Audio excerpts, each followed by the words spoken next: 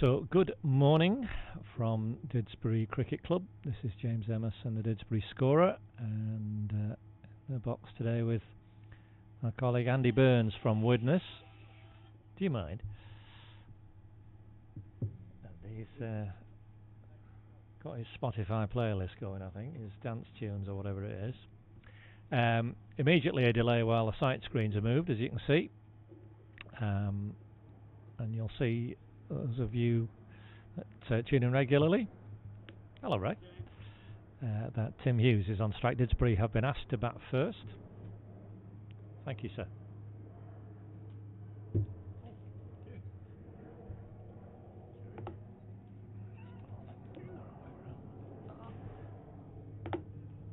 And while we get ourselves sorted, who's going to bowl? Andy? Bartholomew. Okay.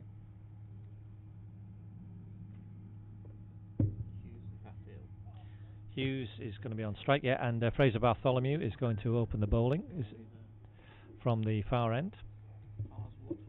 Fretimos. Yeah. So we're all ready to start. Umpire David Tate at the far end. Say again?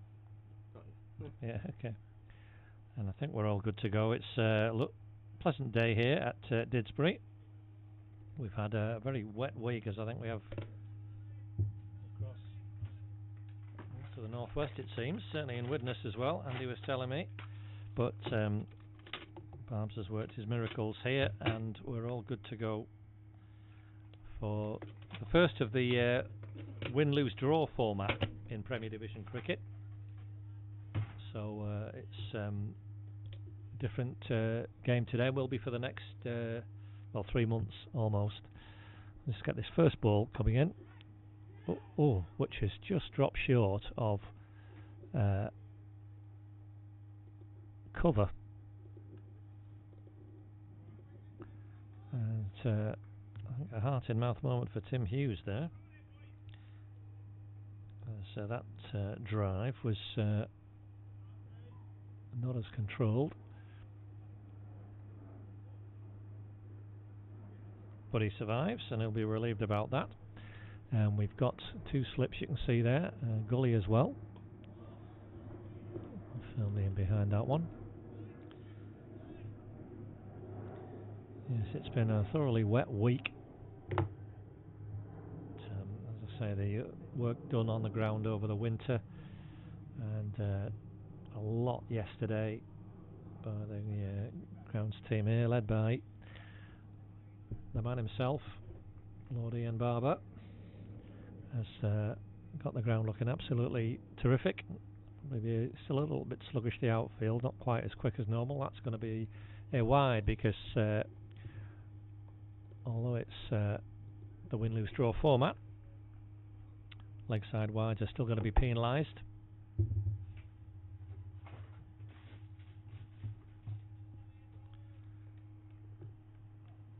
And first of probably quite a few, I would think, today. It's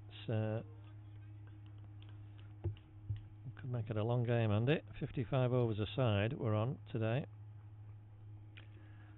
And a new points system as well. That's come off something because there's no wide signal. Chris Kirby, the Widnes keeper. How long has he been keeping now? He's been quite some time, Chris. A Widnes man. Did captain the side for a couple of seasons, I remember. I umpired a couple of games where he was. Had your hands full. That's very full. That's over the head of backward point, and it's going to be the first boundary. Very full delivery. And Tim Hughes drove uppishly. It flew over backward point's head. Who's that backward point just trotting in, Andy? Luther. Is that Rowan Luther? Okay. No chance of a catch. It was way too high, but first boundary of the day, and Didsbury, as I say, asked to bat. Widnes winning the toss, choosing to field. So it's up to the home side to make the most of the outfielder conditions. Again, that's upish, but bounces well in front of extra cover this time. Hello, Jack.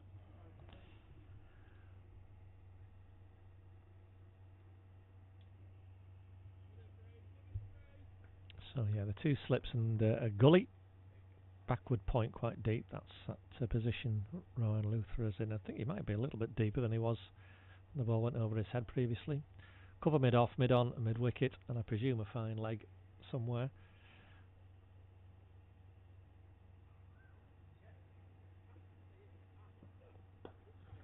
And, finish the over to move solidly forward to conclude the first over.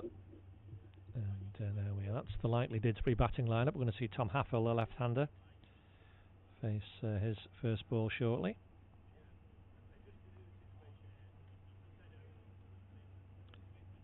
And we are... Is Kamar's going to bowl? It is. Oh, it's going to be Sony. I saw him coming up, yeah. Well, he came up he came up with intent, but it's going to be Aaron Sony instead.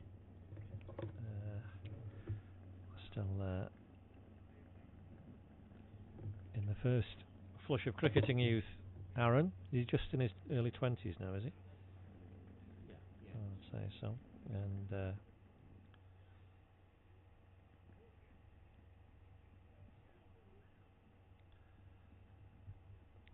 some good pace about him, Aaron Sony. He's going to come around the wicket to the left-hander.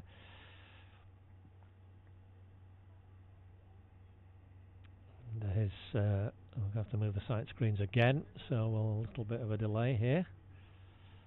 Don't know why these things aren't organised beforehand, really, but you'd think, particularly for the fielding side, they'd want to get through a few overs quickly, not this stop-start nature. See umpire Phil Thomas at this end. I think this is his first game at this ground.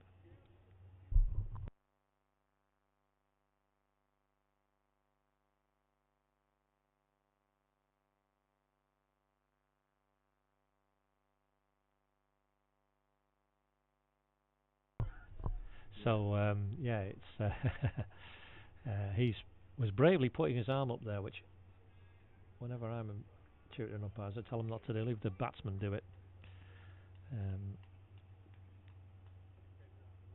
Anyway, we're already now. So Aaron Sony and round the wicket to the left-handed Tom Haffel. Oh, that's a beautiful delivery, and Tom Haffel is away straight away. That's a terrible throw, and that's gone for 4 overthrows. So that's a 5 off the first ball. That was a terrible throw. Thank you. So 5 runs for Tom Haffel to get off the mark. Who was that through? Who's at? Well, that was Owen Price. Well, it was a quick single. It was a good ball from Aaron Sony, right in at the stumps. Tom Haffel dug it out, jammed it out. The 2 batsmen set off immediately, and Owen Price's throw, God, it was nowhere near, and it evaded 2 despairing dives and went away for 4 overthrows. So it's 5 for Tom Haffel, quite a way to get off the mark. Didsbury already on to 10, and Widnes has been sent to the cover boundary as a result. It's a bit early for the cover boundary, Aaron. Only your second ball. I don't know what that's about. Not quite carrying through. But,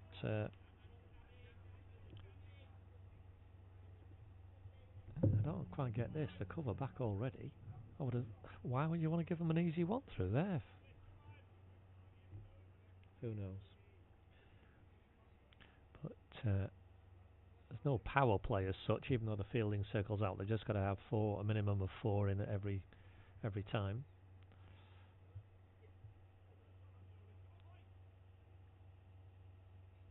Right, deliberate run up Aaron Sony has. You can see him.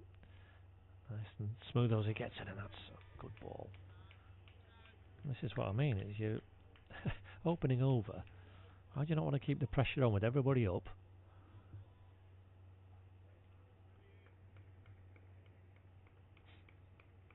Anyway, not complaining from a Didsbury perspective. I think that makes it a bit easier for them. So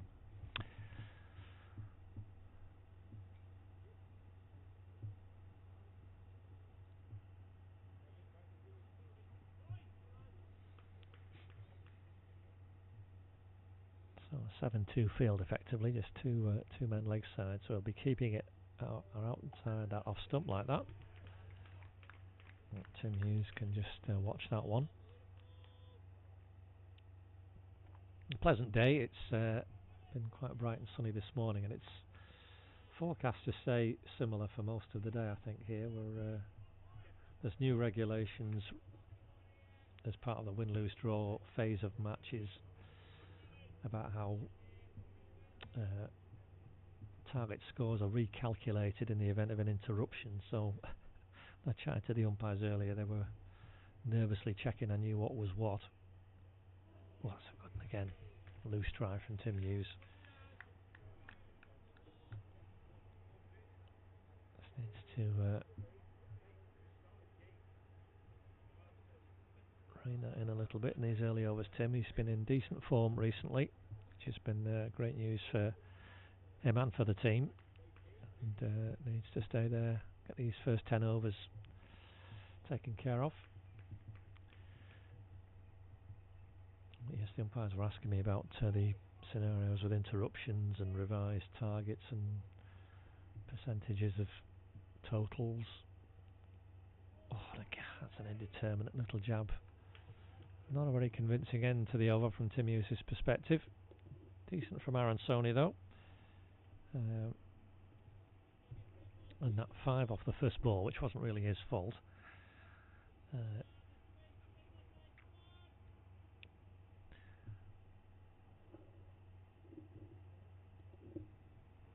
Has spoilt his early figures somewhat, but plenty of time for him to put that right. 17 overs a bowler maximum. Goodness. 2 overs in 11 minutes, Andy. You're not in a hurry tonight.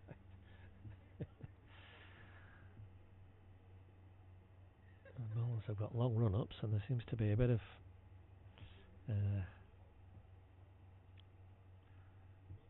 delay. Fraser Bartholomew warming up again. He's going to come around the wicket to the left-handed Tom Haffel.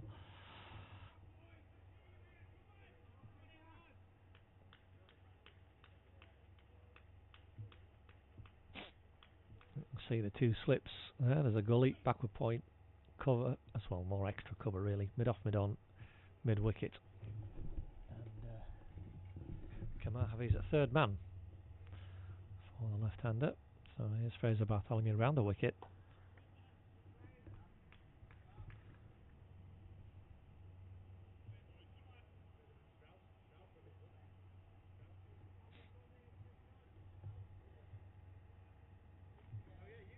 Tom Haffel nicely behind that.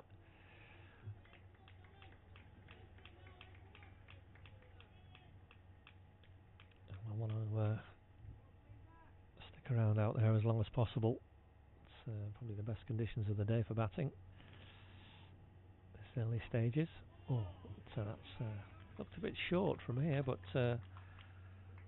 batsman drawn forward and encouragement for the ball. Where's he from, Andy? Hey? New Zealand, but he's over here. He's a New Zealander. Oh, but he's a resident over here. Okay. Has he played it? So is he? What, he been playing in Greater Manchester League or something? Has he been? I'm not sure. Okay. Nice drive from Tom Haffel. That's through the gap on the offside. That's going to be 4. 2 full from Fraser Bartholomew. Tom Haffel will tucked into that and drove it nicely. Nice balance all along the ground. There is that gap there.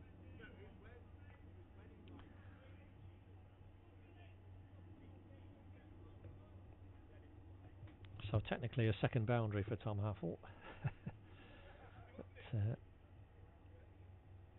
that was nicely driven, but the bowler won't be too concerned. You're going to get driven,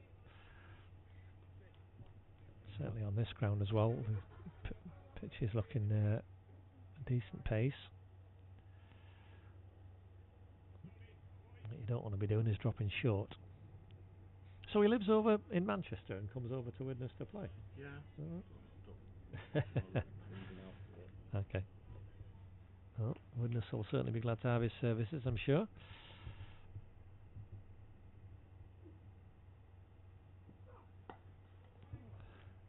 Might be able to hear a bit of a grunt as he releases the ball.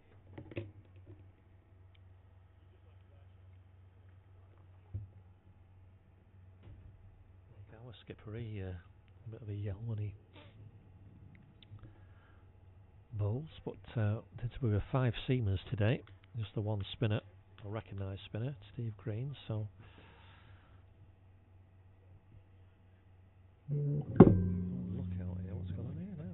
What was that? Oh, and another good Yorker, dug out by Tom Harfel, but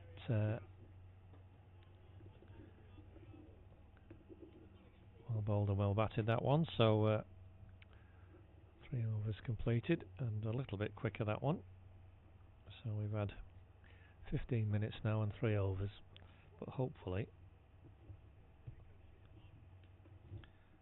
Widnes will, for their own sakes, be getting a move on with this.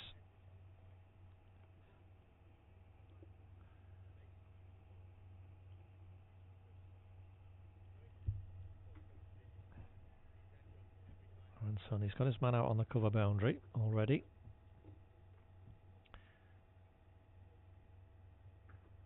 But he'll be looking to repeat what he did in the last over.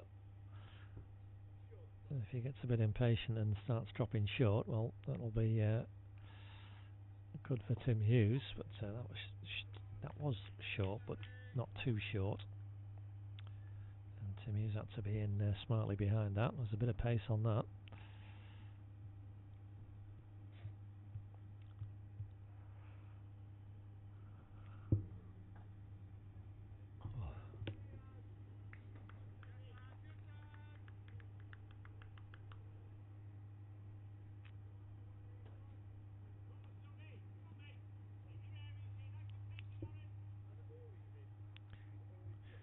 Encouragement from the wicket keeper for Aaron Sony.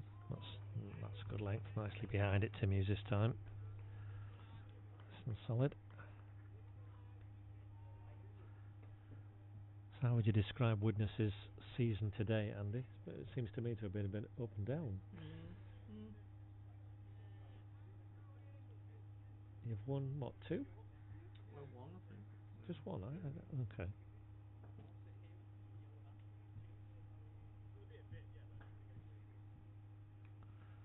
They've been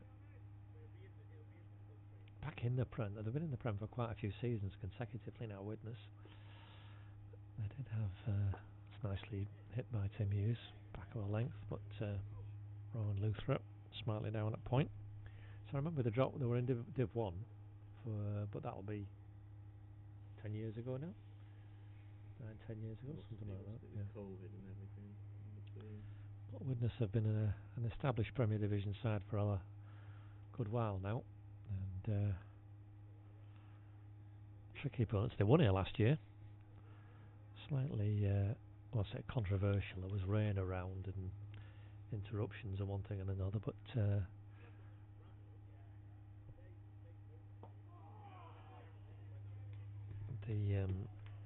the bottom line that day, from memory, was that Didsbury just didn't bat well enough. They batted first, and it was a bit of a scramble, but Widnes got over the line. I think just 2 or 3 wickets victory. It was a tight one, but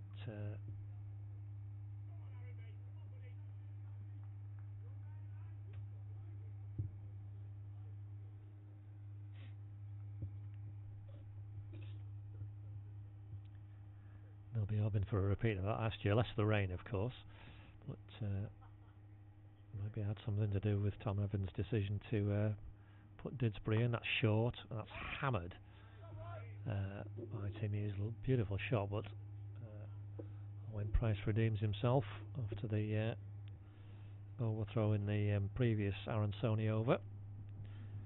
That stung his hands, even though he was some way away. It was beautifully hit by Tim Hughes.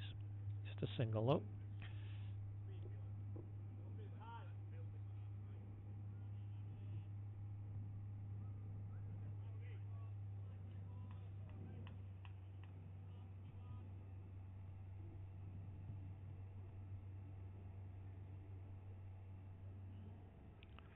It's only round the wicket to the last ball of the over, and nicely driven out by Tom Apple, but to just extra cover, so tidy over from Aaron Sony, just one from it. Testing deliveries, batsman having to play everything.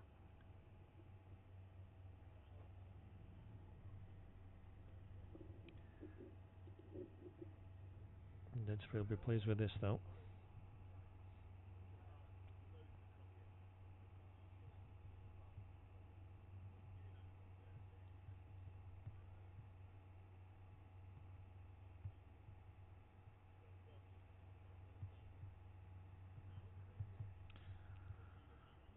Discussion between captain and bowler. You can see Tom Evans, the Widnes captain, up at mid-off for the right-hander.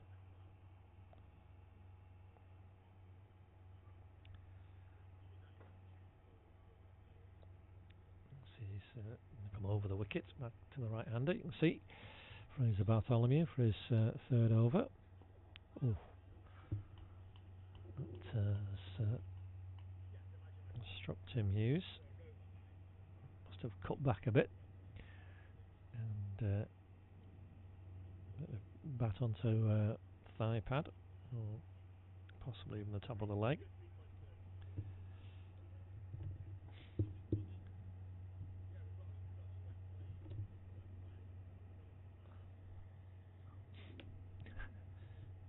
The early predictions with the computer, Andy, be pleased to know if we can go at 8 and over from here, we'll end up with 422. There we go. That's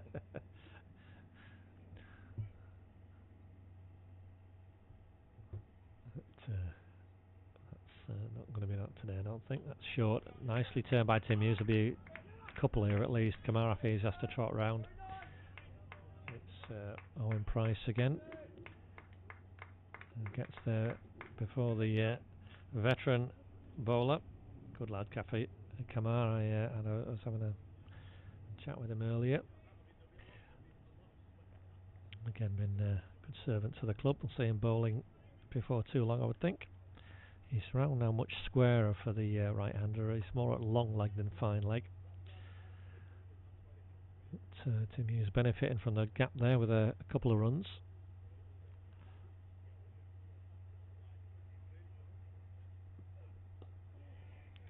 Nicely forward.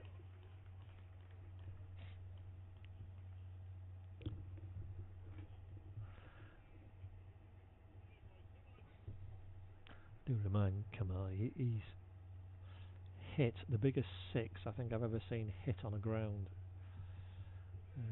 Many years ago at Stockport. I think that was at the time when Widnes were in Div 1, so it was some years ago. But they were in all kinds of problems. Widnes batting second, chasing a target, and then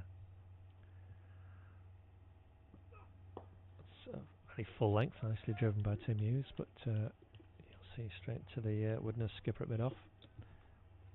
Remember the game because I was umpiring it and I had to penalise one of the Stockport bowlers for picking the ball up with his cap, which is very unusual. I've never done it before or since, but that's what he did. And then Widnes, from being in a pretty difficult position, Kamar came in and he hit a very quick fire 30 odd, I think, from memory. That's going to be a wide. Oh, no, it's not going to be a wide. I thought it was. It's down the leg side for sure, but there we are. Umpire David Tate unmoved, whether it's either flicked something or whether it's stayed inside that blue guideline.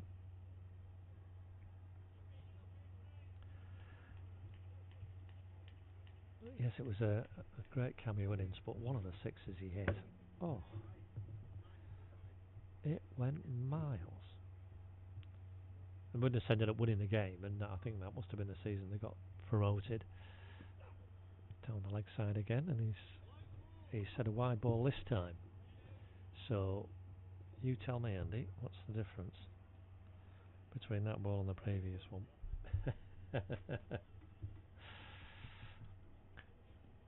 It could be that one's a lot. We're not square on here. We're kind of at roughly 8 o'clock as you're looking at the picture, so we can't see. And it could be that that one's gone too far outside the garden. It's another run for the home side though. 18 So no loss of still this final ball of the over. And Tim Hughes has defended it carefully. So 3 from that over. And 5 overs unscathed for the home side, 18 they're on.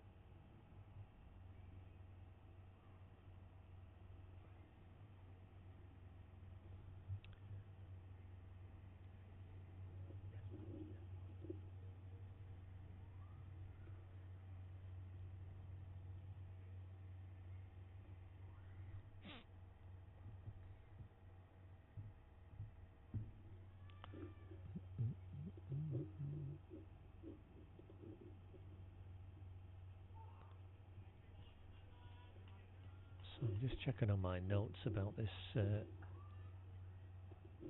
new format with the win-lose draws. So Widnes have got 3 hours and 40 minutes for 55 overs. Well, I think they're going to be using every single one of them at this rate. It's a lovely shot from Tom Haffel. Puts away a second boundary off the bat for him into double figures. A lovely hit. A square cut, and this is... It wasn't short from Aransoni, but it was short of a length. But the left-hander just had room to free his arms and connected nicely with that Tom Haffel.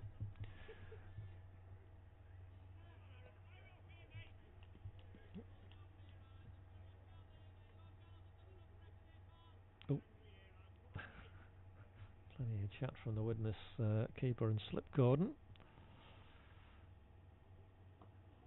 He's forward again and immediately throws his head back in disgust, Tom Haffel. See, he's intending to time that much more. That's right, drive it like that. So I wasn't pleased with the shot that came out. So yeah, 3 hours 40 minutes. Yeah, a long old game. Well, let's see how they do anyway.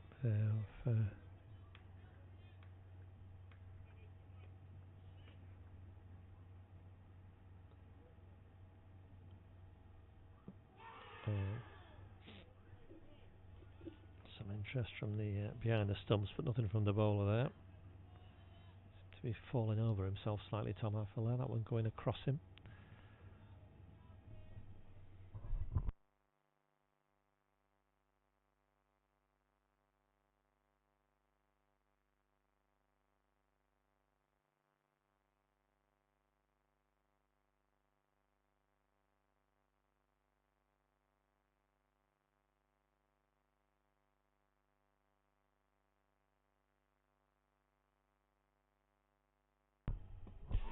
Yeah, and that one's might have interested a closer infielder on the leg side, bat onto pad.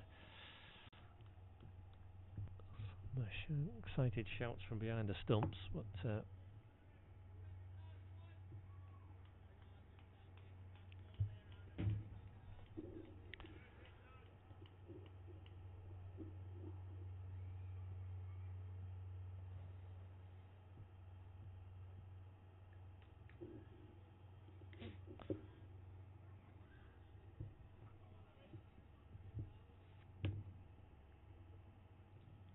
getting his radar right in this over Aransoni. That's a nice length, and that's not at all where he intended. He might get 4 here again, Tom Haffel. No, it's been a good piece of fielding. You can just see Fraser Bartholomew in the distance down at fine leg. Had a lot of ground to cover, and diving, sprawling effort to keep the ball from crossing the boundary. A couple more for Tom Haffel, but he'll be less happy with that than he was about the cut for 4 earlier in the over. See, Chris Kirby's come all the way down to talk to his bowler, and trotting all the way back. He's very square at somewhat a long leg position. Fraser Bartholomew is just being moved more towards a fine leg position. So 24 for none. Final ball of this over, and he's coming over the wicket, Aransoni, this time to the left-hander.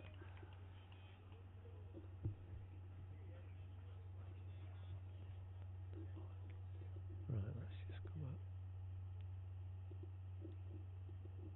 Let's just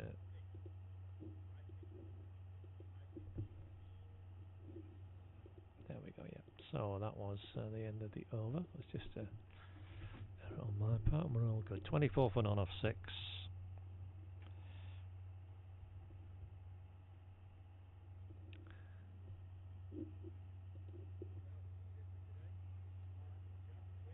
And a decent start from the home side.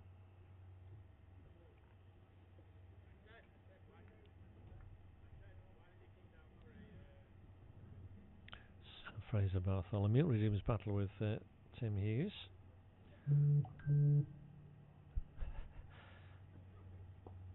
That's nicely guided by Tim Hughes, and it's got beaten both fielders who've dived, trying to dive at backward point, Scully and backward point, and they've run a 3 there. Excellent running, good calling from Tom Haffel to the danger end. It took the fielders a little while to get up off the ground, both tumbled trying to stop the ball. But, good running from these two. That's not the Queen Mary docking something, by the way. It's Mr. Burns' phone over here.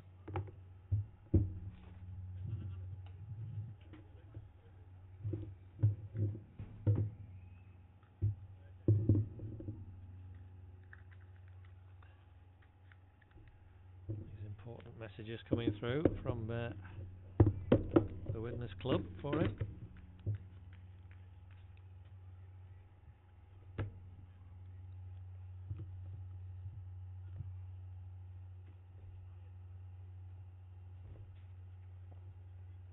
Round the wicket. Fraser Bartholomew to Tom Haffel, but to leave that one alone. So both bats into double figures now, which is a good start. Didsbury coming off the back of a, well, I would call it a hiding at Hyde last week. Only managed 80.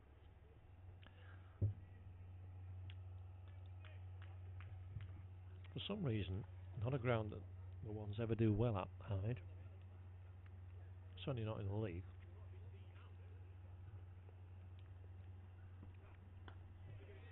I went back through the available records I could find, and I couldn't find a game we'd ever won there in the league. Certainly not in the Premier Division. Yeah, last week was one to forget.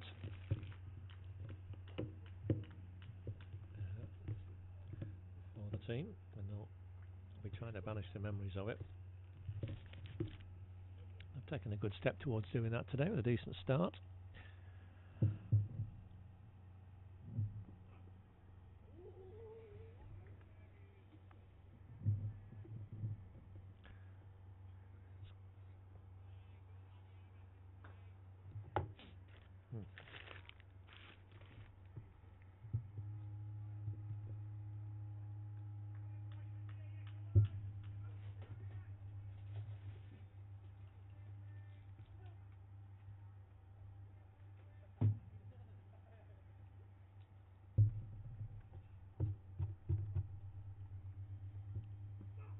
Not short.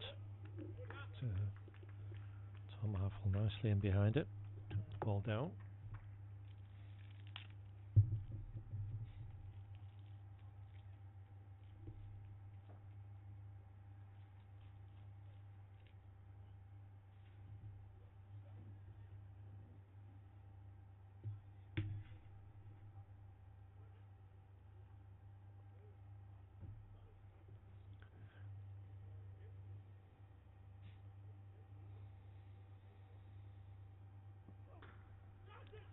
Oh.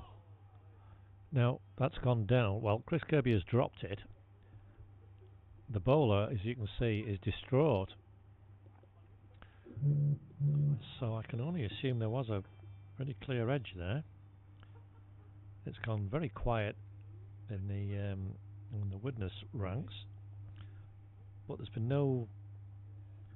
Well, at least I didn't see any kind of apology or anything like that from the keeper, so maybe there wasn't an edge? I don't know. But it's one past the bat, and for sure Tom Haffel will have been a little bit anxious just as when whizzing past, but he survives, Aaron Sony is going to resume battle with Tim Hughes.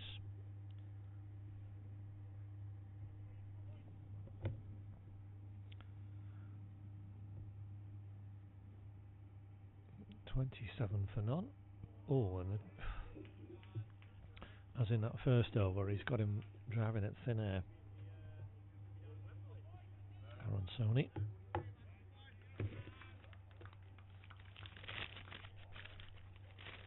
Look at this, Andy. Proper pork pie here, look at that. Oh. Time for a bit of a spot of lunch. Excuse me one moment.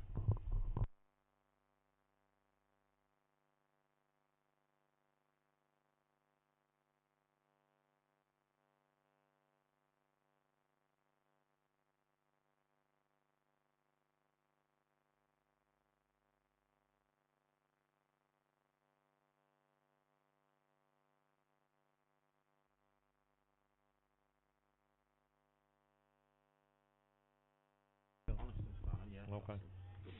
Well, that was delicious. So I was enjoying that. Sparing you my digestion. Tim Hughes was playing and missing again at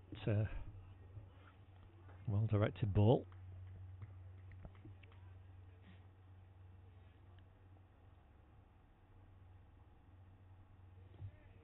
That one he sees better though. But well, these two, they haven't ball anything really loose. One short ball from Aaron Sony's been hit to the boundary and cut to the boundary. One driven for off Fraser Bartholomew, but that's no crime, as it were.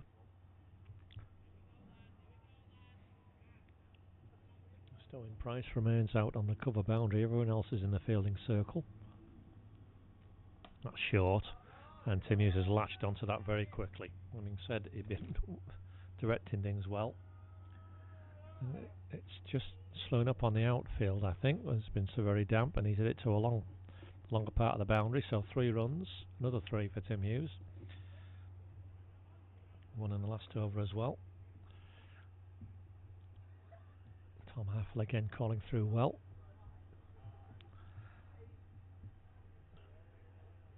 And I think this time last week that would have gone to the boundary.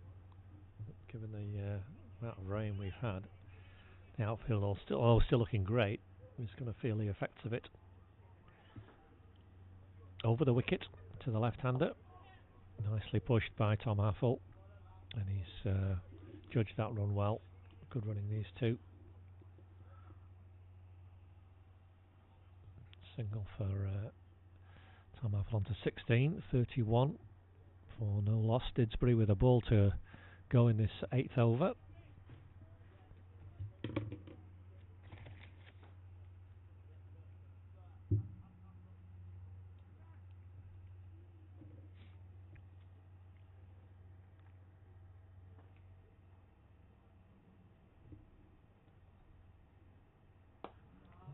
Nicely hit by Tim Hughes, but it's through that gap on the offside where Owen Price fields on the boundary.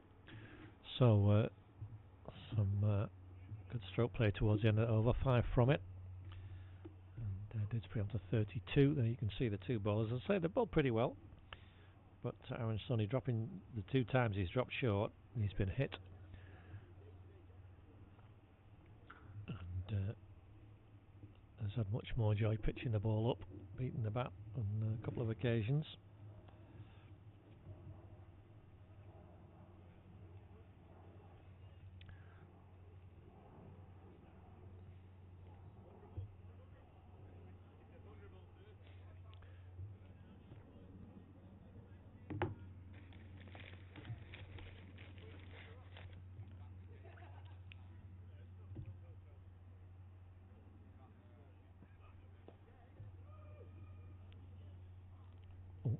I'm going to have to get behind that. Well, some smart fielding there at mid-on to prevent overthrows there. That was pushed out on the offside. Immediate call of no from Tim Hughes, but I think that's Rowan Luther. Threw it in very firmly. Who's that at mid-on? It's another McCoy? McCoy. Jim McCoy. That was one of the McCoys. He got down very well to stop that going, because he was the only one there. More overthrows otherwise, but no run. With that short, dabbed out in that area again.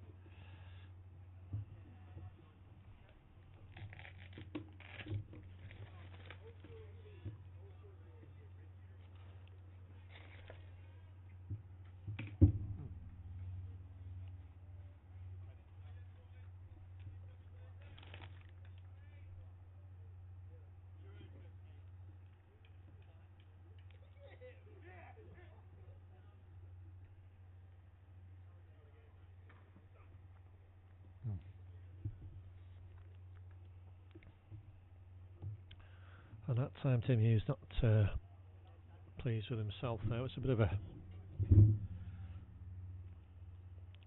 ugly attempted cut shot in the end. He wasn't quite balanced for it.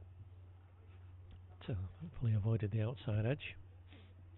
Oh, got your binoculars out, haven't you? Yeah. Well, fairly central this pitch today, so we've got a reasonable view of things. That's short again, but seemed to lose pace as it came up. Tim Hughes threw the shot a bit early.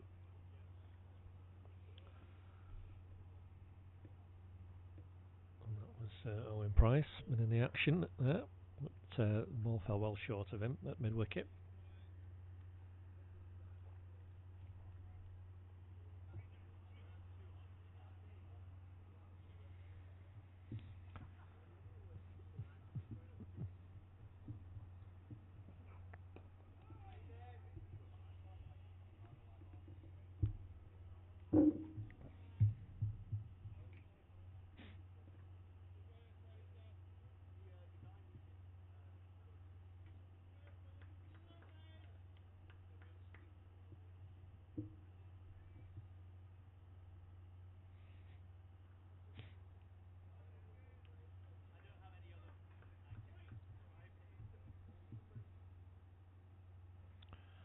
And the cover boundary for Fraser Bartholomew now as well. Last ball of this 9th over. Could be the first maiden of the innings, and that's no, that's foxed everybody. It's short, but seemed to jag right away down the leg side, but not called wide, so it must have been within the guidelines, and then dribbled to the keeper. So first signs of the pitch not quite behaving itself, but no other signs of that so far. So first maiden of the innings shall be some encouragement for Tom Evans, the Widnes skipper. Is he in the second slip, Tom? That's where he's gone to? Is Tom a second slip? Yeah. Yes, he is. Okay, well, Aaron Sony's in to Tom Haffill over the wicket, and that's whizzed. I thought it had gone quite close to Owen Price then, but no. He watched it sail past him, and it was the shots left-handers tend to like clipping it off the pads for a third boundary. Well, technically a fourth boundary, but certainly third off the bat for Tom Haffill, who's on to 20 now. And just for a moment, from our view, it looked as if he did it straight to the mid-wicket, but it actually hit it quite a few feet to his right. And, the ball runs away for 4. Good full length driven. That's a much better shot. Lovely cover drive over the ball. Very full from Aaron Sony, but pushing it outside the off stump this time. We're at successive 4s for Tom Haffill. Didsbury on to 40.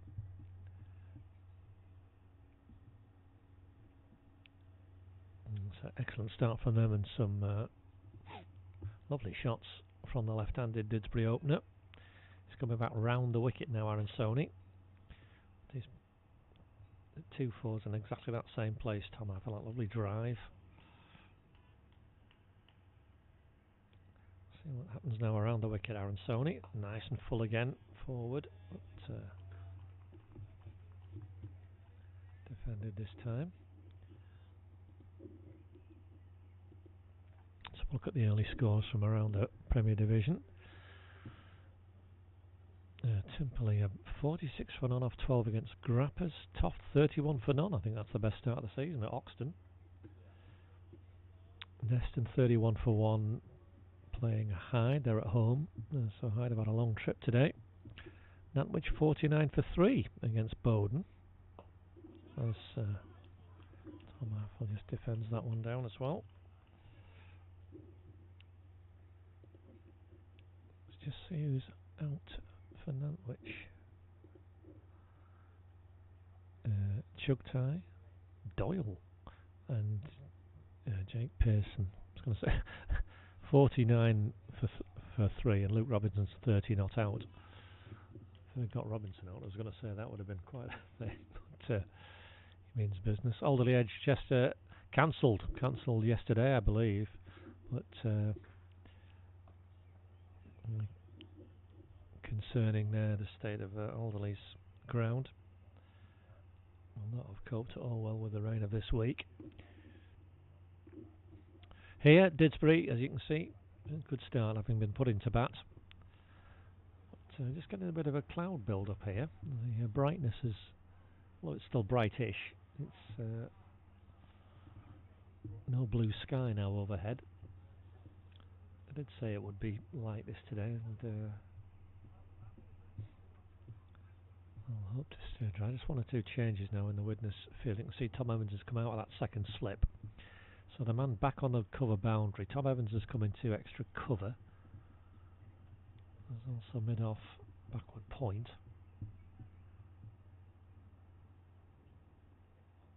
And Tom Arfel just lets that go. And he'll be delighted with that over. And a very good one for Didsbury. 8 from it. 2 fours off successive balls at the start of the over.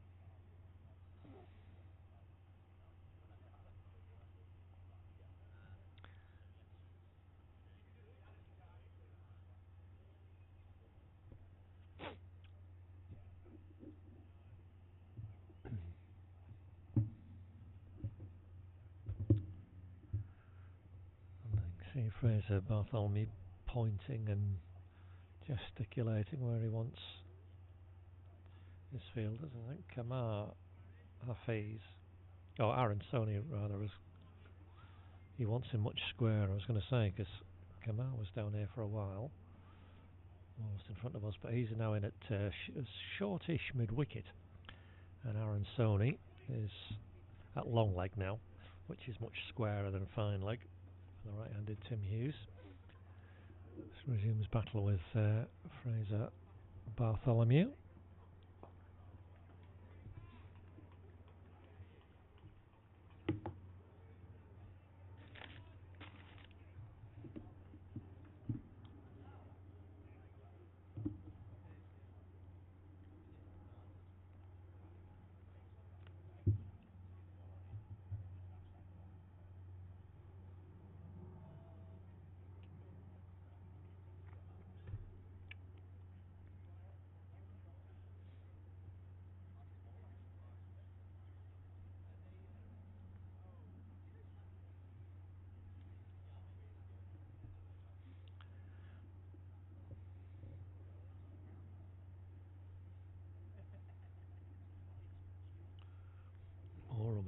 And delays because Chris Kirby's come up to the wicket now, so this is we shan't repeat that from the bowler to the wicketkeeper. On the right ball comment as they're going to get a run here. Rowan Luther's stopped the ball, but he sort of in stopping dived over it, got a hand to it. The 2 batters quickly seeing the opportunity for a single and taking it.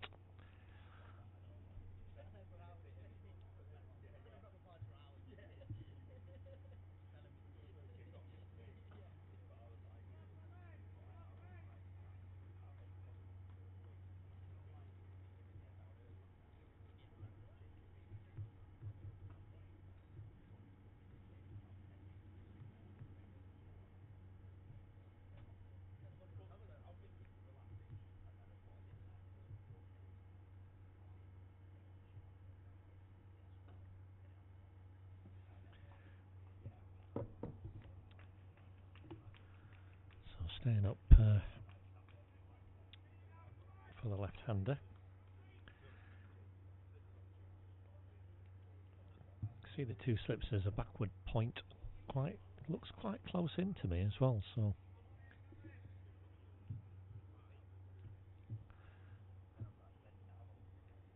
nobody back. Certainly either side of the wicket. Good full length, nicely driven now by Tom Haffel, and be another single here as Tom Evans can't. Yeah, saw a good stop from him, but he slipped as he tried to get up. Ball deflected away. A damp patch.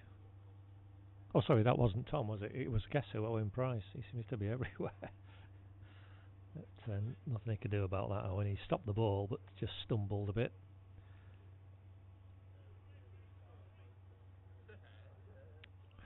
.42 for no loss.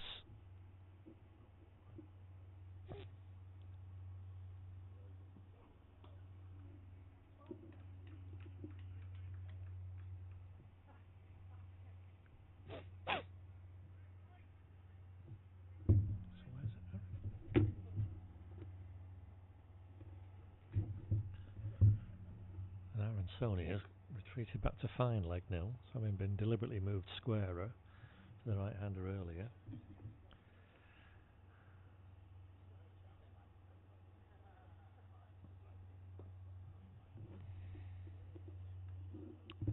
Guarded away by Tim Hughes, so another over negotiated successfully by the Didsbury pair. 11 overs have been together now. 42 on the board, so good start from them.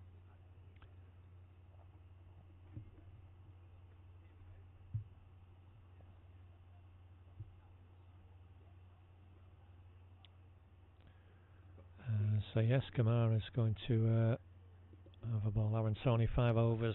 The last one a bit expensive for the captain's liking. Went for 8, so experienced Kamar Hafiz has replaced him. We'll have another delay while the field's moved around. Owen Price has been called in off the cover boundary to the circle. Keeper standing up still, Chris Kirby, for the left-handed Tom Haffel. And that looks like Sony himself is going out to the cover boundary now on the offside for the left-hander. Or hang on, is that Luther's gone out? Andy? Sorry? Luther gone out? Is it Luther out? Yeah, sorry, it's my fault. Luther out. Sony in at extra cover.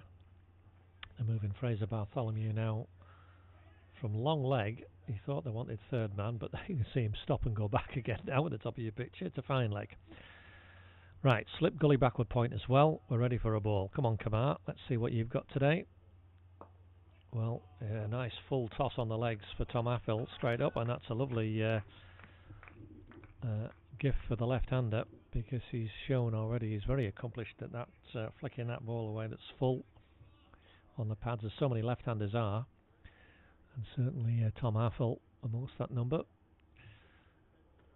5th boundary for him, and he has a 5 as well to his credit. His very first scoring shot, pushed out for a single that was a wild throw, went for to the boundary, so there's a count with a 5. Won't have done that very often. I'll test my colleague Andy here with a question in a moment.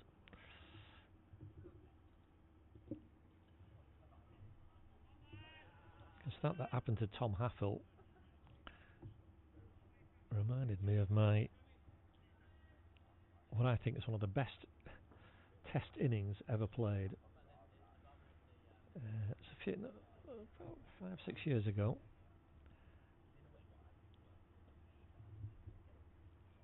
By Craig Brathwaite, the West Indies captain, batting in a test match against South Africa,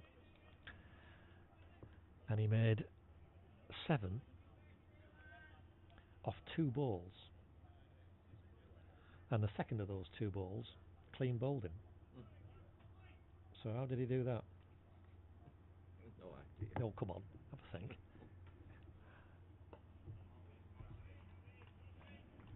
the very first ball he received, he hit into the outfield. He ran 3. Right. And then a wild throw came in once the ball had been retrieved, and it evaded everyone. Right. And went to the boundary for 4. Right. So he was off the mark with a 7, which I think has only ever happened once in Test history before. And then he was out second ball, so your only scoring shot was a 7.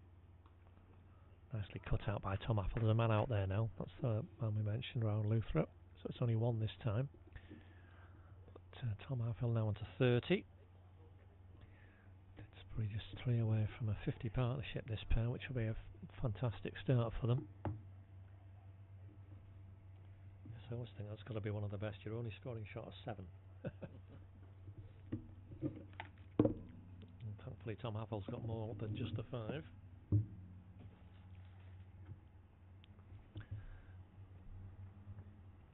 First ball at Tim Hughes for Camarfis. It's down the leg side now. Phil Thomas is moving his head around, but no, he's just called over, so there we are.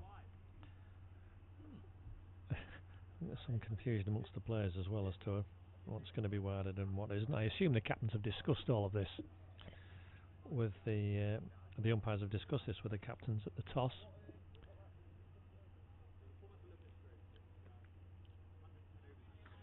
Yeah, we're okay.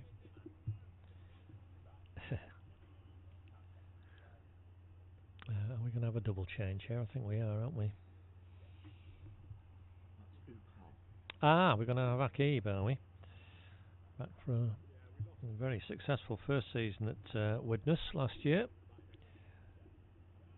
And I remember in the game here last year, when he came on, it made quite a difference. I don't forget his figures.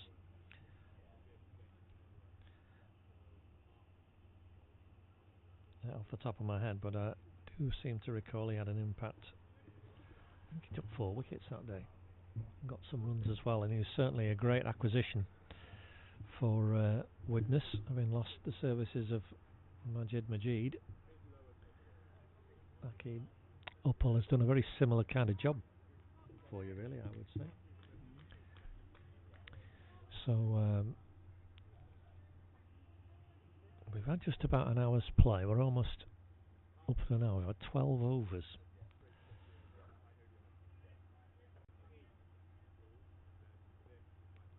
Which is going to take a fair bit of clawing back, Tom, if they do have to bowl the 55.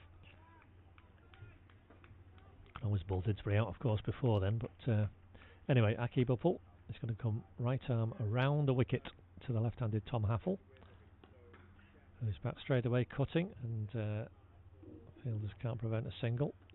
Good running, these two. Going straight away.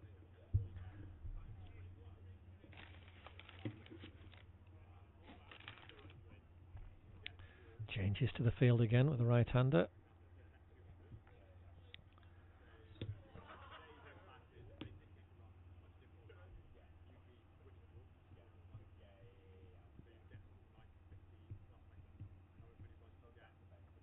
That's a nice hit from Tim Hughes. That's gone for 6.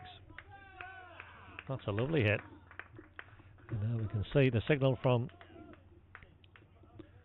David Tate that brings up the 50 partnership between these two. And a splendid start for this opening partnership. Some applause from their teammates, which is good. Reading the scoreboard, that was a lovely way to go to it as well. A lovely free swing of the bat from Tim Hughes. Easy as you like. Man back very square on the boundary, just in front of the umpire, but that was a long way from him. And sailing into the net in here it did. Oof, that was very full. Tim Hughes, in the end, decided just to leave it.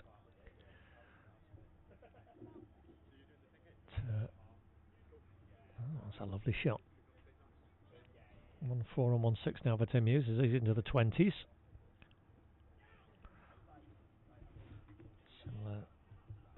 Similar that time from Akib Uppal. He's looking obviously for that very full length. Oh. He's in there. It's fine, mate. Yeah, hang on. I'll turn off.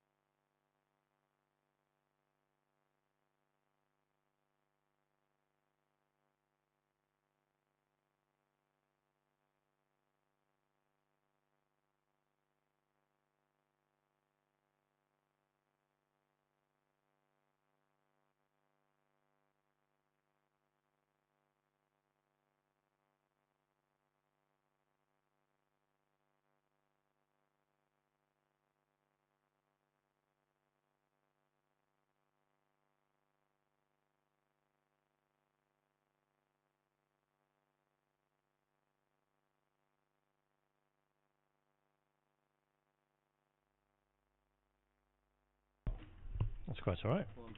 2 dots. 2 dots. Just to break off from the commentary. Well, another important phone call.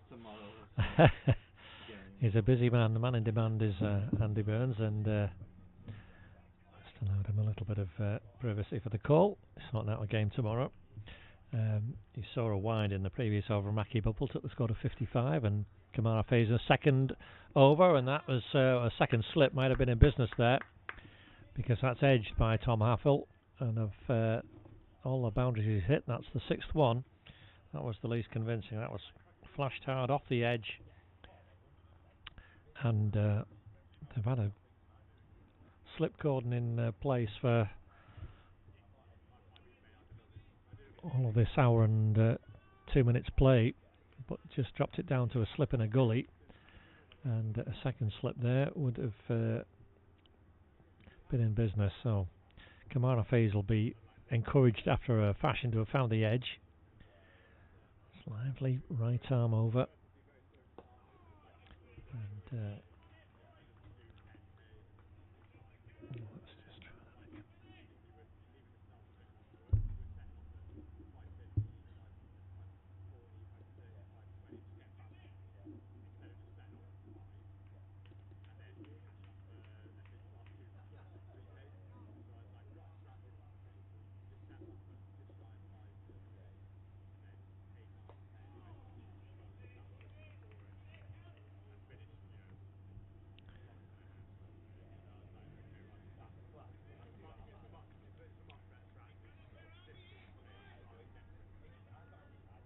So yeah, it's just that first hour's play. We'll be generous and call it 13 overs, so should be at 17 after an hour. So we'll have to keep an eye on that, will Tom Evans.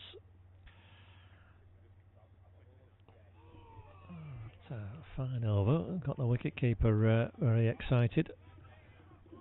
And Tom Haffel benefited by 4. You can see the 4 Widnes bowlers. Tom Evans himself will probably have a bowl. Anybody else? Do you think we'll see Andy? Or? Tom, I think, yeah. Yeah, I'll see Tom.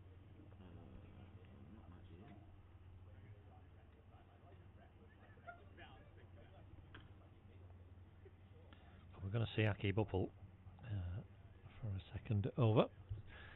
Very full length he bowled in his first at Tim Hughes. 1 ball positive over the boundary for 6, but kept the ball right up.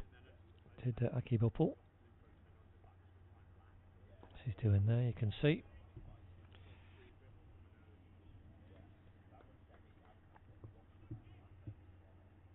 And just the 1 man back.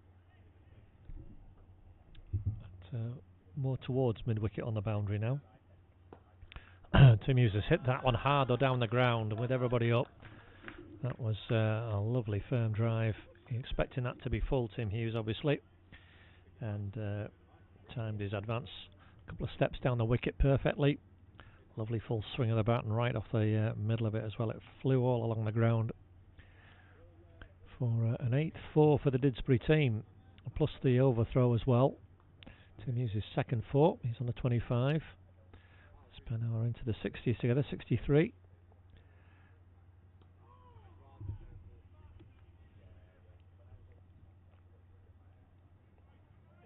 Yeah, Widnes trying to keep the pressure on, so they chose to field, and doing the right thing by trying to keep men in and make Didsbury play these shots.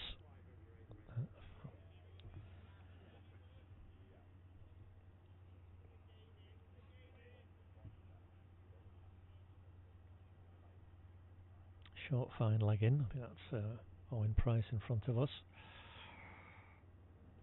Oh, that's a leave alone from Tim Hughes that elicited some excitement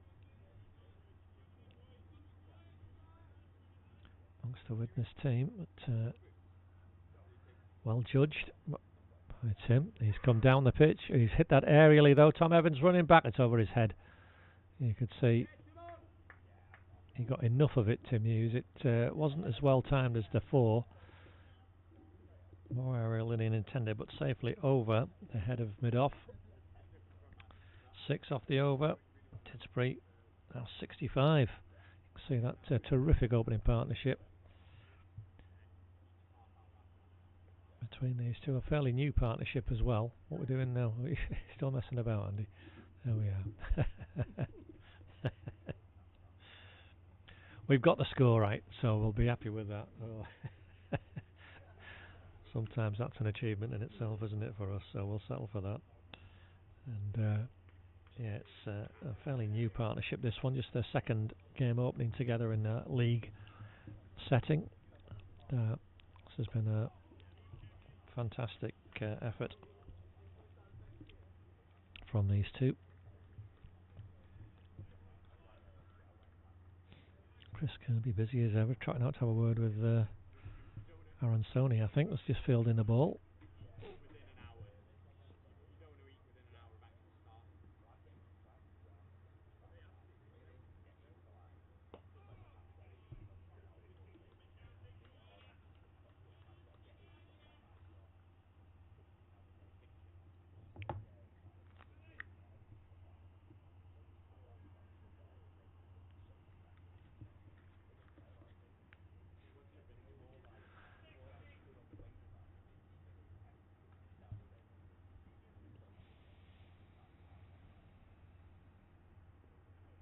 Oh, nicely hit from Tom Huffle. Not as nicely as I thought initially. I thought that had flown much squarer.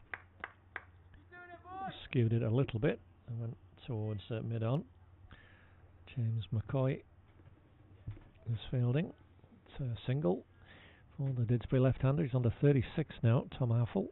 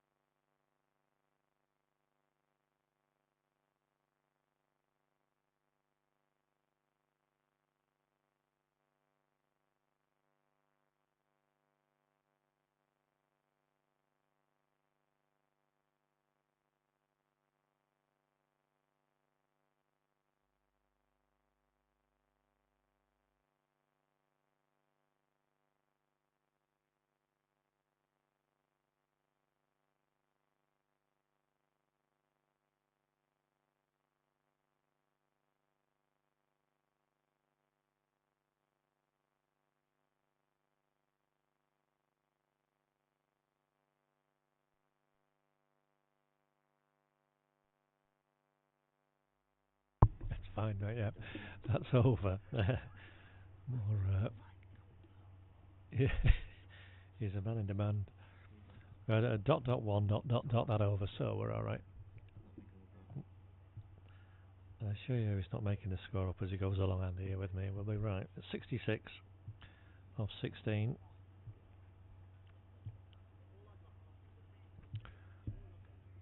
.1, there we go. There's a phone going, a man in demand, as we said earlier, my fellow scorer. So hopefully all is well. So Aki Buppel round the wicket to the left-handed Tom Huffle. The start of this 17th over. Half a shout there from the keeper, nothing from the bowler.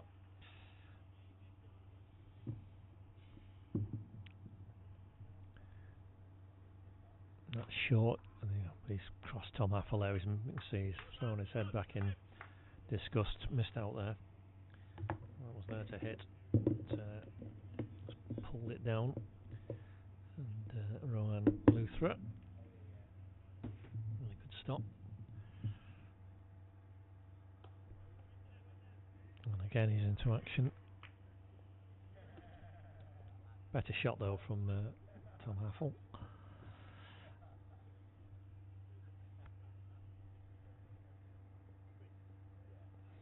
I say that's short again.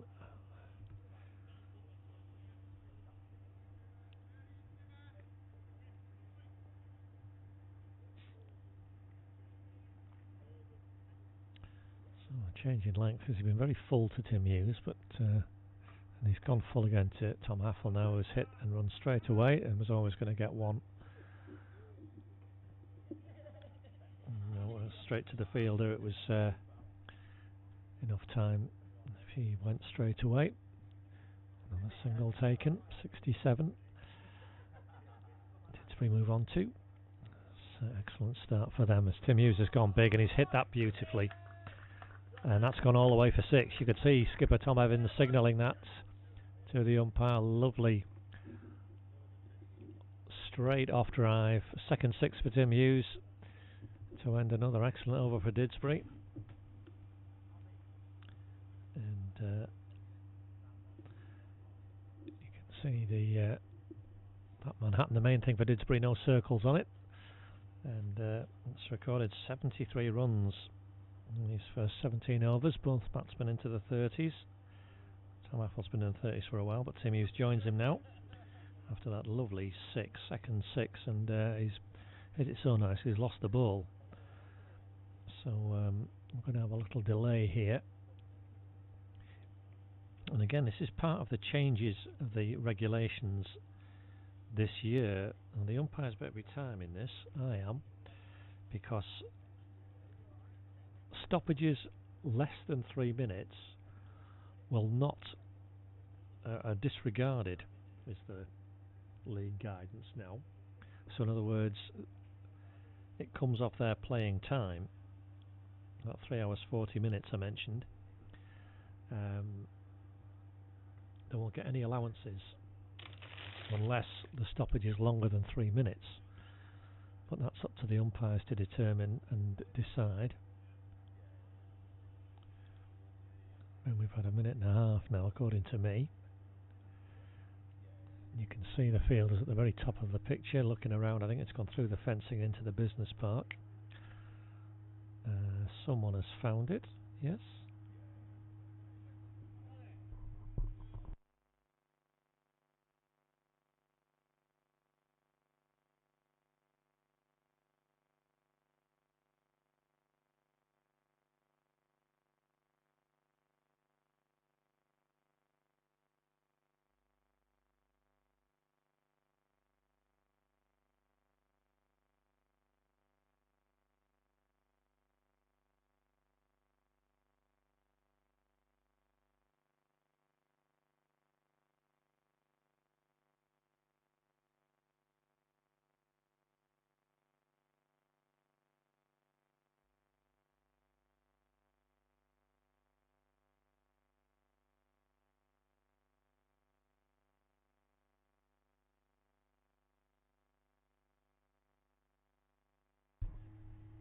Well, we've got the ball back.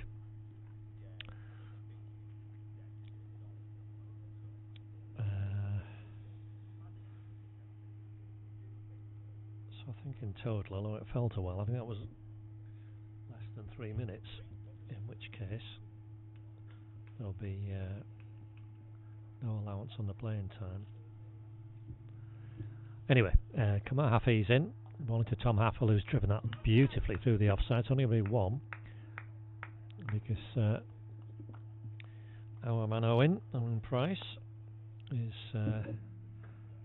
doing the hard work on the boundary again.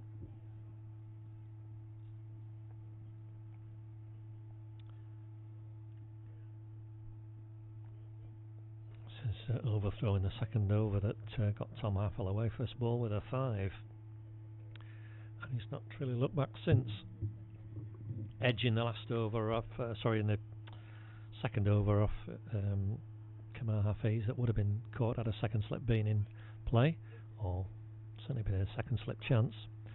Anyway, he's going to bowl to the right hander now, Kamar Hafiz, and that's going to be more runs as that's drifted down the leg side. He does get a bit chest on these days, Kamar, and there's 2 runs there, there's possibly another 3. Tom Haffel very keen. So has it gone for 3? It looks like it's gone for 4 though. Has there been a slip on the boundary? Yes, it has. It was part of the difficulty of bowling to the left and right. Change of line. That was right on Tim Hughes' legs. He flicked it away nicely. And although Tom Haffel was about to sprint the third, the ball had somehow crossed that boundary down there. So a third four for Tim Hughes. Didsbury on to 78. And these two have almost put on what the team totalled last week.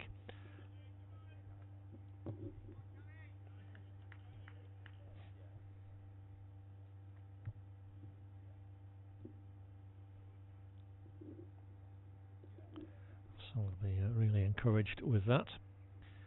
Owen Price, very square, backward square leg now with Tim Hughes. That's gone in the air now. This could be the first one, should be the first one, is the first one. He's gone up and over. Luke McCoy on the cover boundary. And a bit of a gift really for him there. But it was smart catch, easy to spill. And Widnes will be delighted with that breakthrough. He's not got hold of that one, Tim Hughes. So his good innings of 37 is over. 57 deliveries. As we're going to have two left-handers in. Steve Green has gone in. He's been in good form this season with the bat, Steve. So yeah, 57 deliveries, Tim Hughes. 3 fours and those two lovely sixes he hit, but to that fine opening partnership of 78, he departs.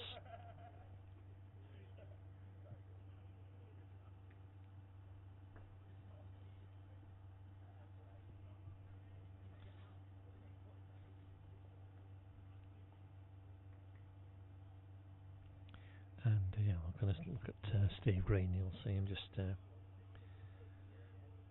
quick chat with Tom Haffel. So breakthrough for Widnes, a bit of a gift, but they will take it however it comes.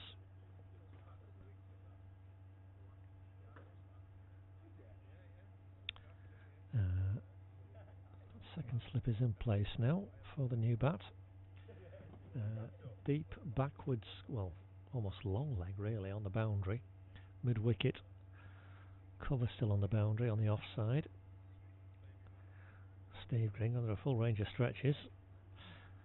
So, is that like you in the morning, Andy? All those stretches, touching his toes. It's very impressive. Well, anyway, he's going to face Kamara for his first ball, and he's whizzed that one past the edge. Kamara.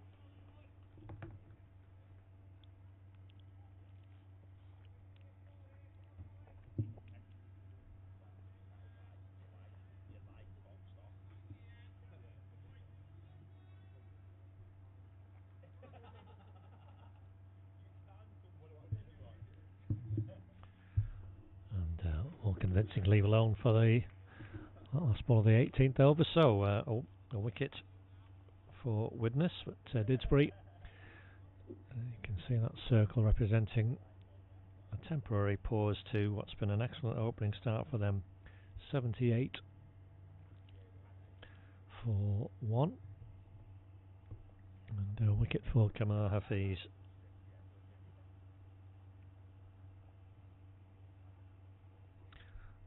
And Aki Buppel, who's been hit for 6 twice by Tim Hughes, will be probably pleased to see the back of him as well.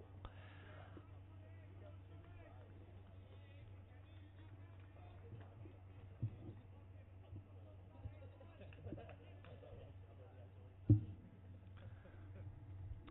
round the wicket, again Aki Buppel to the left-handed Tom Haffel. A bit of a yes-no.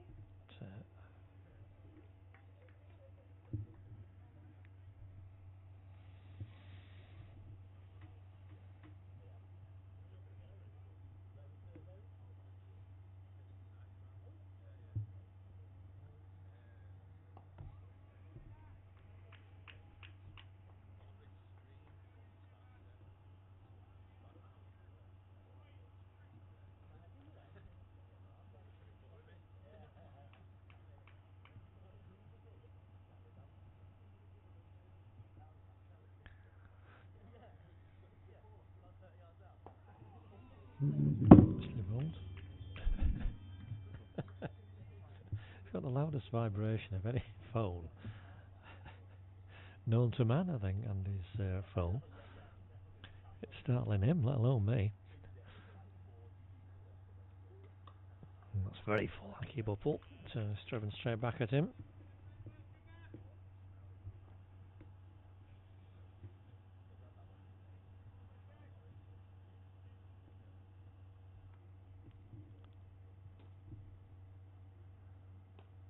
That's nicely cut, and Tom Apple waited for that and has found the gap to find the boundary again at the end of, coming towards the end of that 19th over, and he'll be frustrated. Aki Bupple, 4 balls, good balls. It's just dropped short, but you could see Tom Apple there seized on it and placed it exactly where he wanted to put it. Saw that gap. He's into the 40s now. 42 for him. It's gone back again, and it's got through again this time. It's not going to go to the boundary. It'll be a couple of runs though if they want. No, just one in the end. Good. Good fielding. A bit of a wild throw, but no further damage than the single. So something's gone wrong. Yeah, we had 4-1 at the end of the over. So 83 for 1 off 19 it is.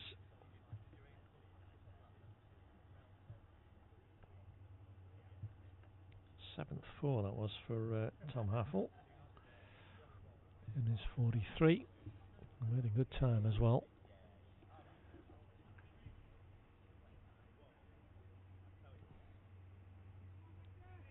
That's 4 overs for 26 for Aki Bupple. It's more expensive than he's accustomed to. Anyway, Kamar Hafiz, wicket in his final over. Nicely pushed out again by Tom Haffel, and the 2 bats alert for the single. Quickly through Steve Green.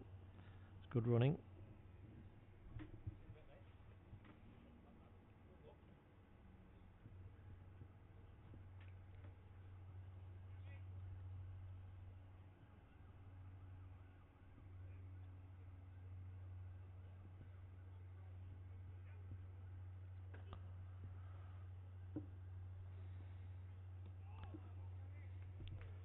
That one, Steve Green not controlling. Missed the delivery again.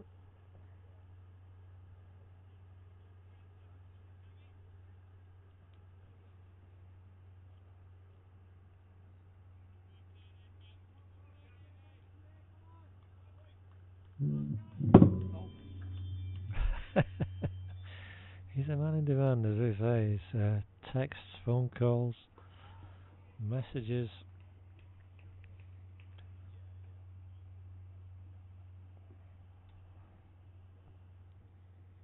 Always the same whenever, and he's a man in great demand.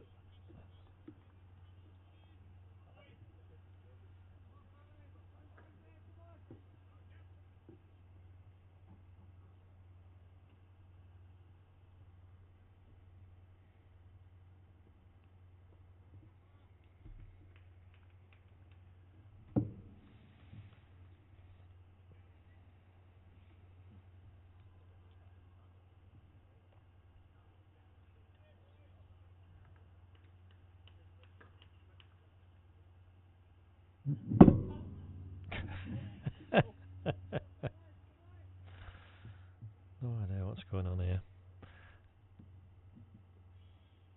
That's well judged again, Steve Green. That's 1 and 4 dots now, so we've got 1 ball to go to this 20th over. A bit brighter again now, thankfully. Just a little patch of blue sky. Seeing the breaks to the cloud, but fairly high.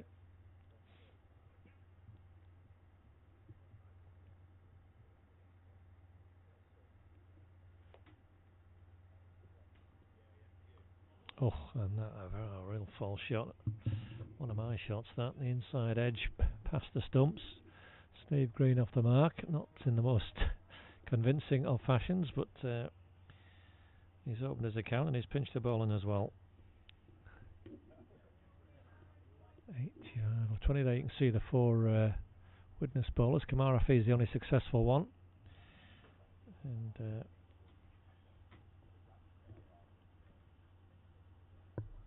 Aki Bupple will be conscious that he's for 26 or 4. That won't happen very often for him.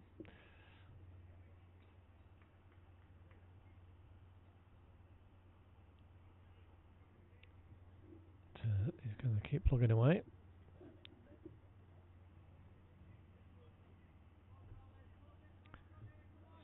So his first balls at Steve Green, Easleby.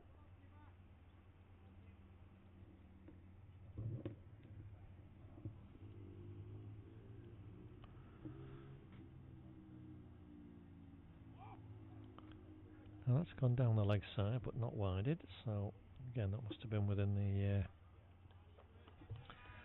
guidelines.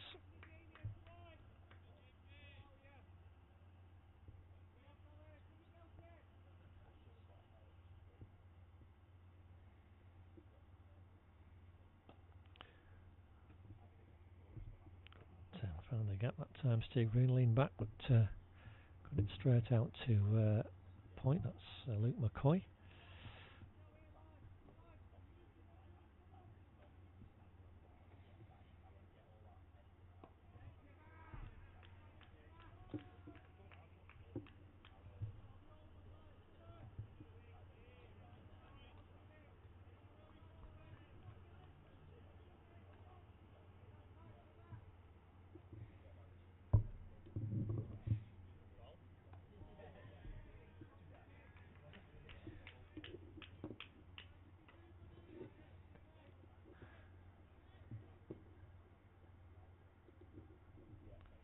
Dropping the man back now. I don't quite understand why he's doing that.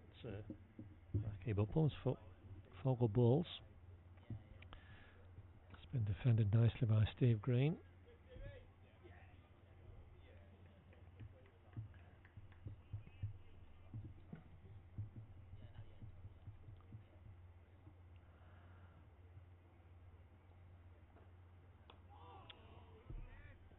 And the bowler will be thinking, and much more like it for him, maiden.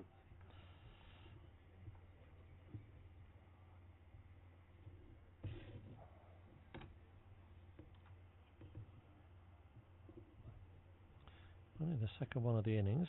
See, after that terrific opening stand of 78, Didsbury still on top here. As we approach the halfway stage of this 55 over innings.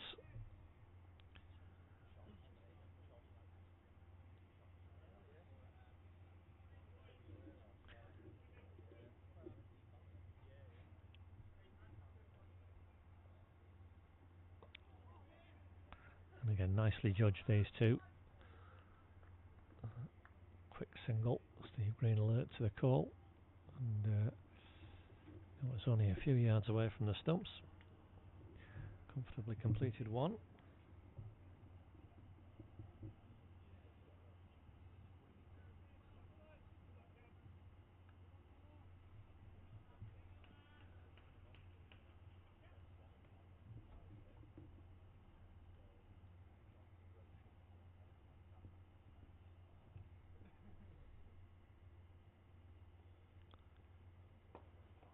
Nicely driven by Steve Green. A single, but pushed out nicely.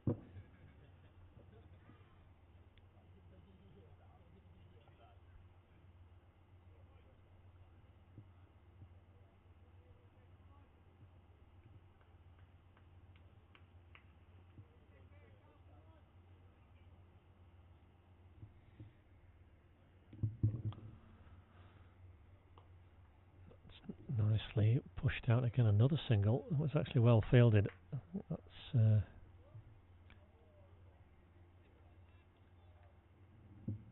was Aaron Sony, I think, diving to his left. So it might have sped to the boundary, otherwise it was well timed by Tom Apple, but it's just the one.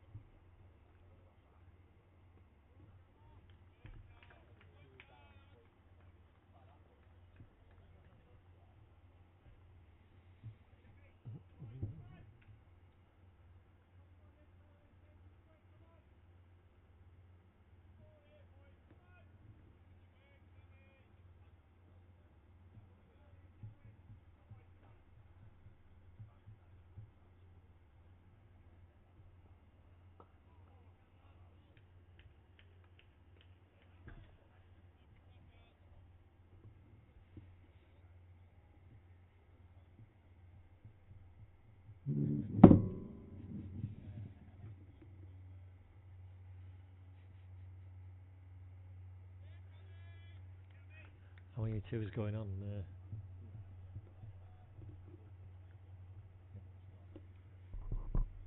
We'll find that out in a moment. Just get the end of this 22nd over.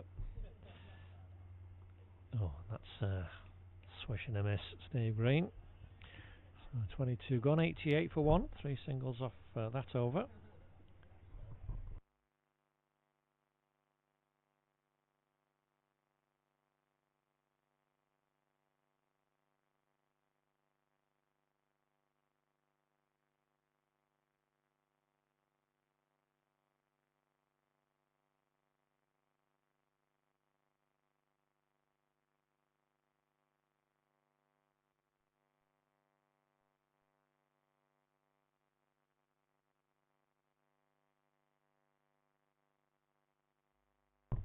Just a quiet phase of the game as the Didsbury readjust, having lost that first wicket.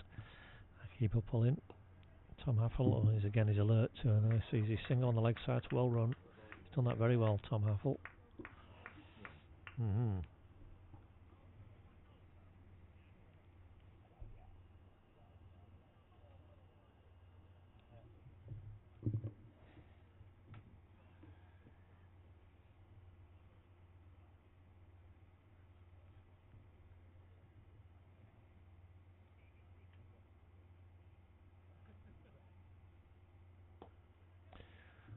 Hit hard by Steve Green, but well filled out. Who's that right down there? That's not young woman. Is that Fraser Bartholomew? Got round well then, because that was nicely hit by Steve Green. So 6 overs earlier from Fraser Bartholomew. Probably see him again at a later point, but for now, we've got some work to do, these Widnes spinners, and that's going to be more runs, possibly a boundary. It's going to be byes, looking at the umpire. They've run 2, and they're going to get a third, and well, leg byes it is, thank you. Well run again. That's the third lot of 3 these Tom Haffle's been involved in. Steve Green this time alert. That third might have been tight, but Chris Kirby couldn't gather the throw in from the boundary cleanly.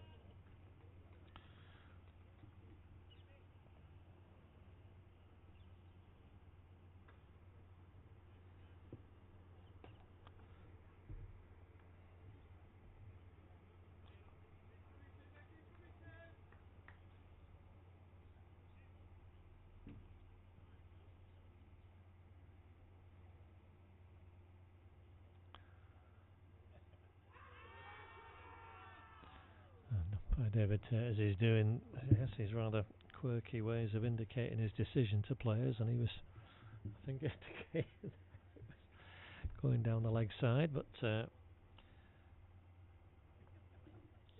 interest for bowler and close fielders. Steve Green survives. So I can only play that one back up the pitch. Oh, there we are. So 93 for 1 off 23.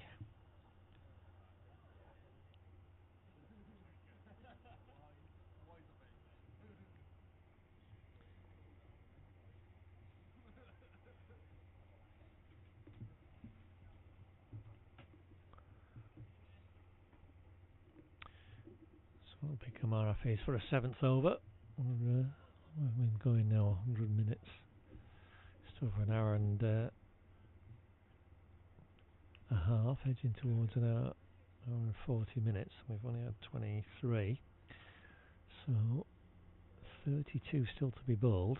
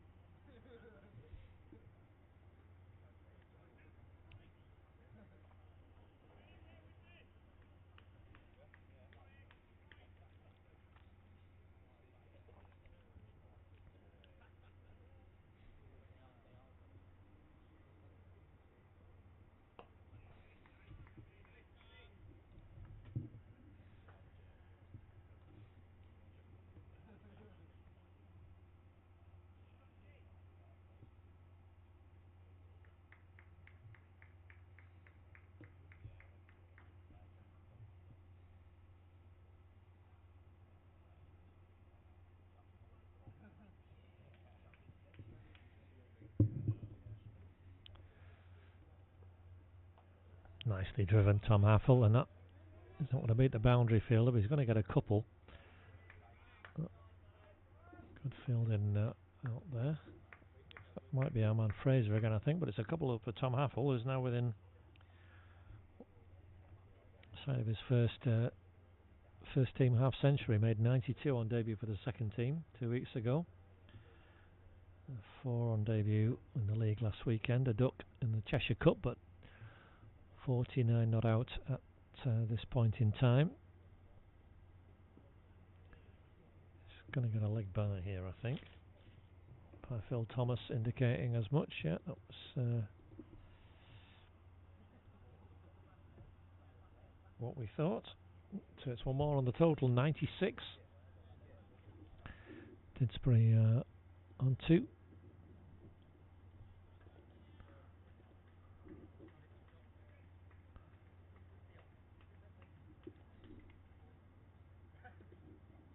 The magic number in these new games in terms of batting points is 165 for 1. Can you believe?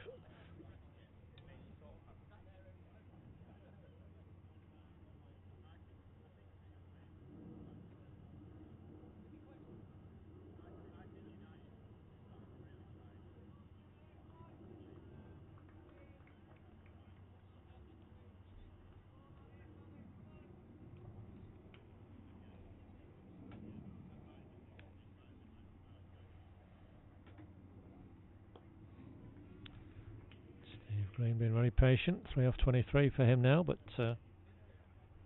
important Didsbury keep his wickets in hand. So he approach the halfway point.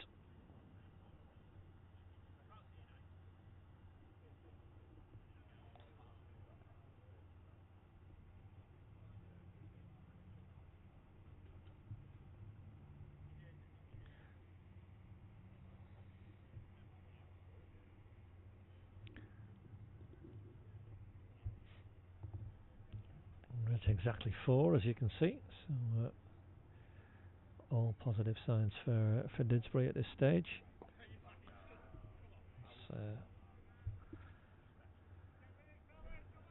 Tom just looking for this run or runs to take him past the half-century mark.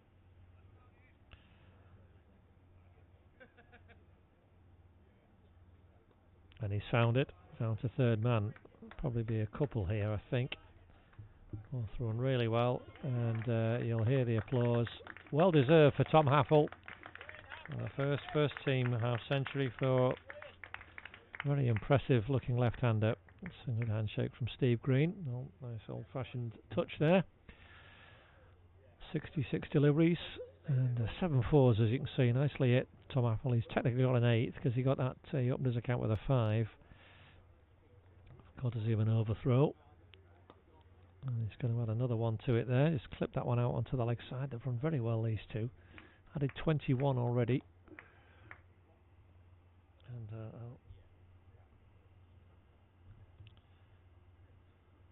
with 1 boundary and 4 extras. 1, 2. So 8 singles have run pretty well between them in this little partnership to date.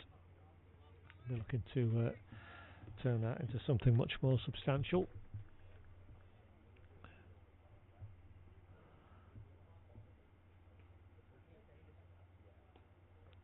Nicely cut by Steve Green, and Tom Haffel alert there to the chance of a single. Although with the fielder was on it, diving stop Owen Price. He couldn't prevent the run. Nothing he could do there, the young man. And Tom Haffel very alert to that call. Steve Green through.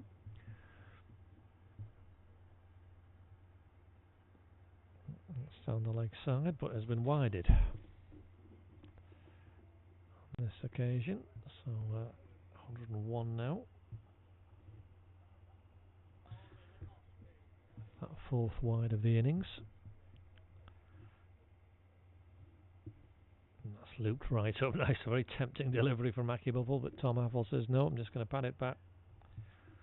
And there you can see that 52 from Tom Haffel. Super effort from him. A very healthy looking scorecard for Didsbury. 101 for 1 off 25.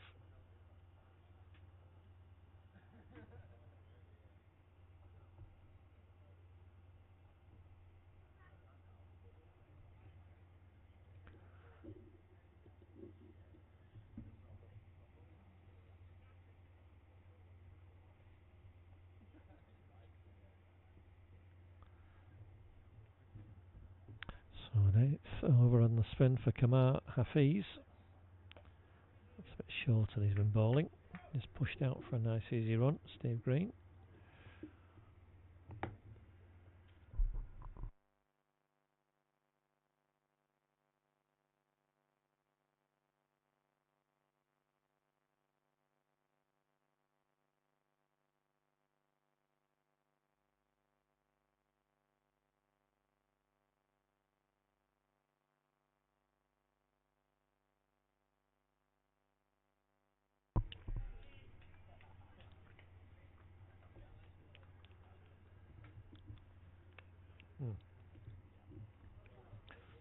Like a shameless plug for Howard's pot pies here. They're absolutely delicious. I'll turn the mic off again. Well, I enjoyed it on a mouthful. Oh,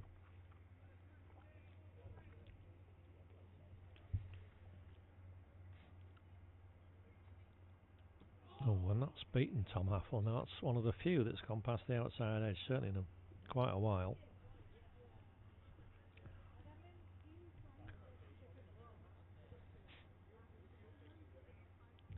And that's a good effort from the bowler, from Kamar. He's whizzed that one past the edge, and that's a genuine play and miss. So persisting with the two slips, Tom Evans. As he needs to find these wickets.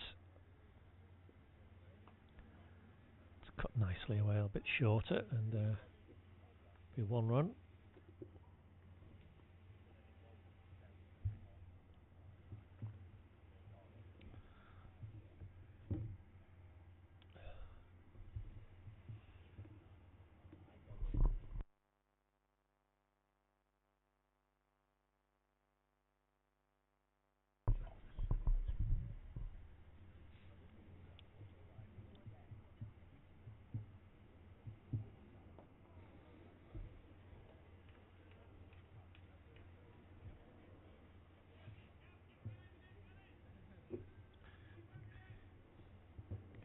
Keeper Chris Kirby trying to shout encouragement to his teammates. It's a quiet phase of the game. That boundary in the 19th over was the last time the ball went there. Ones and twos since, a few extras.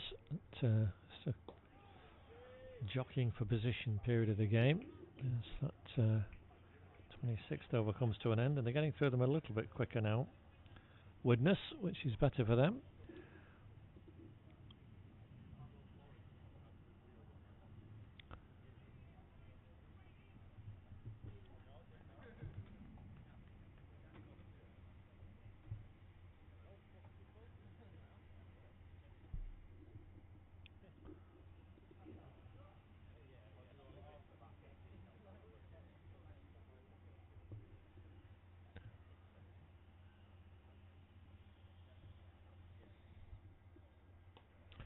Nicely judged again. Easy single out on that offside.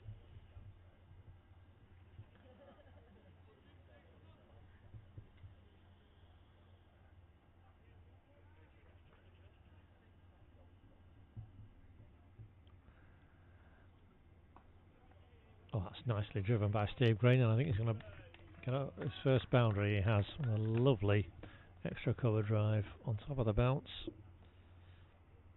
Good swing of the bat, and indeed a first boundary for Didsbury all-rounder. Let's have a look at these other scores as we're going on there. Andy, let's have a look, where are we? From the Premier Division, Dan Twitcher 114 for 5 now against Bowden. Oh, they did get Robinson in the end for 30. It's going to be interesting. Let's start by the away team there.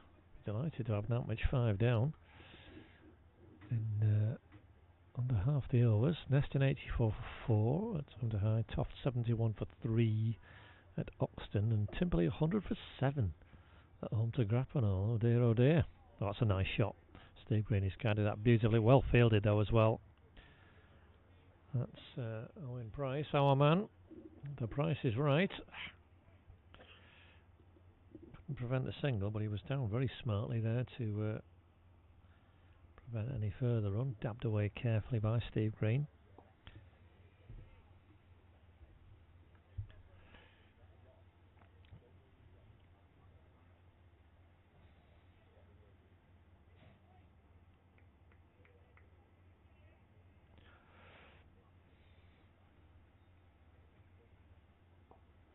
That's nicely hit by Tom Harfel. He's got a lovely connection on that.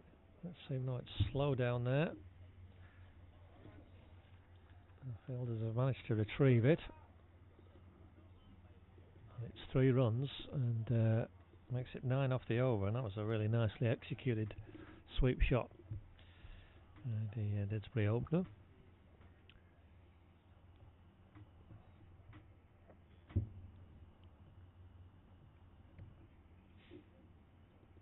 See, these two have now partnership's gone on to 34 now. That's the third lot of 3 that Tom Harfel's run. He's run very well throughout this innings, judging the singles well, energetic, and quick to get through the singles, the runs, keeping the strike rotating. A really good object lesson in those disciplines of batting.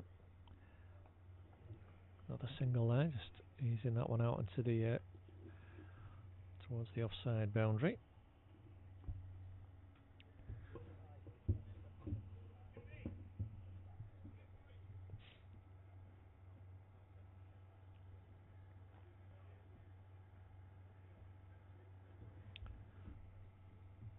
It's a bit quiet out there at the moment, Widnes. Keep reorganising the field, and everyone's placed in a very deliberate position. We've got a lot of field down. Have we got 1, 2, 3, 4, 5, 6 on the leg side now? Sorry, correct. Sorry, what am I talking about? 6 on the offside now. It's this one. It's the. I was thinking we were the other way around, but we're not. As I say, you couldn't have 6 on the leg side, but it's 3 on the leg side, so it's pretty clear where Kamar's going to be aiming. Oh, Steve Green was tempted into that drive. Hung out there.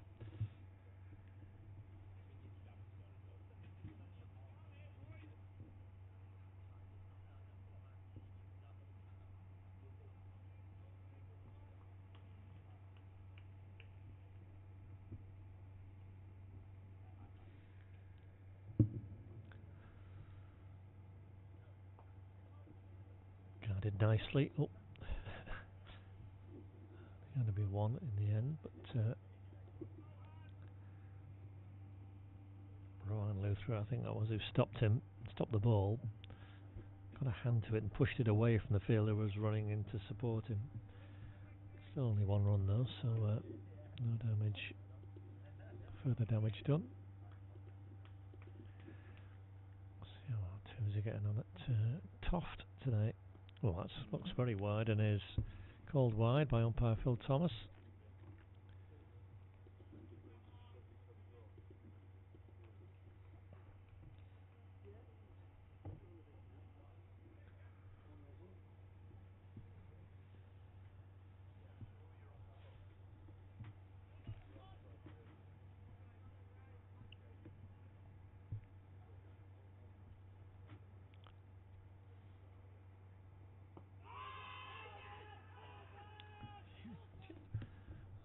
Three or 4 appeals there from the bowler and wicketkeeper between them, but a bit high, and certainly umpire Phil Thomas never in the slightest bit interested in that one.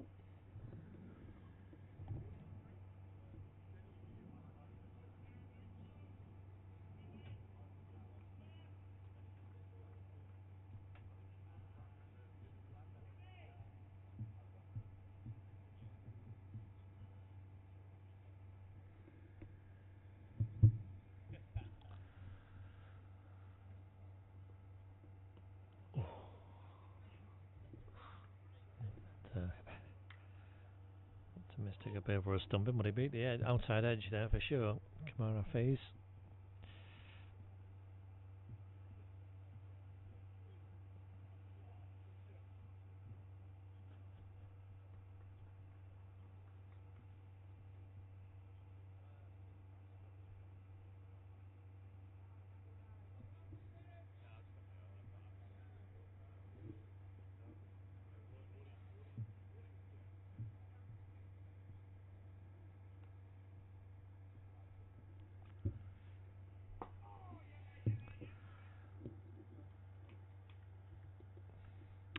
So nicely played by Tom Affle down the ground. Should be drinks, is going to be drinks. So we reach the just beyond the halfway stage with Didsbury 115 for 1.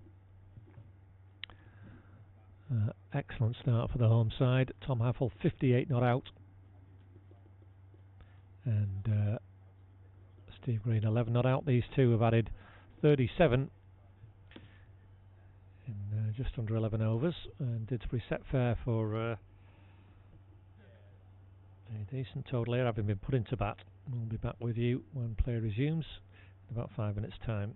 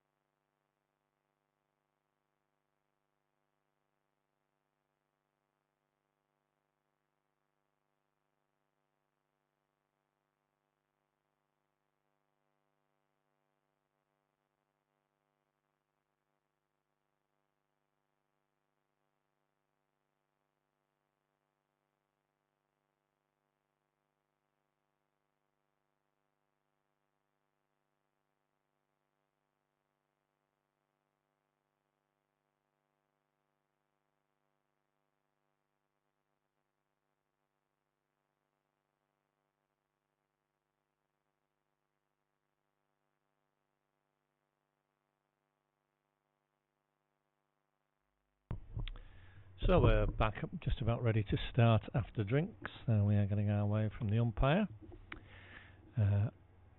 Keep Uppel is going to have a 9th over, and he's going to bowl Steve Green. 11 not out. That's into get himself in. And already added, as I said before the break, 37 now with Tom Haffel. He's made an excellent 58 so far, and that's a late cut from Steve Green. Got a couple from it, I think. Yeah, just 2. Well, the rain this week has slowed the outfield down a little, so that would have raced away ordinarily. Pulled back in. Owen Price, so we seem to be mentioning just about every other ball. He's been very busy in the field. That's nicely swept over his head, and I think that is going to go to the boundary, regardless of speed of boundary or not. It has done, and that's a great start after drinks for Steve Green. 2nd 4 for him. His first one was delightfully hit through extra cover off the previous Akib pullover, and Akib's only 2 away from his half century of his own here. Only his 9th over. Oh, well, Andy likes my sweets. They are good sweets.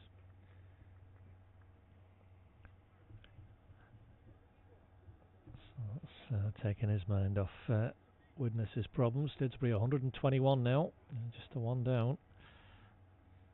Oh, that one got them interested though. Just playing back really late, Steve Green, but found the middle of the bat. I was going to have a look at how we were doing. Oh gosh, Didsbury 75 for 5 our 2s at Toft. Let's have a look here what's going on. Got to at the end of the over. So the brightness is back with us, which is encouraging. A little bit more breaks in the clouds, and we're at some blue sky right overhead as well now, which is very nice. Warm but not too warm, so just right for the players, and that's nicely held back by Akib and well judged Steve Green. 6 off that first over after drinks.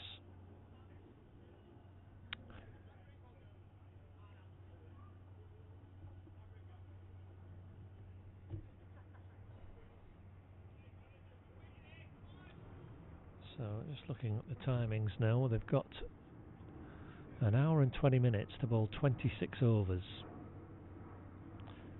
Have Widnes. And considering that if they're going to bring back Bartholomew or Sony,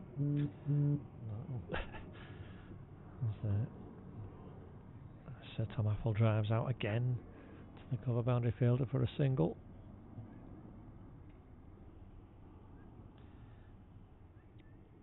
They're going to have to keep an eye on that. Just looking at this Didsbury scorecard, Dan Ward has got 4 wickets. Former Didsbury player. Struggling for runs this year, but he'll be delighted with the 4 wickets. And yeah, 75 for 6 now, Didsbury. So Didsbury 2s, that is. So that'll be fascinating there to see how they can dig themselves out of that hole, the 2s, but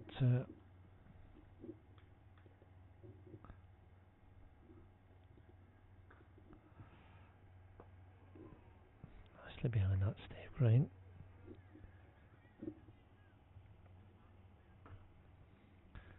Well, he told me before the game came on he wasn't bowling as much these days or anything, but I thought, yeah, he'll always have a bowl, and he's very consistent.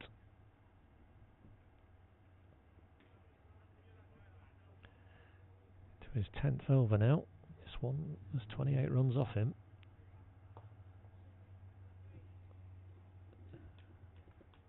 He has taken the 1 wicket to fall, albeit more of a gift from the batter, but nonetheless it all counts. Just having a look at the the games in Division 1 of the first 11 Div 1. Bramall was underwater yesterday, so that game cancelled.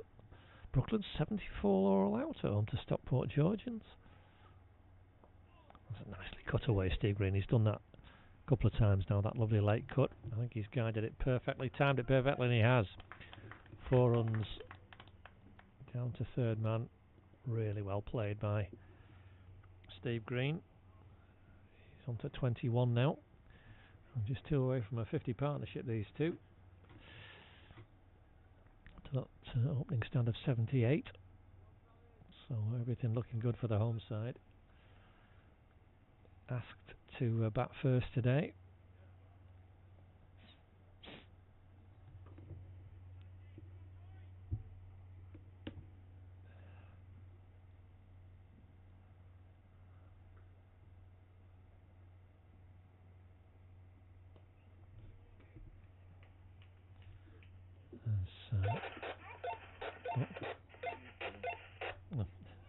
Oh, the umpire's at it.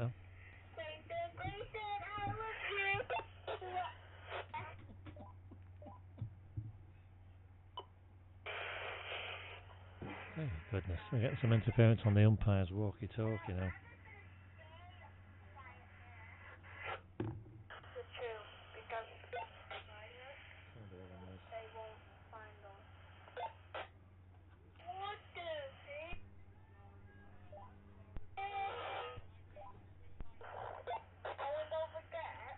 Sorry about this.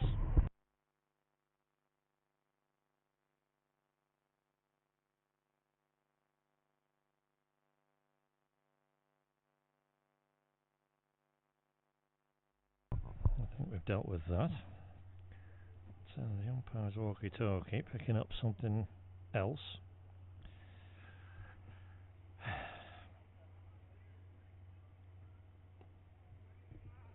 Getting it from all angles today, Andy.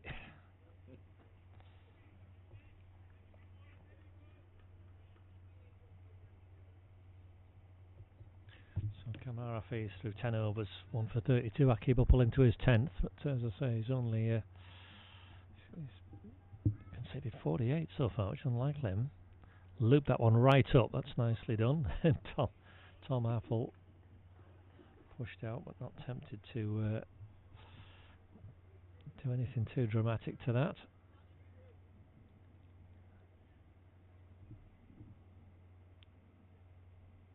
That's flatter.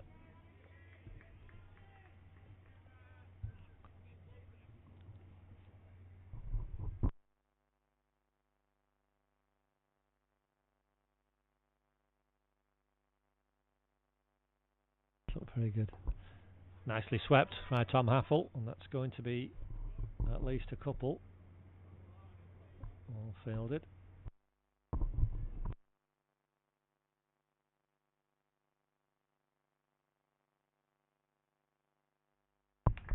A round of applause from the batters for the 50 partnership. That 2 brought up. Tom Haffel sweeping that away nicely.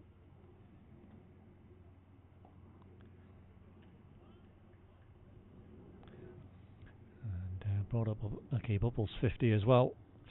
10 overs, none for 50. Unusual for him.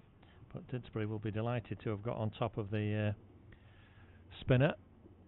Key part of this Widnes attack. And you can see these two are in complete control here. 128 for 1.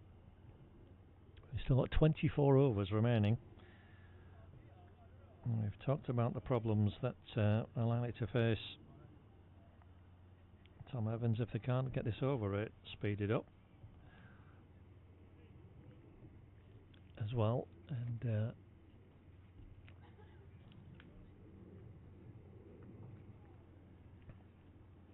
at this point in time, things set fair for the hosts. Time for that to change, of course, as well. Let's go back to these Division 1 scores here. Let's have a look at that. Brooklyn 74 all out at Georgians. What's gone on there?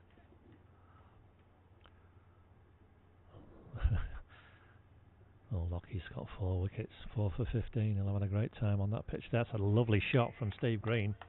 Flicked away effortlessly, a big vacant space behind square on that leg side. And a rare bad ball from Kamar Hafiz. Steve Green tucks in. Under 25, that's his 4th boundary.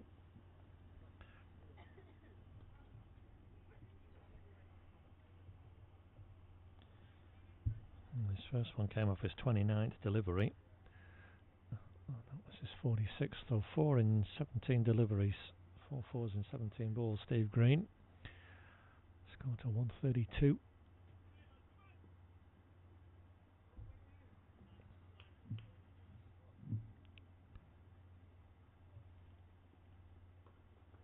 Nicely driven out to the man on that cover boundary. So yes,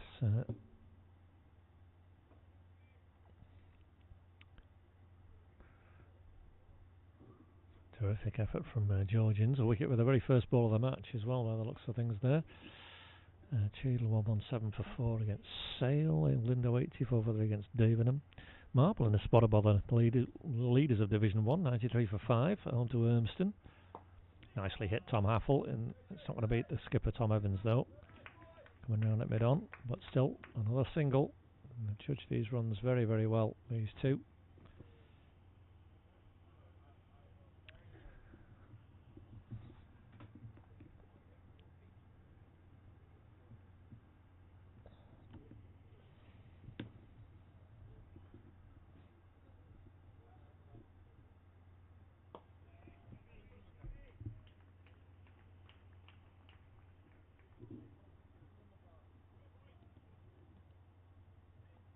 Romilly going very well at Alton Park, 134 for 3.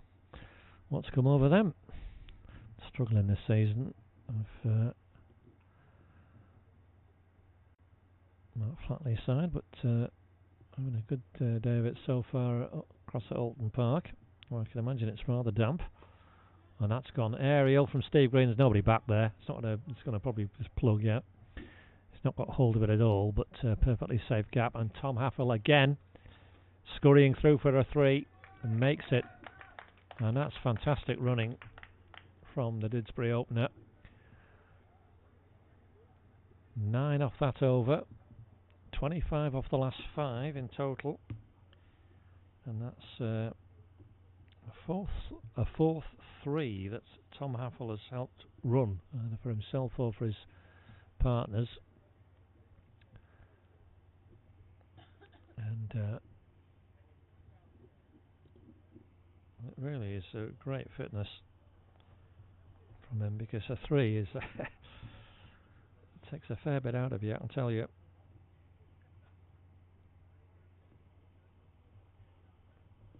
But he's completed that very well. Time just to take a breath now as Steve Green faces Aki Buppel, who's being persisted with, into his 11th over.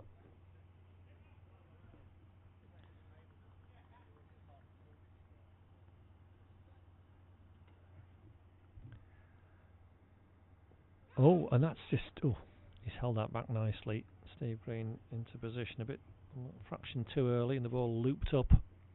Nobody in close enough, despite the excited shouts from the bowler.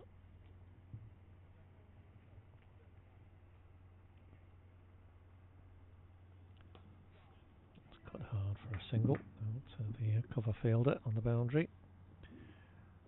138 for 1. It's partnership now to 60. Excellent stuff. It's certainly the way to do it. Didsbury have wickets in hand in this last stanza. Put themselves into a very strong position. Just shaped that nicely, Tom Haffel. Quick single this time for him. Another one. Shown quite a number of those.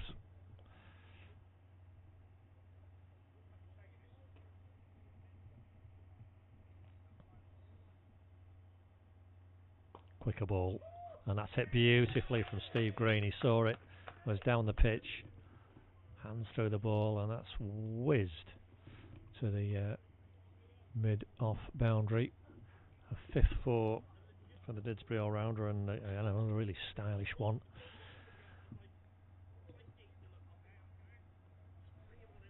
A super hit.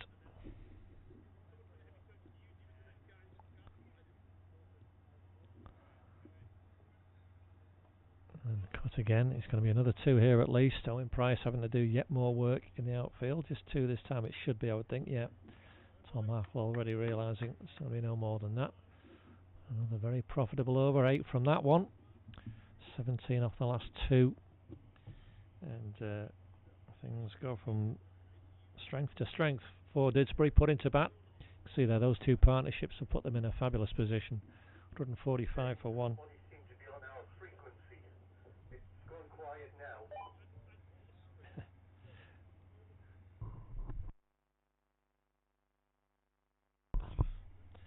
Just getting a message from the umpire, but we shall respond to that shortly. As that interference seems to have gone, thankfully. So a change of bowling, yes. 11 overs from Kamar Hafiz, 1 for 41. Plugged away, but we're going to see spin from both ends with Tom Evans, the skipper, deciding now is the time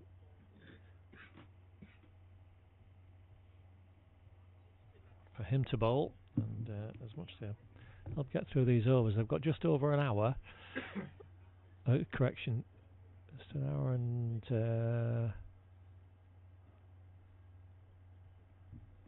just under an hour and 20 to get these 22 overs bowled. What's that, an hour? Yeah, it was 3 hours. Let me just have a look. It's quite alright. 3 hours 40 it is, yeah, so it still should be time. So they've got an hour and 23 to bowl 22. Even bringing those quicks back, that should be fine. Should be fine. So Akib Uppal's had a positive impact, at least in that regard, for Widnes. We're still again just wasted a bit of time here. Well, Tom Evans, he only comes in off a few paces, Tom. He's got men either side on the boundary. Everybody else in the circle. Left arm over. Stay on the spot. Big whirl of the arms from Tom as he delivers the ball. As you can see, the sun's out now properly, which is very welcome. Tom Haffel taking no chances. He's covering up carefully.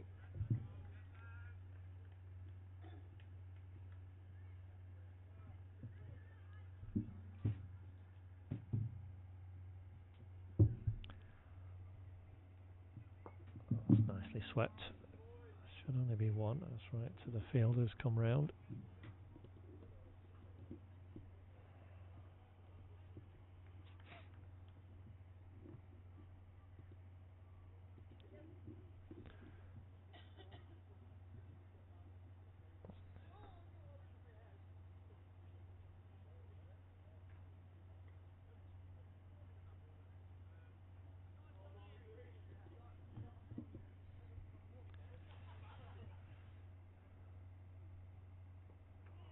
Nicely played by Steve Green. There'll be a couple here.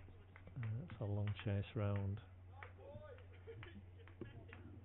on the fielder. Nicely placed by Steve Green. 38 not out now. Of 55, he was 5 off 28. In his next 27, he's added 33 runs. Missed that one though.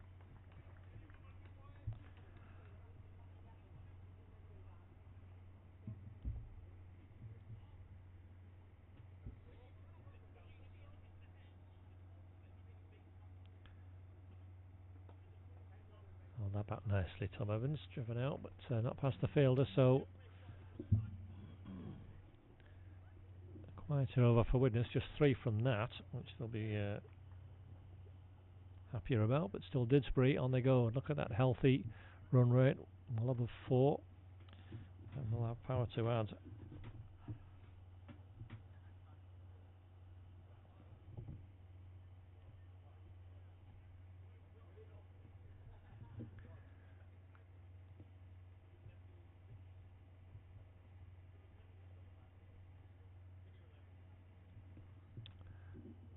Keep up full.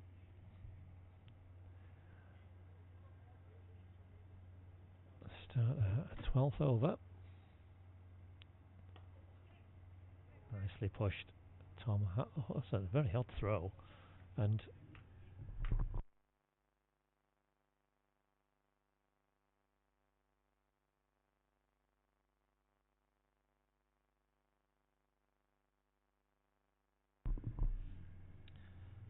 position the umpire got himself into.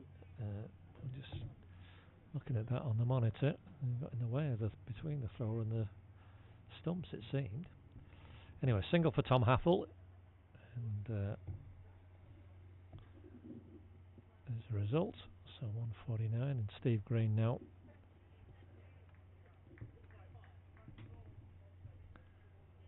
With a long off in place, he hit a lovely 4 through there a couple of overs ago, that sort of area.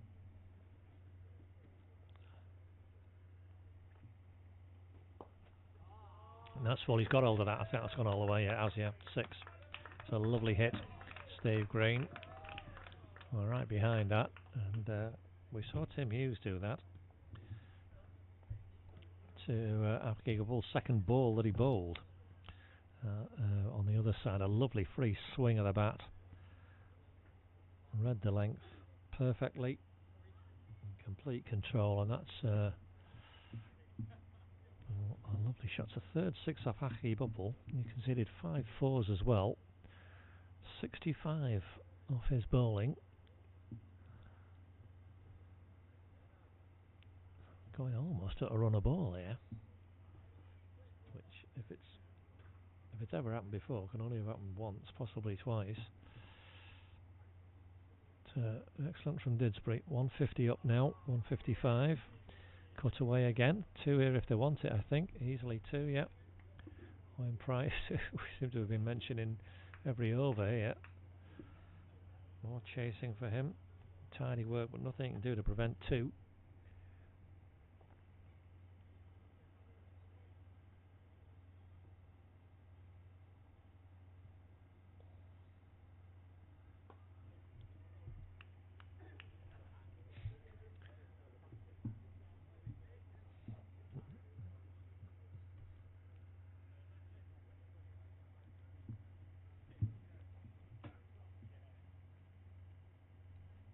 I'm not sure hit that anywhere. Steve Green, as it is, he just forces it out to the cover boundary for a single. 10 off that over. And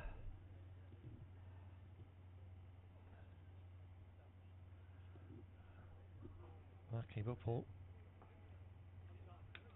12 fruitless overs, 68 off him. Didsbury profiting wonderfully well. 158 now for 1. Steve Green just 3 away from a half century.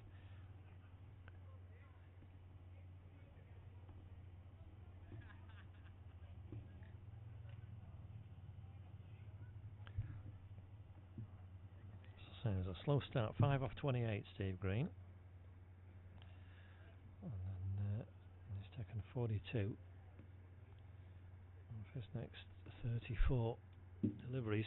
So excellent stuff. He's been in good form, as Steve.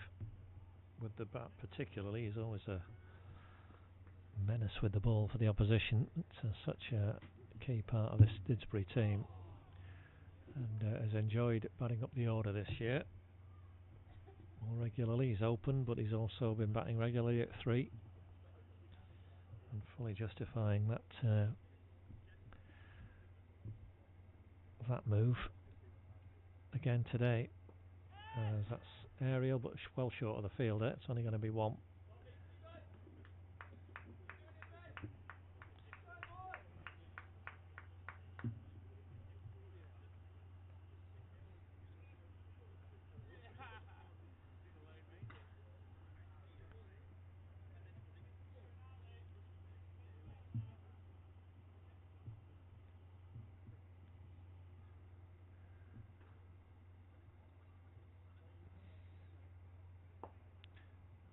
swept by Tom Apple. There's going to be one there as Owen Price misfields.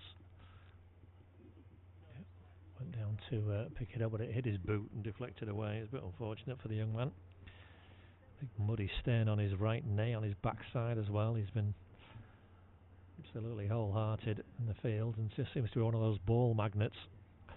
That's flicked away, and this is going to be 50 for Steve Green because he's going to get a couple here easily. He does. That's a third 50 of the season for Steve Green in the league, and just 66 deliveries.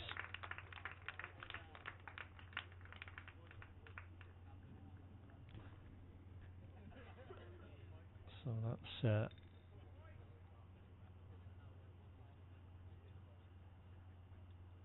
45 off 39 effectively for Steve Green after his steady start. He's raced along, not far behind Tom Haffel now.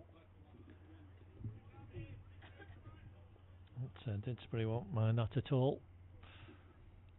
Taking 34 off the last 5 overs. That worm really climbing high now, 162.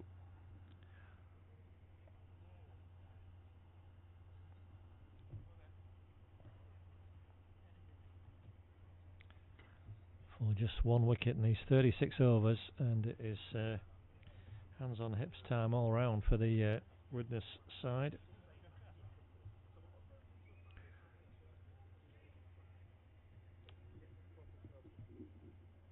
Keep up full 2, continue. That's short and could be hit anywhere by Tom Apple. Is well fielded. Rowan Luthra, single for him, for Tom Haffel. He's quite content to put Steve Green on strike. 6 singles in a row now, Tom Haffel. Steadily accumulating but keeping the scoreboard ticking. Excellent job for his side.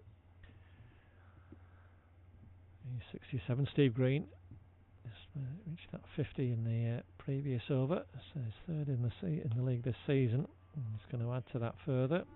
I'll let you guess who fielded it, but nothing we could do to stop a single on that occasion. I've got a couple of bites of my pork pie left.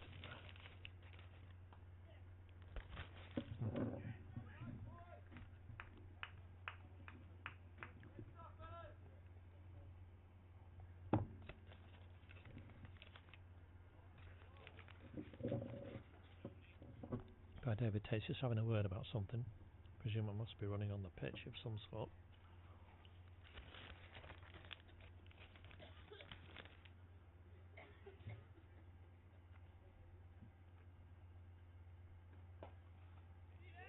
Steve Green is down the pitch this time. A quicker ball again, and that's gone right over the sight screen. I think you probably saw that go all the way. Lovely hit. Second 6 for Steve Green.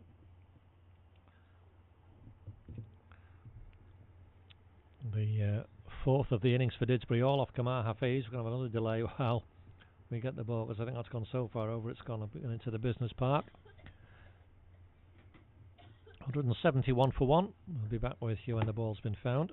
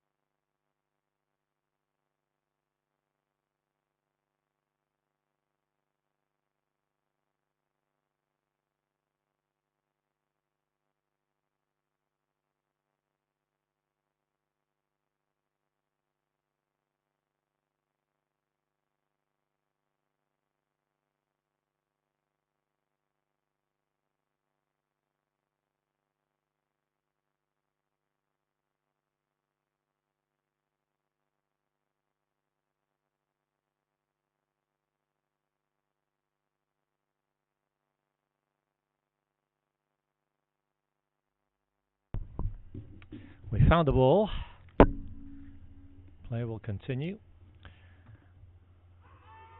And again, an appeal, but umpire David indicating immediately that it was shaping down the leg side, leg by. The result 17241. This partnership now 94, so it really has gone on a pace. It's a 50 partnership, which was reached off 81 deliveries. What are we on now? 117.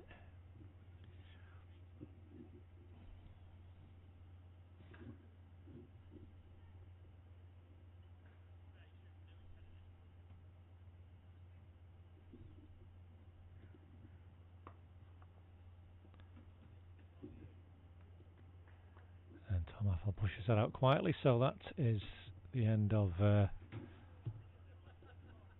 excellent over for Didsbury. It's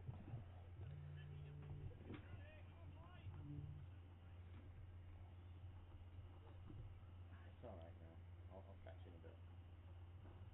Alright. No, nothing. No. Alright. Stop.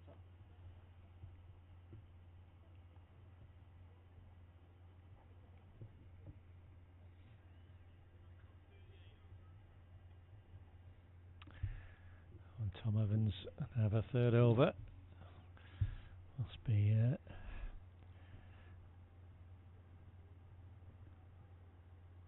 regretting that decision to put Didsbury in. So another single is gathered.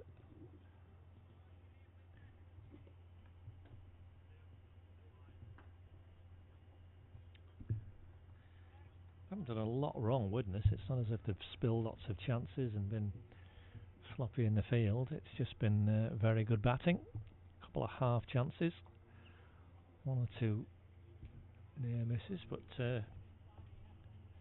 it's generally been excellent batting. Run very well between the wickets.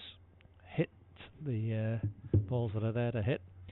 Found the boundary on 19 occasions. 15 fours, 4 sixes. Didsbury, another well fielded there in the covers. No run.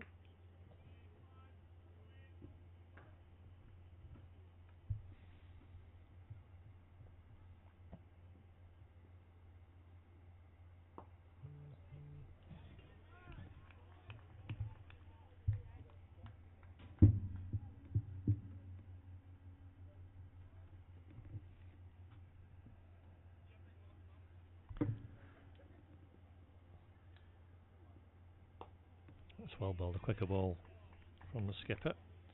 Just trying to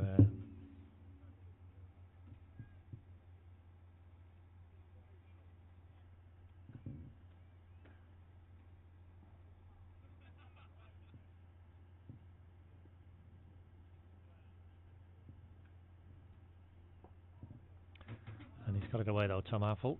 Won't find the boundary, but he will get a single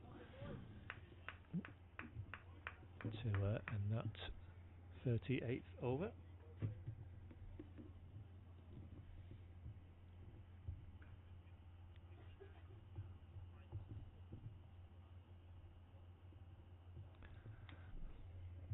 And his partnership now worth 96. See if he's going to persist with Aki Buppel. 13 overs for 77. He is as well. There is a Widnes skipper.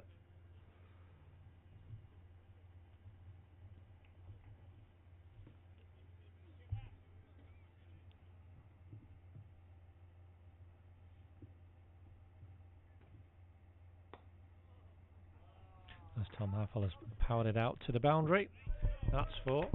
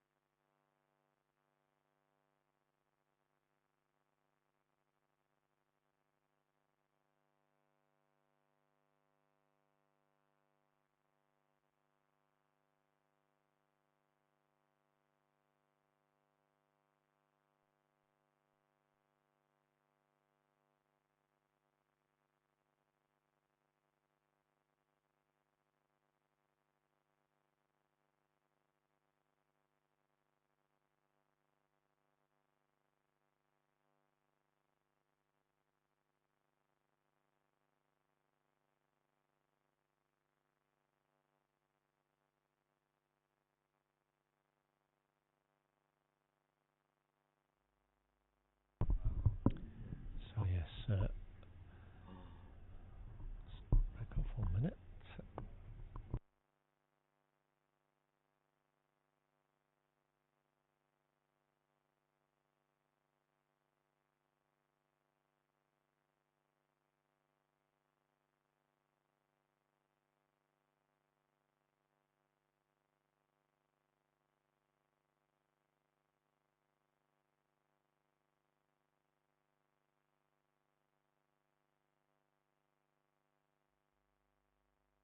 Rob Semi, the new batsman, is just pushing this first delivery behind point.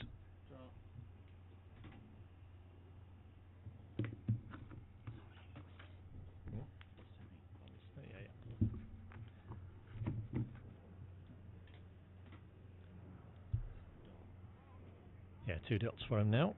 Just playing his way in carefully. The left hand, right hand back now after that long partnership between the two left-handers. Added exactly 100. Fantastic effort for the home side. And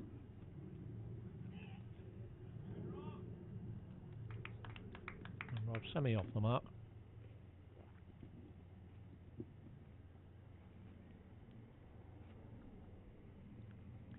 You see the fielders retreating, not too long off and long on. And got cover on the boundary. We've got deep backward square leg on the boundary, deep mid wicket on the boundary for Steve Green, who just carefully defends. And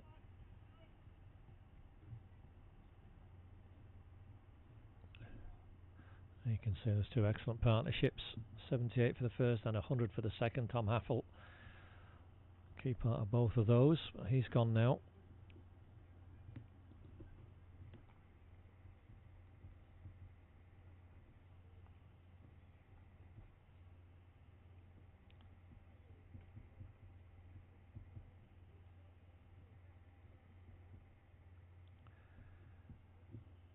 So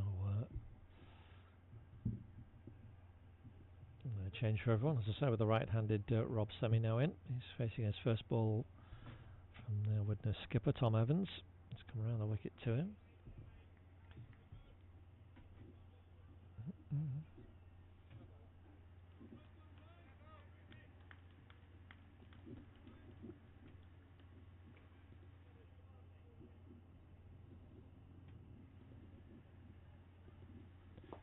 Down the wicket. Oh, he wants a single there, and I think he's managed.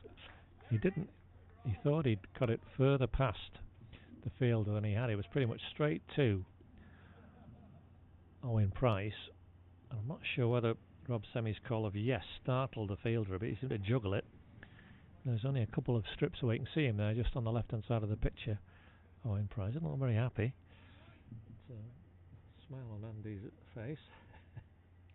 Oh, he's scratching his head. Oh, and he's bowled him, Tom Evans. He's broken through from that end, and 2 quick wickets. Tom Haffel in the previous over, and now Steve Green bowled round his legs, going for that sweep. And the Widnes skipper absolutely delighted, and why wouldn't he be? Needed that. And it's the first hint of a breakthrough, some opportunities for Widnes with 2 newish batsmen in. Nick Anderson, the Didsbury's captain. Not who you want to see striding to the crease at this stage necessarily, but 178 for 1 has become 180 for 3. Steve Green out for 58, 73 deliveries with 5 fours and those 2 lovely 6s. Well, he has to depart, and it'll be captain to captain here.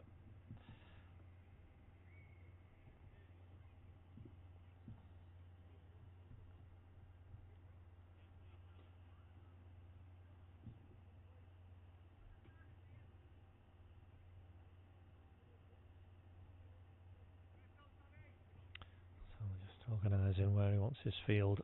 Tom Evans, he's now got 2 right-handers in. So we're round a wicket and he's got nobody back straight and nobody at deep mid-wicket. He's got a man on the mid-wicket boundary quite square. And he kind of clipped that beautifully. Is that your lad? Yeah. It was. It was a very smart piece of hill at mid-wicket, Matt Burns.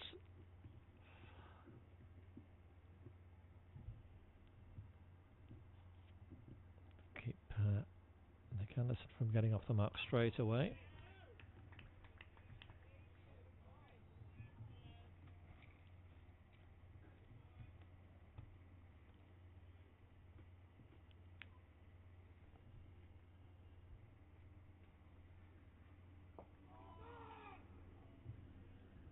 Kind of loud call of no.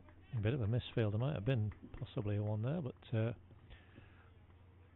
in the end. So, a couple of good overs for Widnes now. Just one run and a wicket off that one. You can see those two dots close together on the run rate chart.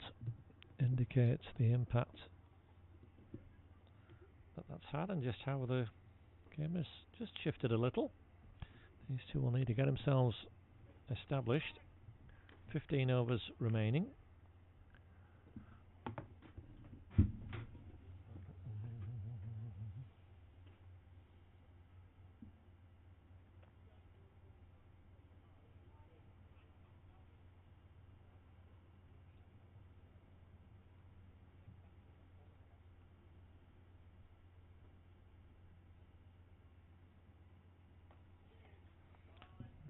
Push by Rob Semi. Single for him. So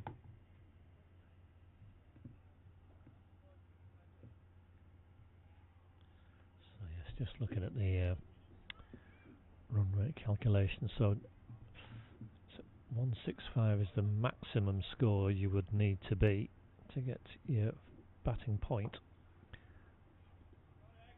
off number of overs. That's the range from about 110 up to 165 as Nick Anderson gets off the mark.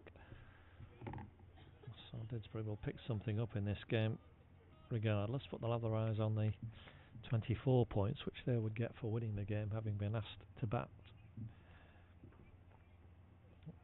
Batting first. Long on has gone back now for Rob Semi. I don't think he's going to be hit down there just yet. Certainly not aerially. As it is, he's just pushed another one out onto the cover boundary.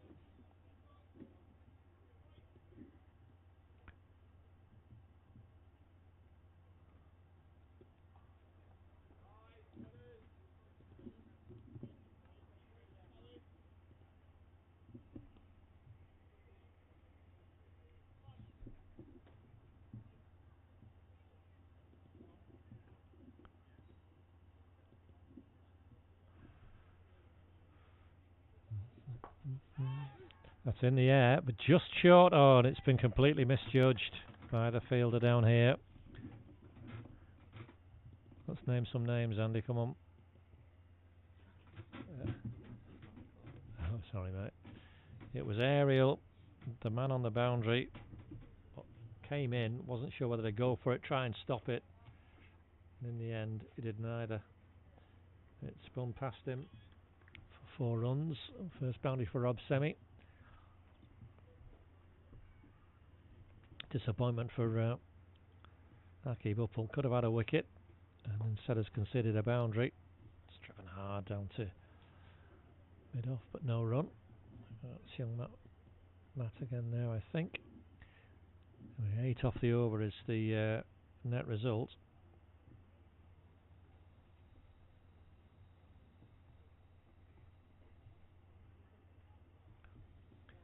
Didsbury 188.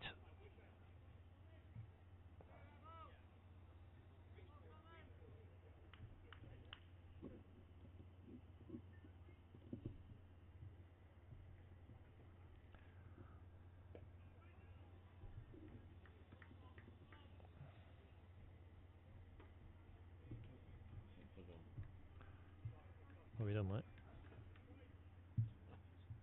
mate? So captain to captain battle resumed. Still as it was, mid off, mid on in. Mid-wicket very square on the boundary. So Nick Anderson thus far not taking any liberties. He's got a huge gap. Fine legs in and mid-wickets in, but there's a massive gap there for a one on the leg side. And Tom Evans will be conscious of that. He's gone for it, you see, and that's the area he hits to, Nick. There's nobody back there. He hasn't got hold of all of it, but I think he's got hold of enough of it to go for 4. He has indeed, yep. Trickled away, even though it wasn't cleanly hit. First boundary for Nick. 192 on the board, and that's where they'd be better off having the man. And indeed, the mid-wicket, who was quite square, has gone a little more towards a normal deep mid-wicket position. I still think he needs to come round a little bit myself, but I won't say anything more than that. That's a quick one from Tom Evans. Chopped into the ground by Nick Anderson. That's a good quick ball, that.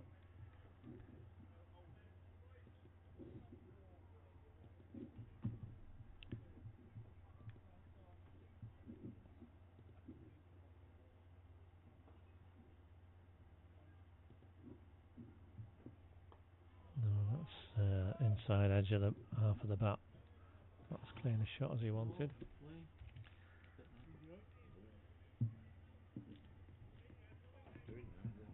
And he's been given a Kit Kat by an admirer.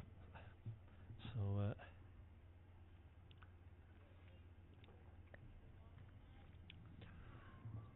just recorded that one for the captain. There's Rob Semi just defends quietly to end decent over for Didsbury. 5 from it, so they'll be okay with that. 193 now with 13 overs remaining.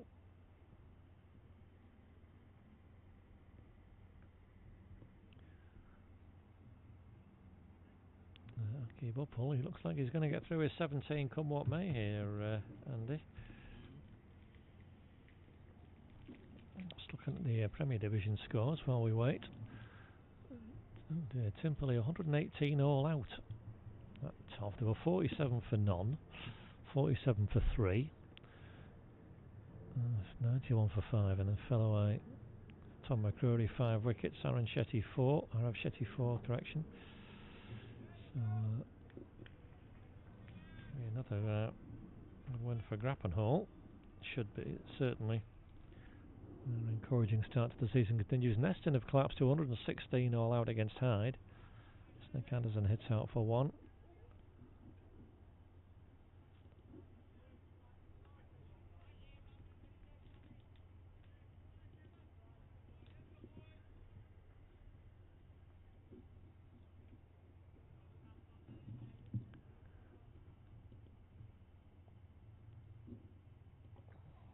Oh, rather indeterminate jab down. Rob Semi's hopping and skipping about in the crease. I think you see the breeze just ruffling the back of Rob's shirt there. This time we've had a decent breeze. Chipped right over mid-wicket safely. The man out on the boundary. Another single.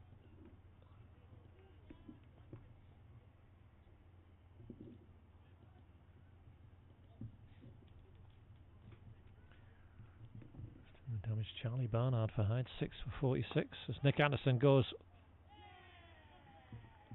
tries to go long, but in the end just picks out mid-off with a hard, fizzing drive, but well held.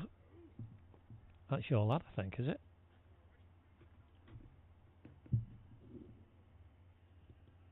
Yeah. I think that was Matt Burns who held on to a decent catch there at mid-off. Nick Anderson hit it hard. Hit it low, but he has to go, and that's a blow for the home side for sure. As Charlie Lowen, the wicketkeeper, comes in to replace him. Score 195 for 4. Nick Anderson, that's to 8 for him, and disappointed with that.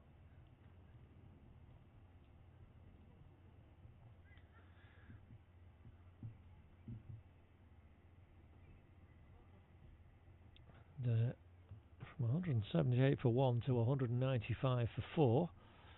Well, it's still a decent total. It's Didsbury going to have to be careful just to make sure they really maximise on the great platform they had. 178 runs between the first two partnerships. Charlie Lowe on the wicketkeeper. We've seen him open the batting on a number of occasions, but he's in the middle order today.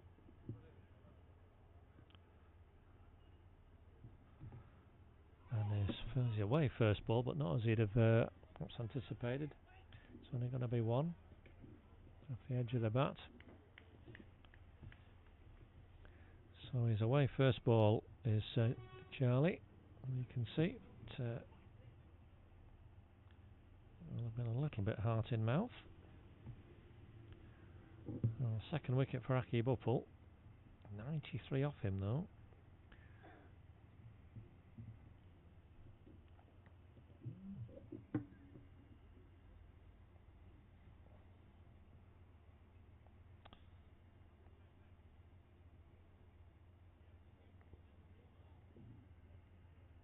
So he's got one more, Tom Evans. Several more if he wants. Bowling pretty well, the Widnes skipper. A wicket of Steve Green. He's seen his opposite number depart cheaply.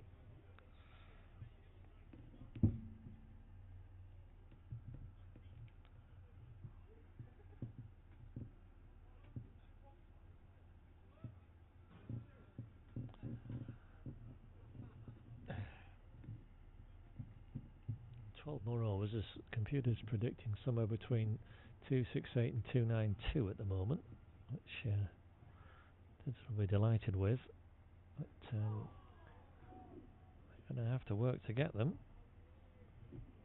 Certainly got plenty of batting left, these two, Sam Leach, James Green. Liam Booth and Chauncey Wallaker can also hold a bat. Ollie Chamberlain into the side today. Capable player as well, so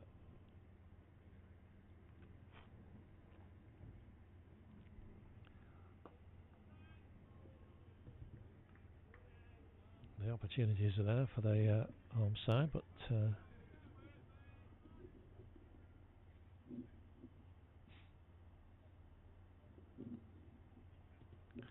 just got to build on it, get there.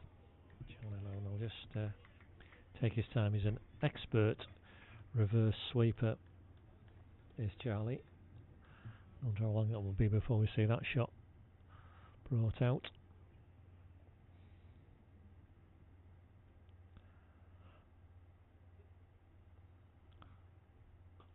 Well, that's short, and he's waited for it beautifully. We don't need a reverse sweep bat, he can just hammer it to the square leg boundary. It's a bit of a drag down from the Widnes skipper. Charlie was onto that quickly, and that 4 brings up the 200 as well. Not the landmark it used to be.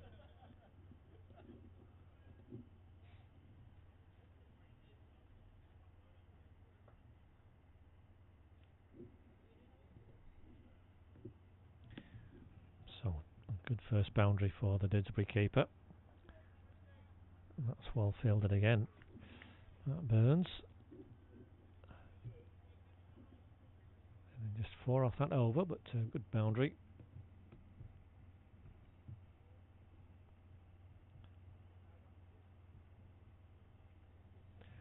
Let's get a 5 bowlers used, and Aki Buppel with 1 more to bowl, and he's going to bowl it. Be keen to avoid the 100, but either ways it's been unusually expensive spell of bowling from him. 17 overs in a row.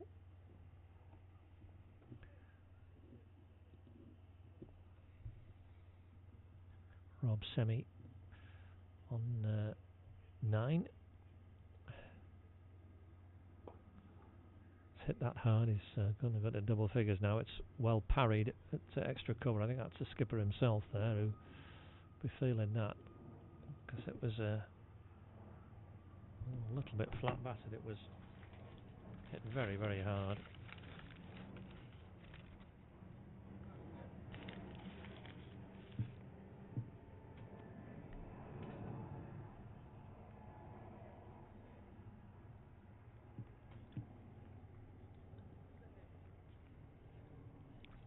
Lovely bright sunshine now on the ground. Charlie Lowen is down the ground and has whizzed it past mid on for 4 runs. 2 boundaries and 3 balls for Charlie Lowen. That was nicely hit. Moved the feet well. Quickly to the pitch of the ball. Good hard swing of the bat.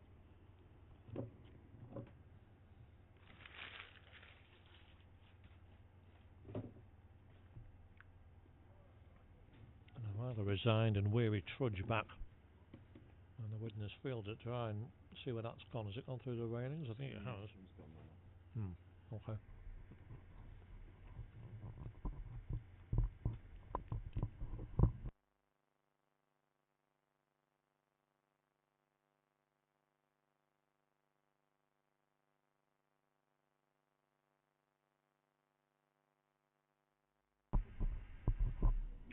Let's do some more scores, shall we? Nantwich 188 all out in only 37.2 overs against Bowden. So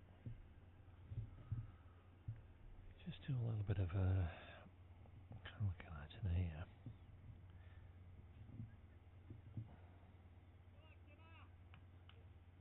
We've got the ball back fairly quickly, so better not be too long over these calculations.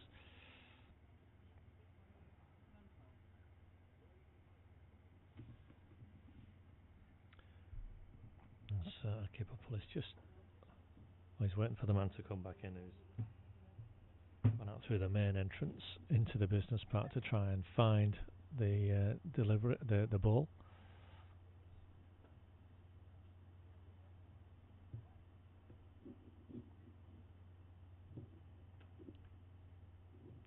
Right, so let's have another delivery, and it's going to be another single for Charlie Lowen. The double figures already. 10 apiece these two. And Aki Buppel is 1 away from bringing up his own 100 here.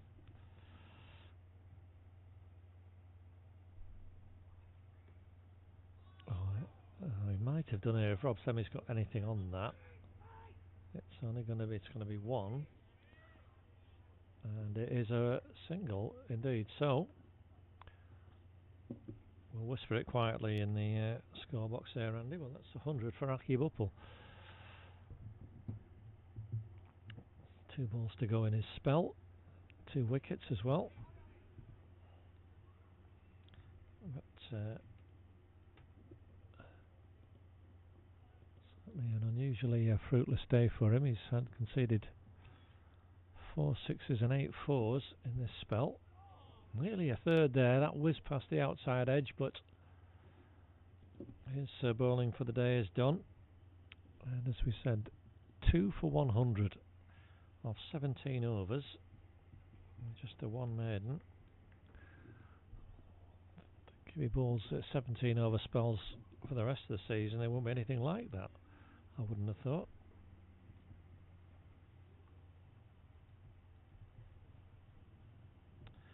But Didsbury have handled him very well today, and credit to them for that. 207 for 4, 10 overs remaining.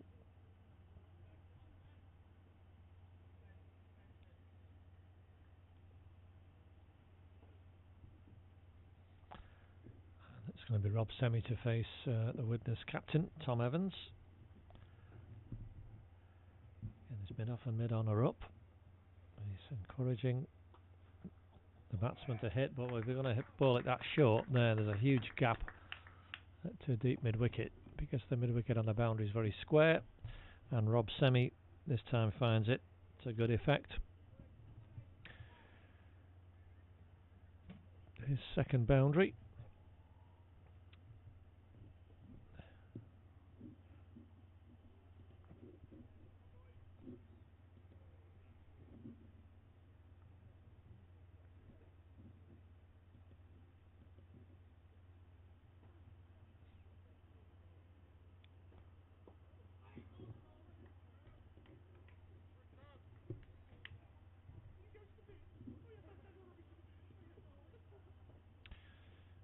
And Marple 139 all out at home to Urmston, the league leaders in Div 1.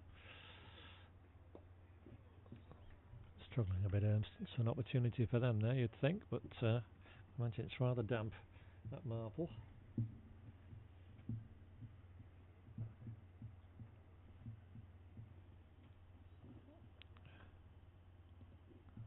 Down the pitch this time, Rob Semi, but he's it's not like he's taking a big divot out of the pitch there with that one. Tom Evans sending his mid off and mid on out now, so they're long off and long on. So runs down the ground easily if he wants them. Rob Semi, he does. That's one of them.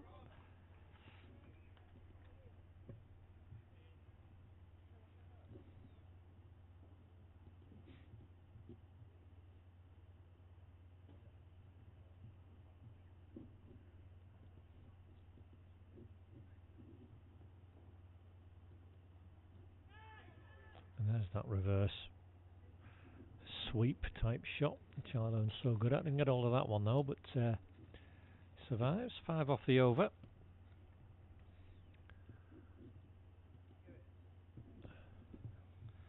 Just wait to see who's going to come back on from that, or going to replace Aki Buppel from that top end. Somebody will have to. It's going to be Aaron Sony, okay. 5 overs for 25 earlier for Aaron Sony. Not too badly, but just dropped short once or twice.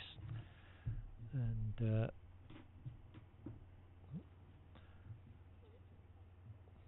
skipper Tom Evans decided to make the change.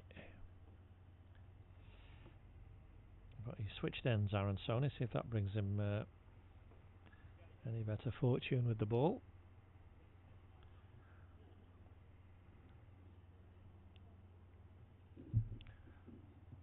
So let's see what Didsbury 2s are doing.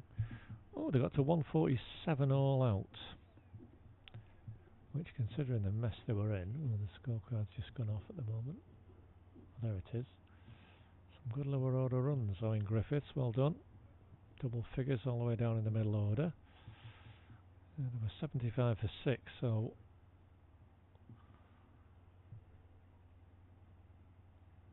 I'll be pleased with that recovery, but still work to do there to defend that. It's a lovely ground, Toft. Very well kept, and should be a good game over there. Here, just waiting for everything ready for Aaron Sony to bowl to Rob Semi. He's hammered the first ball. Back at the bowler, I think something on that, but it's going to be 1 run.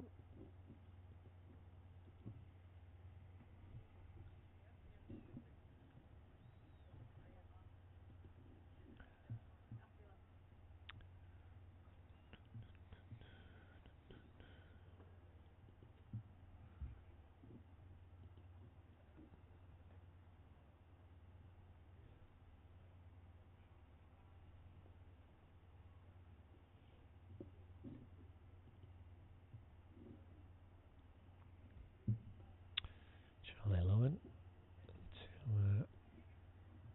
to face his first ball from Aaron Sony. Flicked it away, he's going to get a couple here. Nice gap there, they're well run. Very good running indeed. These two quickly through. Intent was always there from as soon as he got bat on that, Charlie Lowen, into that gap. And absolutely rapid through that first run, turned quickly. 2 is the net result.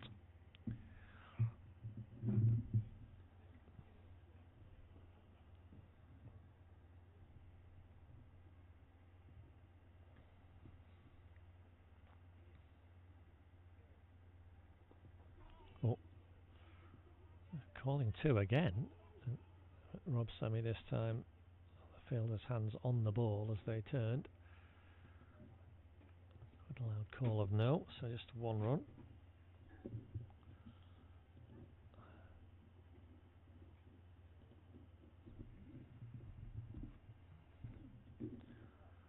Cup final today, of course. We'll keep an eye on that one.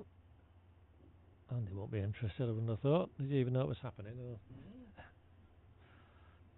Goalless in both English and Scottish Cup finals at the moment.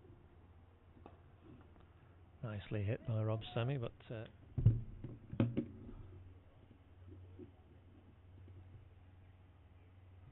well fielded. No run. Yeah.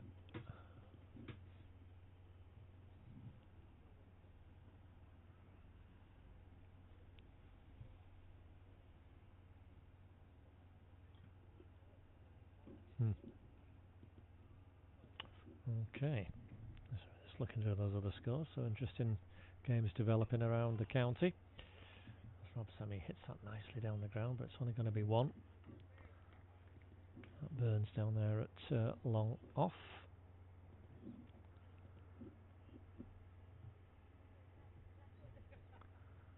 Oh, just ticking over at the moment. These two, they've had a 22, just about to run a ball. Just good going. Be 8 overs left after this ball. So indicating the score somewhere between 260 and 280 is a final total at this sort of rate, or between 6 and 8 and over. That's 6 off this over as Charlie Lowen takes a single off the last ball.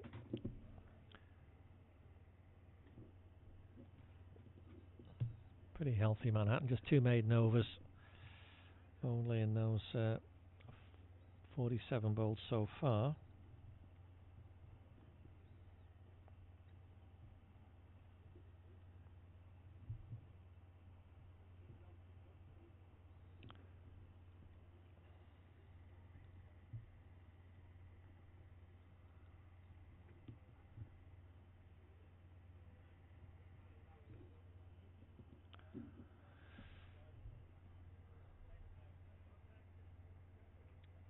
So Tom Evans just starting this field now. He's got a man back on the deep mid-wicket boundary, very square at mid-wicket as well. But I think we might see another reverse sweep from Charlie Lowen in this over. Yeah, taking a single off the first just down the ground, but I think he'll be conscious there's a big gap. There's a man at backward point. So nobody behind him. So I'll be aware that's a potential scoring area. Rob Semi has gone for a lovely swivel-handed reverse sweep there, and he's nailed it every bit as well as Sir Charlie Lowen does. I thumped that, Rob. It was a nice switch of the hands, kept it down, it rocketed away for his third 4. 223 for 4 now, Didsbury. Rob Semi into the 20s.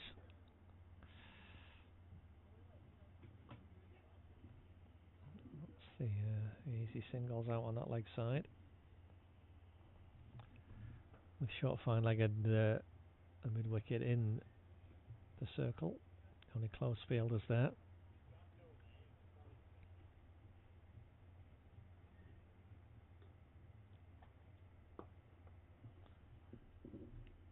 Down the pitch nicely again. Tom Evans saw him coming.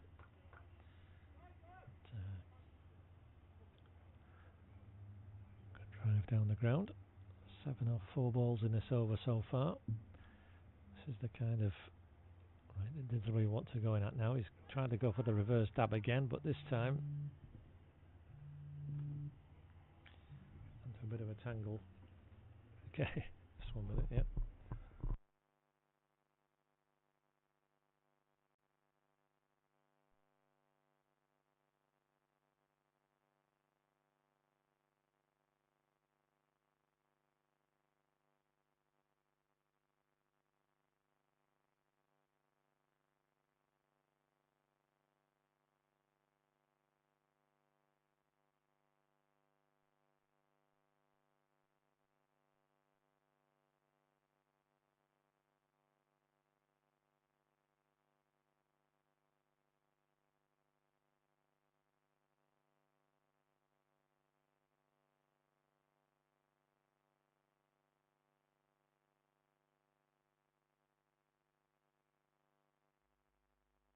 Finished with a 1, so we just had yet another phone call for our man, the Widnes Chronicle himself. What are you looking for now? Motorway junctions?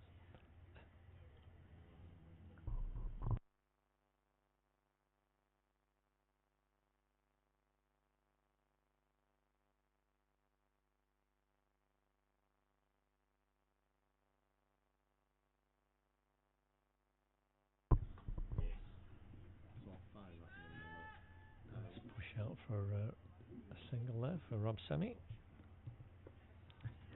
227. Is it 20 shall I off the M6? I never. You see, the problem is because you drive on it all the time, you never know the numbers yourself.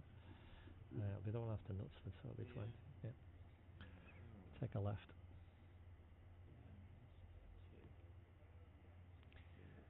And Charlie Lowen's down the pitch here. He's driven that hard straight, and the fielders have done really well down there. And great running from Rob Semi too to turn that into a couple. Good cricket all round. It was a lovely firm drive from Charlie Lowen. You saw it straight down the ground. Matt Burns raced across from long off. Great effort to stop it crossing the rope. Rob Semi alert to the possibility of two, charge back down. Really good cricket all round. As you can see, Chris Kirby now well, he was going to stand up I think for a moment, but has decided against. Put the helmet back down. Bareheaded though, the Widnes keeper. As you can see, Charlie Lowen's a fair way out of his crease. And fired that in full, but squirted away for another single. And these two are going at a good rate. 35 off 34 balls they've added. Better than a runner ball. And just what Didsbury needed after those three relatively quick wickets, going from 178 for 1 to 195 for 4 inside 4 overs.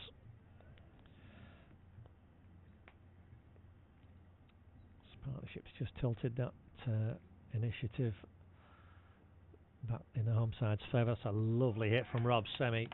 Clipped that right through mid-wicket cleanly. Nobody there. Class batsman. There's Rob, and that was the shot of a class batsman, certainly. He's raced on to 29. Better than a runner ball. His 4th boundary. A very busy but composed innings. And only Nick Anderson of the batters really missing out. Single figures. All the others have got into double figures, at least. And that's what's given Didsbury this terrific platform.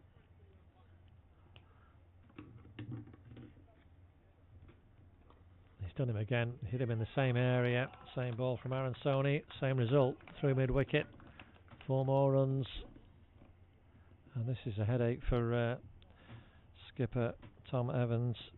He's brought his opening bowler back. But, he's gone for 12 off this over, 6 of his previous, and he's still got a ball to bowl in this one. And he's bowled 2 full now. He's got to try and drag it back a little. Mid-wicket in the circle is coming round to, oh gosh, almost a very wide mid-on now. You can see Tom Evans coming in to have a chat with his bowler. So if he puts that man there, there is nobody now in front of square. You can see he's put the man back. Just a moment.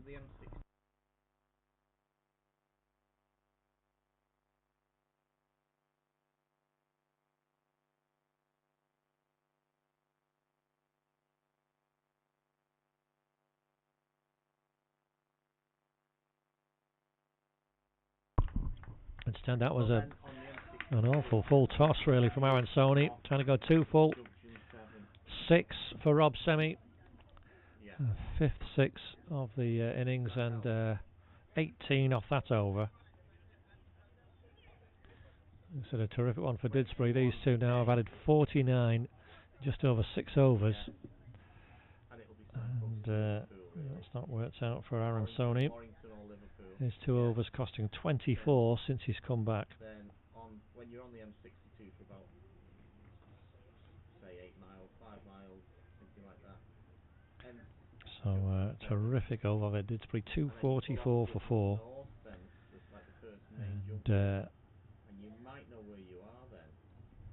Tom Evans has got some thinking to do here. Spread. Well, give us another call if you and Charlie Lowen. It's been a good touch. Runner ball 19. And there's that reverse sweep. And he's got 4 for it. Okay. All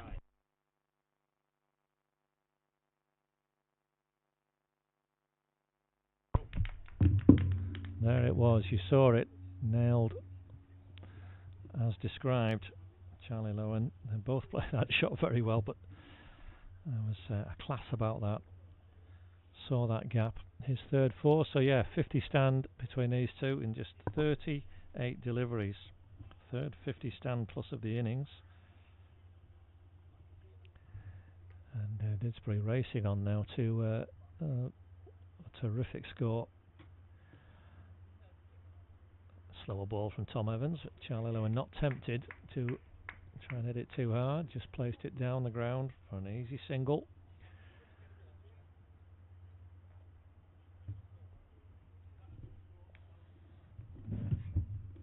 Brings Rob Semi quickly on to 39 off just 30 deliveries. Reaching for that one. He's just got the better of him there, Tom Evans, with a well-disguised, slightly slower delivery.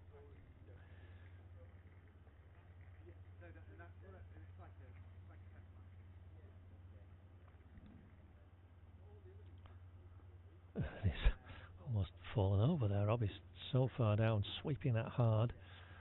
But, gets a single to deep square leg. 250 up. A little round of applause, although that in itself is purely aesthetic. There's Charlie Lowen has come now. He's come right towards us, and he's hit the score box here. Steady on. Lofted drive from the Didsbury keeper. We've seen the reverse sweep. That was a lovely lofted drive.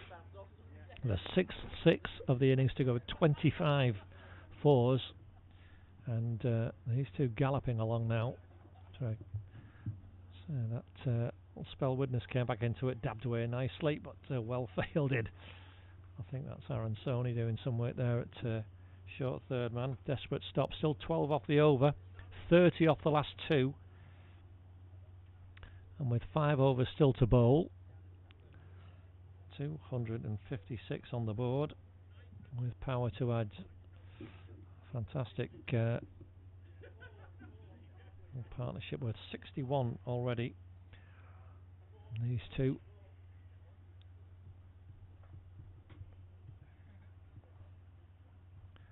And you can see the suffering Widnes attack. We are going to. Oh, is he? No, he's going to persist with Aaron, I think, isn't he, Tom Evans? By the looks of it. He is. 2 overs for 24 in this spell. And he's got options with Kamar Hafiz, with Fraser Bartholomew.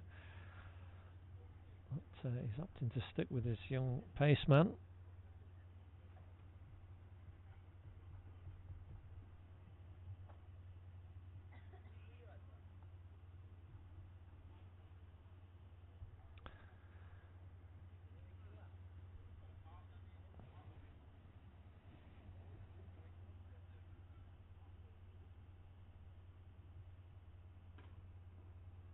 Oh, and there you saw Rob Semi. Some laughter from his teammates on the balcony. He's tried the scoop there, the dill scoop or the Sem scoop, I suppose it should be, and just completely missed it. Did a somersault. Needs a little bit of work, that one, Rob, but it was certainly unusual. A dot ball is a result. Relief for Widnes for the moment. Well, that's slower. He's got it this time, though. And so he fell over again, did the somersault again, but I think he's got enough on it. Gone very fine. But that time, came right down in front of the camera here for 4. A 6-4 for Rob Semi.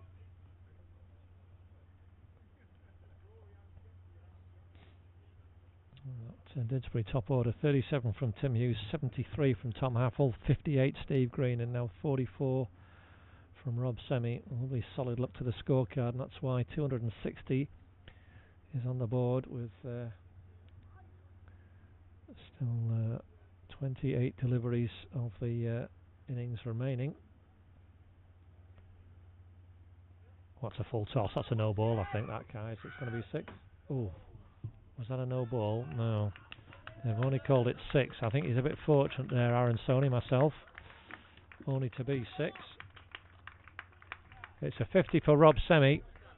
However, with that 6, 35 deliveries.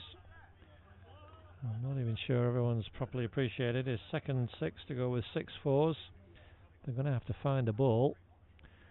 And third Didsbury batsman in this innings to pass to reach 50. I'll just take a pause while we get the ball back. Tom Evans took the gamble after Aaron Sony's 2 overs in this spell had been gone for 24. Well, 10 off 3 balls.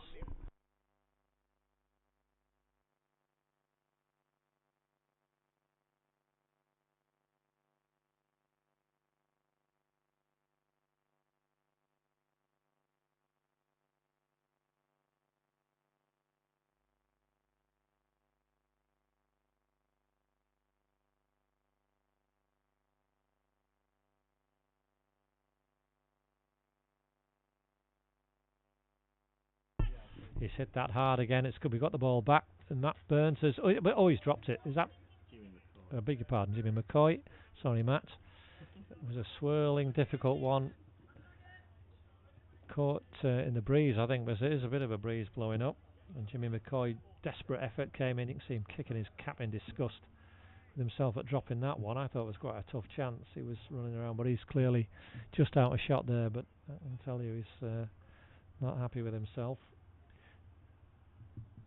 Rob Semi charging on now. I think it's going to be pretty much a shot of ball here. He's come back well, Aaron Sony. One past the edge at least. Rob Semi trying a little dab there, but he's seeing it so well now. 52 off 37. And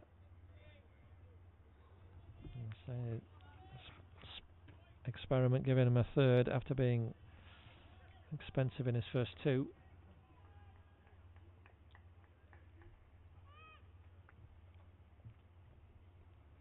Not working out at all for Widnes. What's another full toss? Now, how's he getting away with that? Oh, he's dropped on the boundary as well. That's a full toss, and I think the batter, as Rob Semi is saying, how is that not a no ball? There's 2 of those in that over. The second one has been badly dropped by Rowan Luther, straight into his hands and straight out. It was nothing like the James McCoy chance earlier that was very difficult. That was straightforward and in and out, and in one sense justice there, but how that is not, that's at least 1 no ball.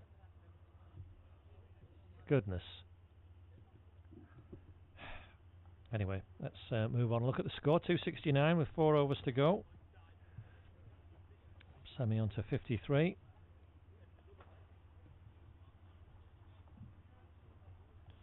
And Aaron Sony, I'm afraid, has gone for 37 off 3 overs in this spell. 62 off his 8 overall. Surely the skipper has got to look for another option next over, but he's going to have to bowl this one himself.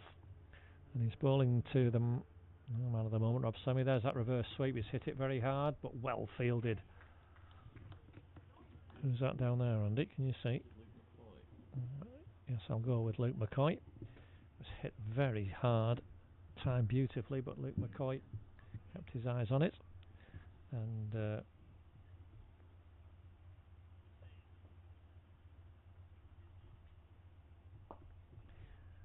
interaction again, but this all along the ground. A single for Charlie Lowen, just happy to put Rob Semi back onto strike. 31 off 24, the Didsbury keeper. That's a terrific effort in itself, but Rob Semi is seeing it well. He's hit that beautifully into a big gap. It's either 4 or 6. It's 6. I'll tell you that from here. It's gone for... Oh no. Well, the umpire's signalling 4. I thought that clearly bounced right over the tarmac. Anyway, 4 it is. It was hit into a big gap. Rob Semi in terrific form here. Didsbury on to 275.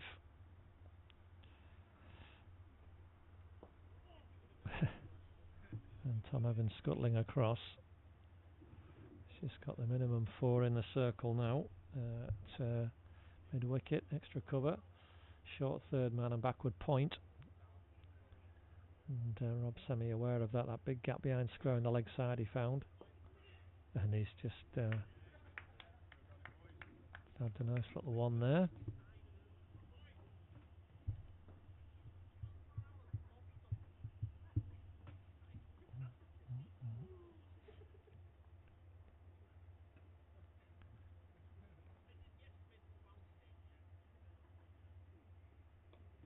And again, Charlie Lowens found that gap was going to be 2 there.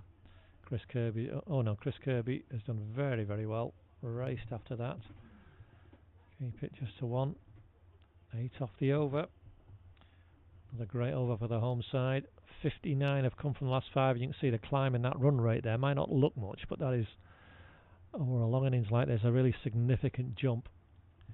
So 59 have come off the last 5 overs. Didsbury 277, still with 3 overs to bowl.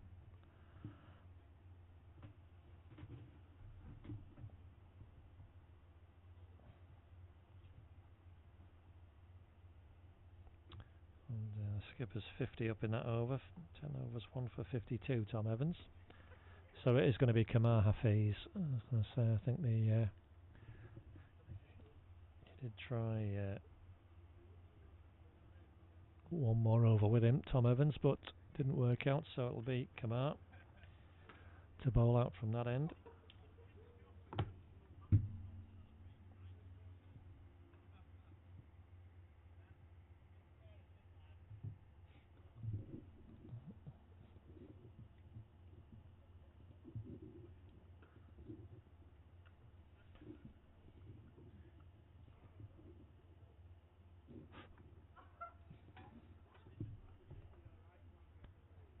Sorting this field out.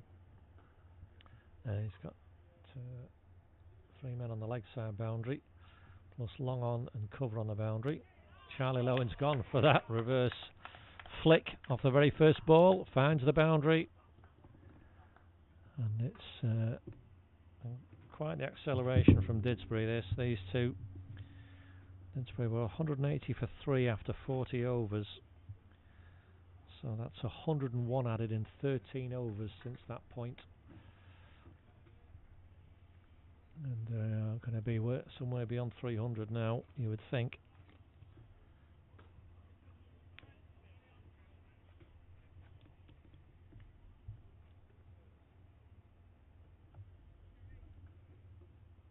Oh well.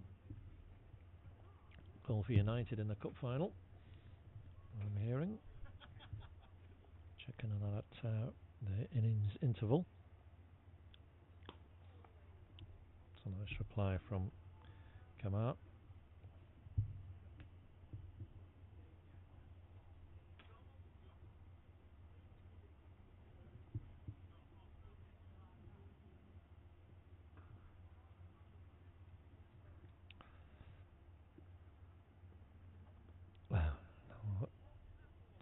David Tate shaking his head then vigorously. The ball down the leg side, but not a wide.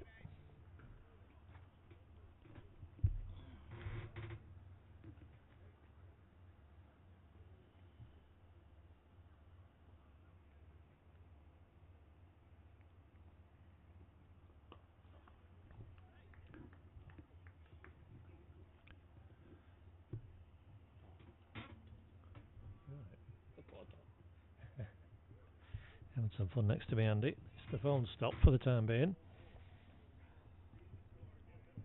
Rob Semi. 59 off 42. It's batted wonderfully well.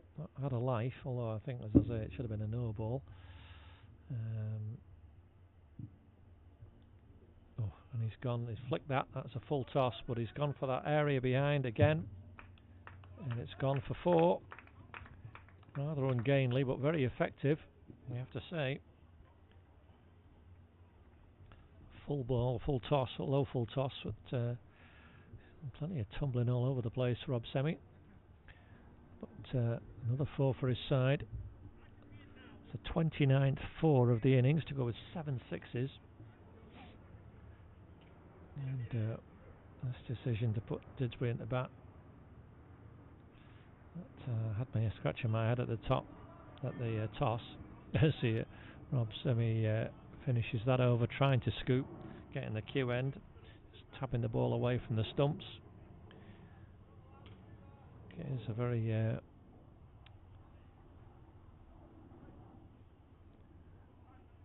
brave decision not to bat first.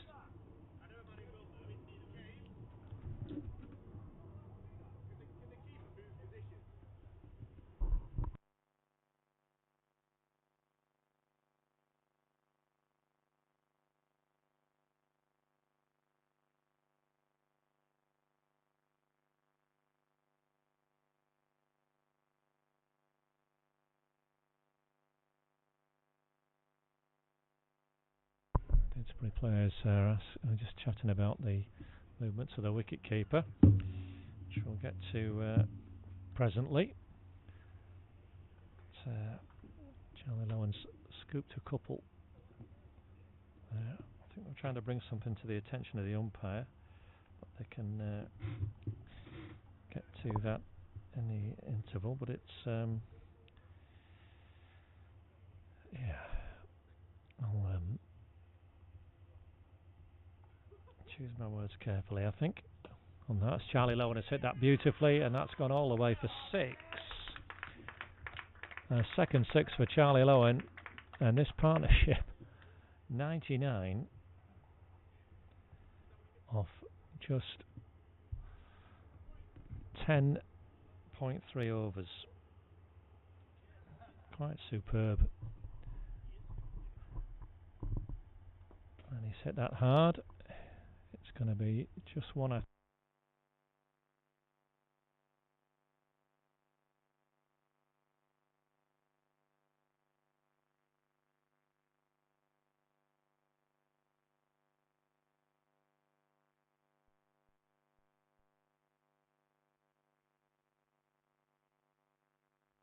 Just telling the team that 100 of 10.5 overs, 100 partnership, and that's a lovely hit from Rob Semi.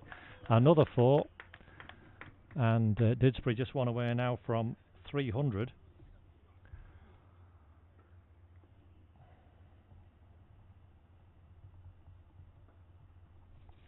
Two century partnerships in the same innings, which you don't see very often, and an absolutely magnificent display. And as I say, the decision Tom Evans made at the toss to bowl first is a brave one. It's a batting ground, Didsbury, and Semi has reverse swept that for 4 or 6. It's just going to go over for 4. It does, and the runs are absolutely flowing here. 17 off this of the 5 balls of this over. 300 is up. The partnership's 108, and that's his 10th 4. Rob Semi to go with 2 sixes. 31 4s in the innings. 8 sixes. A nice single to end a wonderful over for the home side.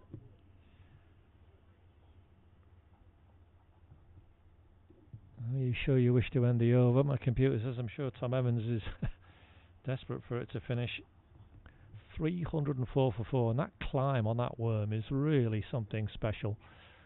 That 100 partnership in 10.3 overs. And again, it was looking a little in the balance. Didsbury lost 3 for 17 in a 4 over spell, but these two have taken complete control, and what a display. Raining boundaries. Tom Evans has gone for 70 off 11 overs. He went for 24 off 7, so he's gone for 47 off his last 4 overs, hasn't he? Which just goes to show the measure that the Didsbury batters have got. Kamar Hafiz, last over of the innings. Rob Semi, reverse scoop sweep, gone back over third man. Owen Price scuttling away after it again. He's tried so hard in the field for his side throughout, but it's in vain. It's another boundary.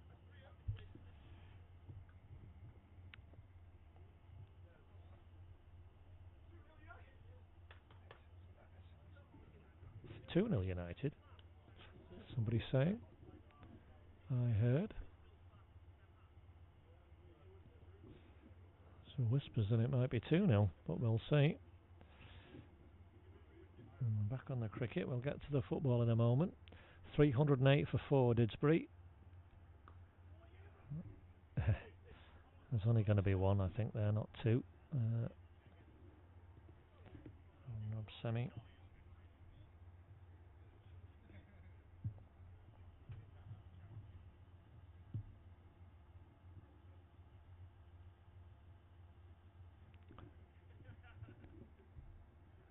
So the bedraggled Widnes fielders who've just been hit by an absolute avalanche of shots, runs. Well bowled Kamar Hafiz in this last over. I think that will be a leg by. It will.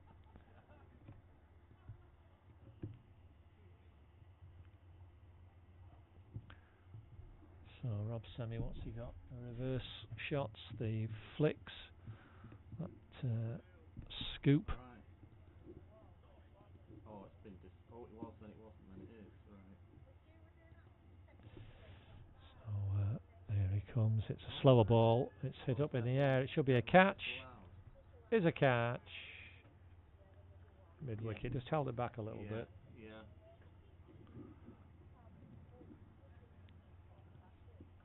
No celebration at all. Got disallowed. Disallowed. So Rob Semi is out. No. Sorry. It was Luke McCoy. Not sure exactly the catcher, but a brilliant innings from Rob Semi. 77 off 50. 2 sixes, 6 sixes, 10 fours, and an absolutely magnificent knock from Rob. Just went for one too many. He was caught on the deep mid-wicket boundary. Who was that? Luke McCoy. Yeah, it was Luke McCoy. Well caught by him. Made no mistake this time. That partnership 115.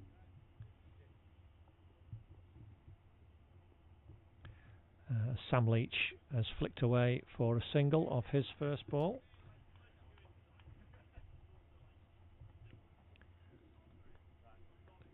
To bring Charlie Lowen on strike for the last ball of the innings. Now, again, technically, I'm not sure if we're out of time now, because it's 3:42. I don't know whether they've completed it. I wasn't sure whether they have to complete it. It'll be more in the first ball of the last over. I think they have to complete it within 3 hours 40. Nice hit from Charlie Lowen down the ground to finish the innings with a boundary. And a 50 for Charlie Lowen, the 4th batsman in the innings to reach 50. This one off 34 balls and his 5th 4. And that has been a magnificent Didsbury display. Total dominance. And 315 for 5 is the net result.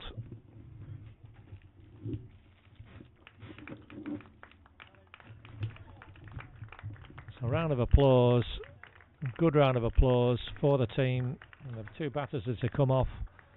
Charlie Lowen, as I say, the 4th Didsbury batter to reach 50 on this lovely afternoon now.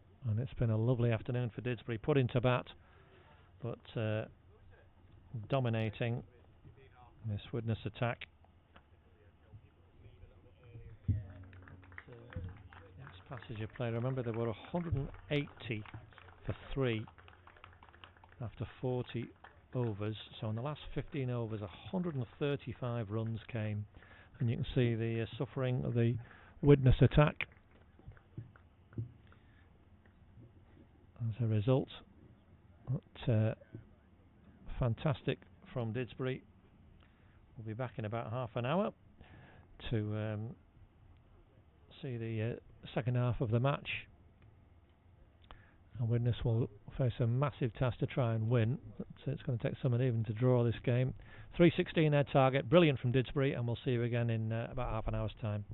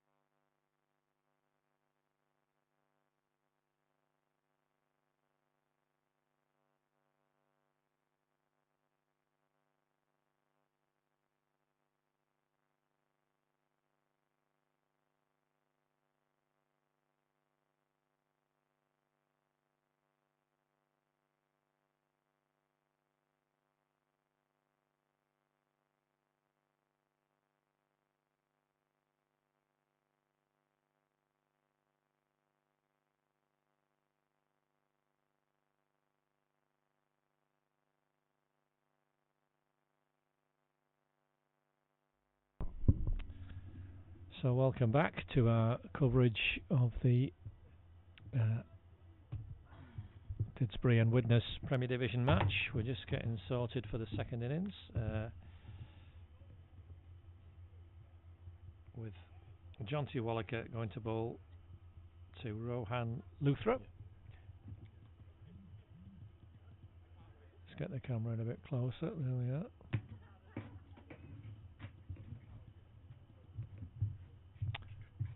Nearly there. We can see umpire Phil Thomas. Everybody just getting ready. So you can see the sight screen's being moved as the left arm over bowler. We're just over the top of the sight screen today. Fairly simple, fairly straight rather.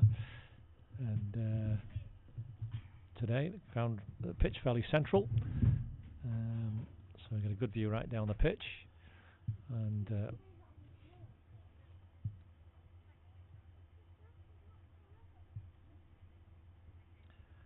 John T. Waller, who's been bowling well this last couple of weeks, got some real pace.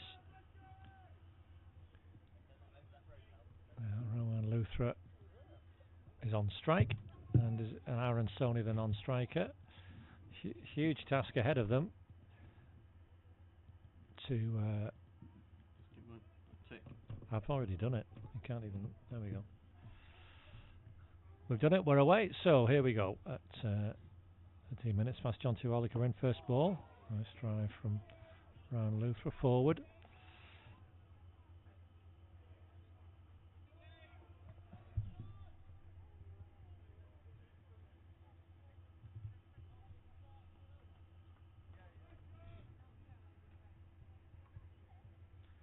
So this huge target for Widnes, 316 to win.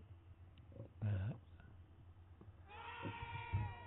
big shout, but looks leg side-ish from here, and indeed umpire Phil Thomas indicates that when it hit the pad it was sliding well down the leg side. So the Widnes account open, that leg by.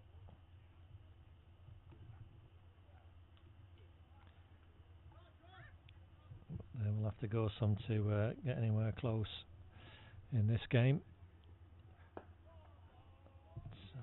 It's Aaron Sony. I saw him opening the bowling at reasonable first spell, but then a second spell of 3 overs he came back and only got taken to the cleaners. 36 runs coming off that 3 over spell in that period where Didsbury added 135 in the last 15 overs.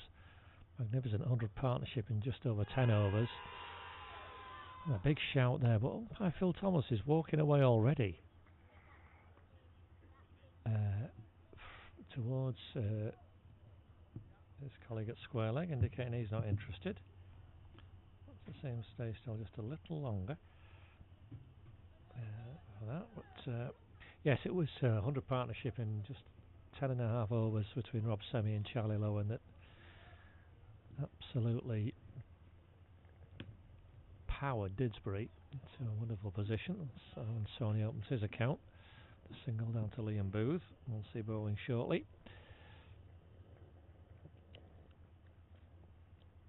After a good opening stand of 78 between Tim Hughes and Tom Haffel, who went on left-hander, gone on to make 73. As the second pair, he and Steve Green added exactly 100. Didsbury had 4 batsmen making 50. Oh, well, that's a quick ball. It's hit Luthra on the pad. But, good start from John T. Wallaker, as I say. He's been finding that that pace and the right areas as well. So Liam Booth will bowl the second over. Let's just get you there, Liam. There we are, the general. Marching up from the shadows at fine leg.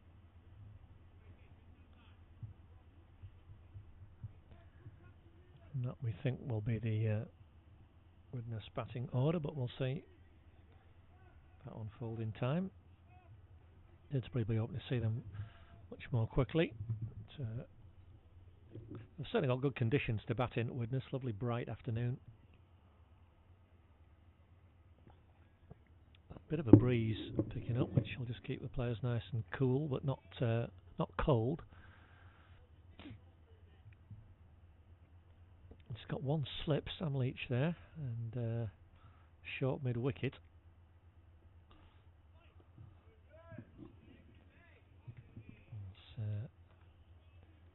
Aaron Sony just watches that one go by.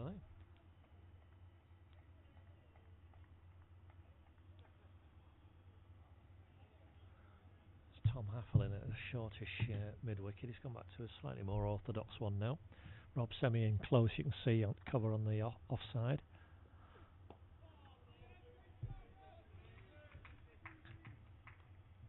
Then use it backward point. James Green at cover. Nick Anderson, the captain, at mid-off. Steve Green at mid-on. John T. Walker's down here at fine leg.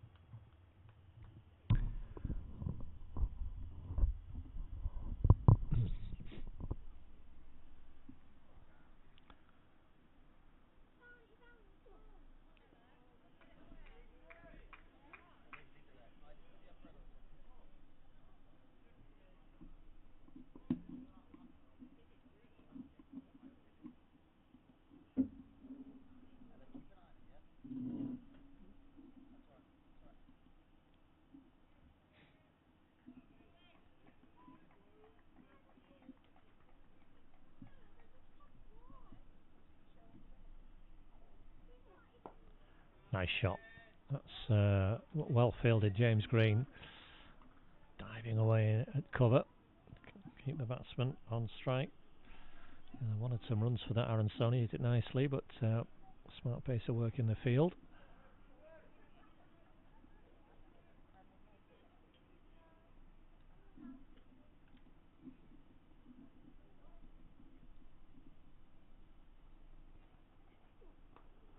That's flicked nicely, but again, Tom Haffel at that mid-wicket position.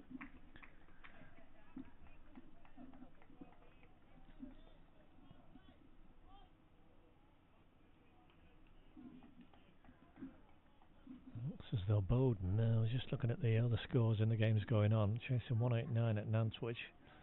I've had a bit of a disaster, 34 for 7.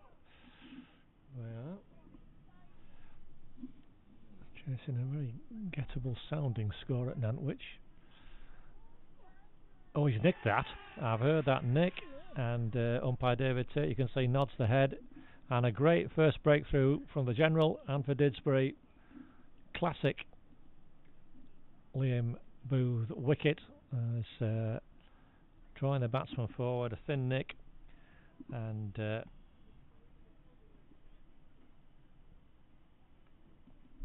that's the end of Aaron Sony. Let's put that on there because it was the end of the over 2. So a catch for Charlie Lowen. Reached his 50 with the last ball of the Didsbury innings. And a great first over from Liam Booth.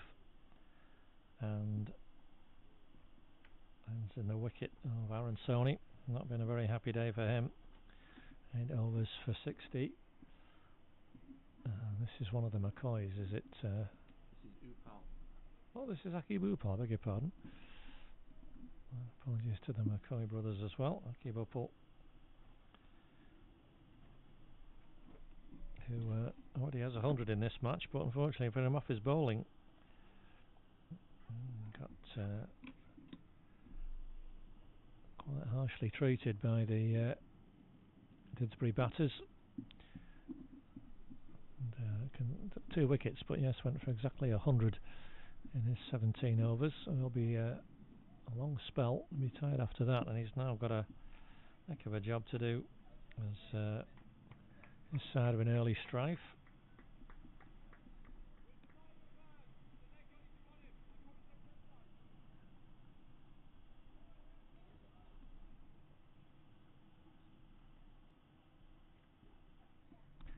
John T. Walker now to good first over it was, quick, and that's short, and Rowan Luther is going to open his account here with a bit of a, not exactly a classical manner. He pulled a short ball but off the top of the bat, but was alert enough to get a run, so he's off the mark.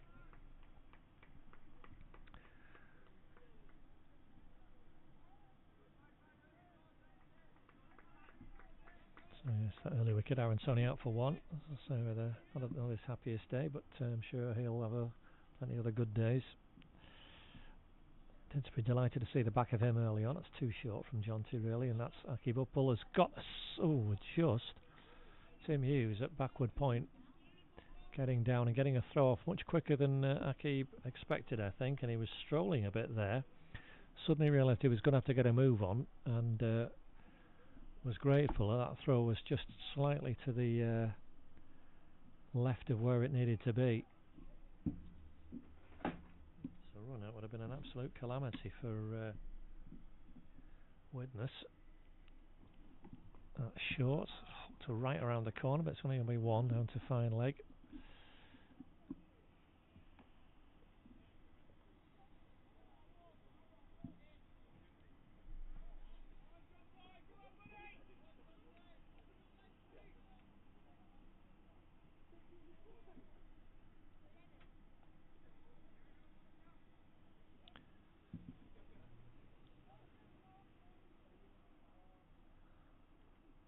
Oh, that's quick and nicely bowled, and okay,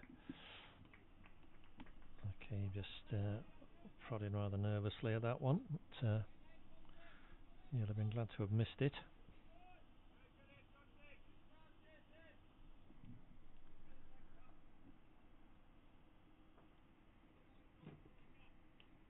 Bought a leg slipping now as well, as you can see, Didsbury.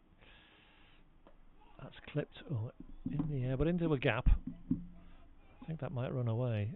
Is it? Oh no, James Green has got it about the outfield. Still not fully recovered from all the rain of the week, so a little slower than else. That was Ollie Chamberlain, beg your pardon. James on this side, Ollie Chamberlain, we may well see bowling in a short while. But, good chase from him. 2 for Aki Buppel.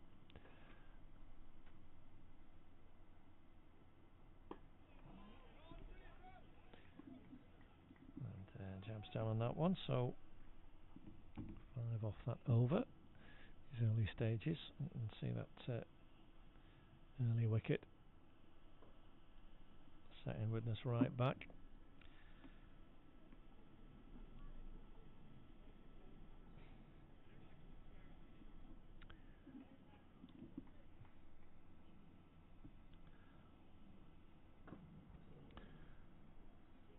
Liam Booth now have a ball at Rowan Luthra, and I doubt he will find it any easier than Aaron Sonny. Oops, Aaron Sonny.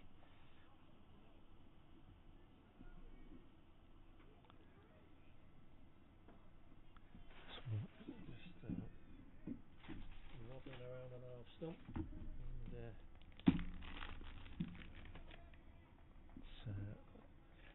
some bits there, mate. Yeah. All right. So, here's the general in for his second over. Nicely. Oh, he's driven. Well, I thought it was driven straight back, and I thought for one moment that was the most superb reflex catch, but it was straight into the ground. So, it certainly was a good stop.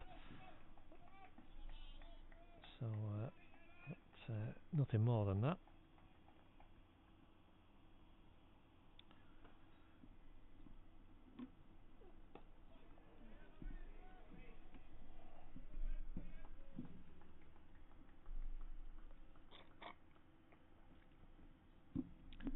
Lovely bright afternoon now.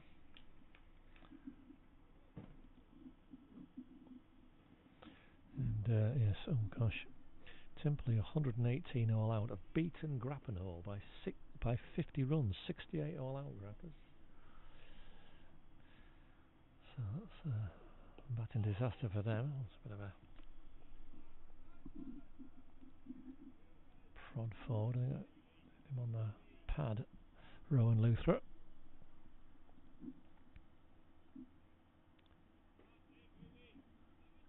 Off 205 for 8. That's a better total for them.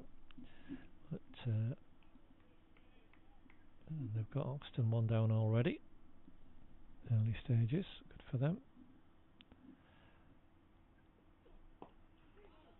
Again, nice full length, nicely behind it, Rowan Luthra, but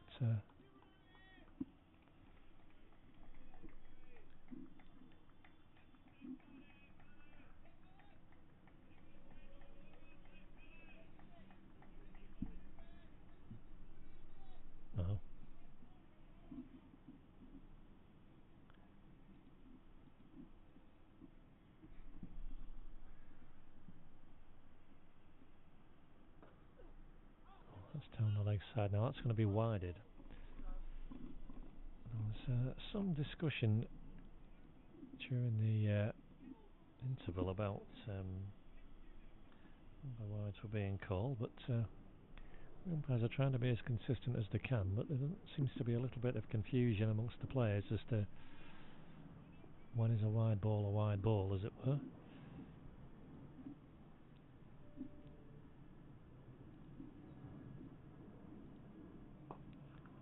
It's nicely driven, but straight into the ground. Then you can see Rob Semi at that short extra cover.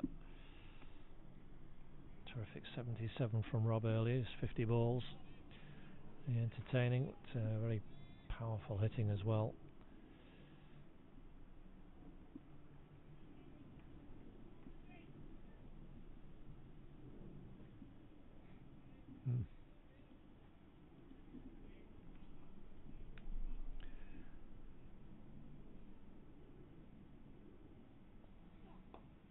That's nicely done, but Tim Hughes down smartly at backward point. So just a wide off that over. So still no runs off the bat of Liam's bowling.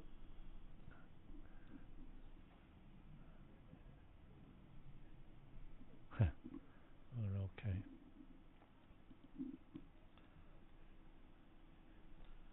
And it's tough going for Widnes at the moment. As a Didsbury perspective, you would hope it was.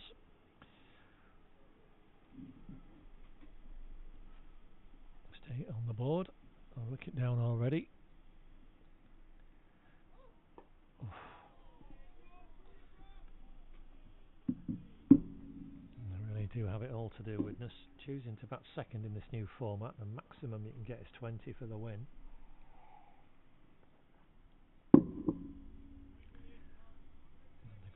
To put in a shift to get anything out of this with the bat now, having conceded so many runs. Again, another uncomfortable moment for Rakib Uppal, edging down into his pad. He's got that little cordon behind him, 2 slips. You can see there. Rob Semi and Sam Leach there, and Tom Haffel, I think that is at a leg slip position, or almost leg gully really. Actually, yeah, leg gully I'm going to call that. See him there with his arms out stretched, but it's a good position. That's off the pad, I think. But,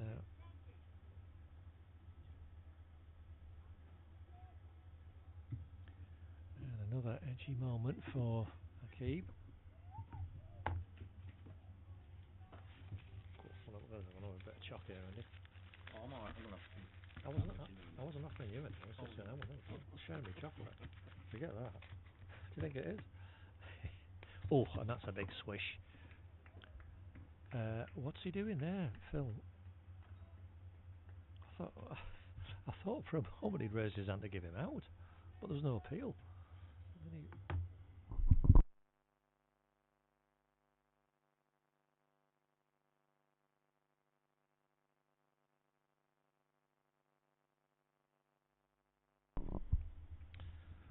So anyway, sun just behind a cloud temporarily. That's a better shot. Nice solid forward defence. Good bowling, John T. Wallaker, right on the spot.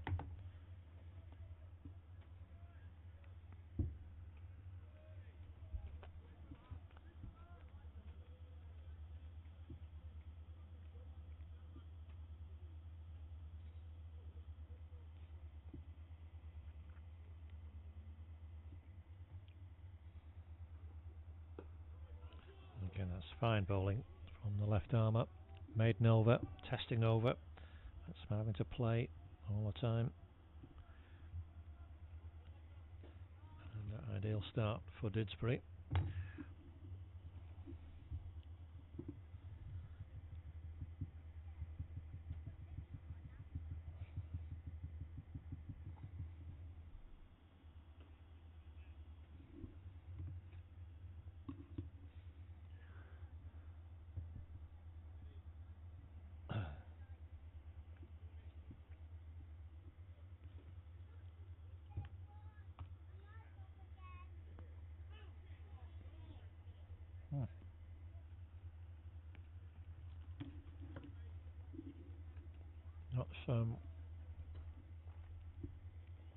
just a single in the end, so I was chewing some chocolate then.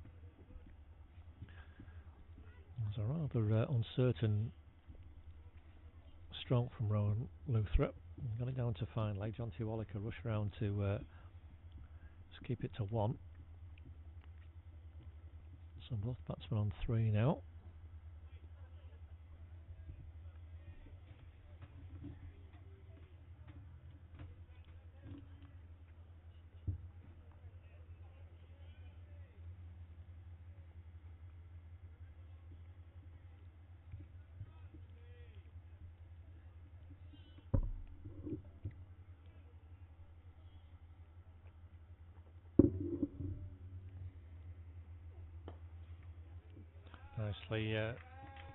Nicely driven that one by Aki Buppel. That's will make him feel a lot better. It was a full ball. It was there for the drive. He went for the shot, and right behind it, drove it as you saw, classical style. Past the Didsbury captain Nick Anderson at mid-off, way to his left, and that's the first boundary of the innings for Widnes, and a very stylish one too. Aki Buppel will feel a bit better about things with that one. Liam Booth will pitch it up still. He's looking for that nick, that edge. He's hammering that out again into the covers, but this time straight to James Green. Not quite as well timed, that shot.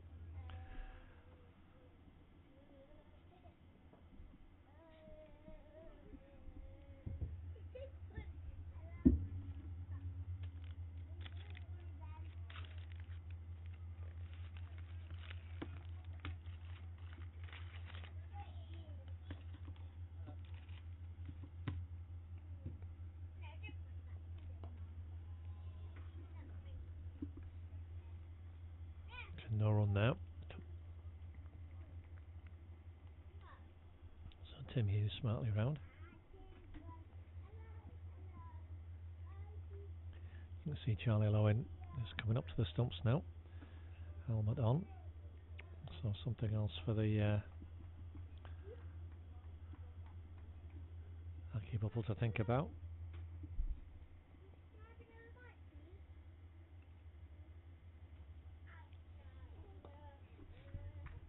He's well forward behind that one. So good best over of the innings for Widnes. That's not taken very much so after these initial 6 overs, 13 for 1.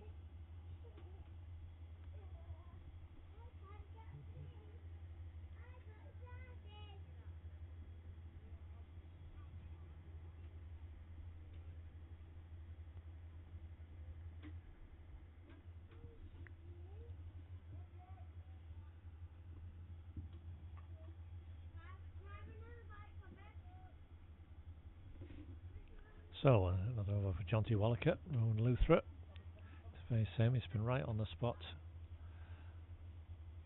John T. Wallaker asking plenty of questions.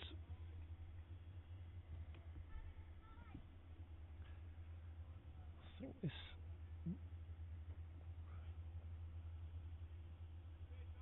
breeze is coming across the ground, so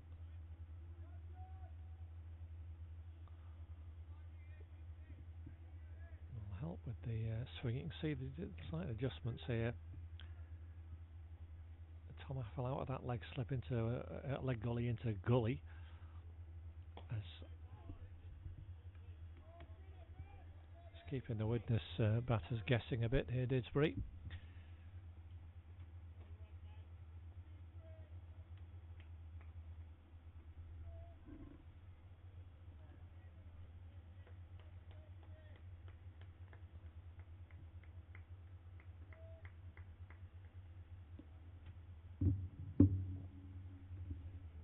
That's short, but Rowan Luther, I think that's more his kind of shot really. He's like a one-footed rather, one-leg pirouette hook, getting on top of the ball, and he's got it done enough on it, despite the best efforts of the Didsbury fielders chasing Ollie Chamberlain, Steve Green. Couldn't do enough to prevent it going over the boundaries. They didn't time it perfectly. Not a classical hook shot, but nonetheless an effective one. So Rowan Luther has his first boundary now. Both batsmen are identical, 7 off 15 with 1-4. He stuck out a Yorker nicely there as well, young man.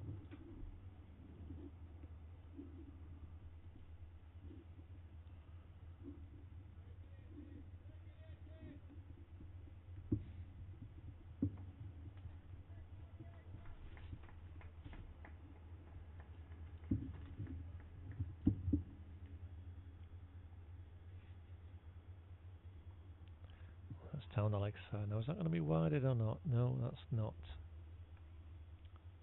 So, okay.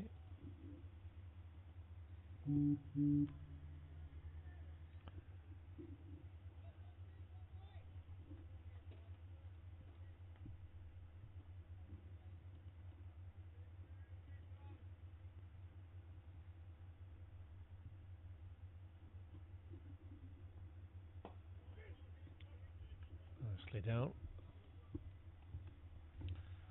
And well fielded John T. Wallaker, 4 off that over then. Widnes just settling down after the early loss of Aaron Sony.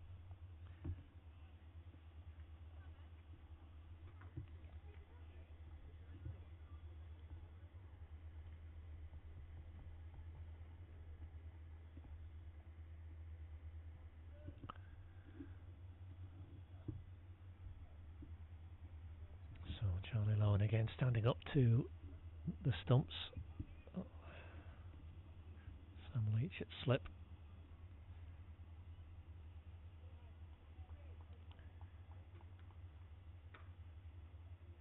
So Liam Boothbrook starts his 4th over. Full delivery. That's one equal to it.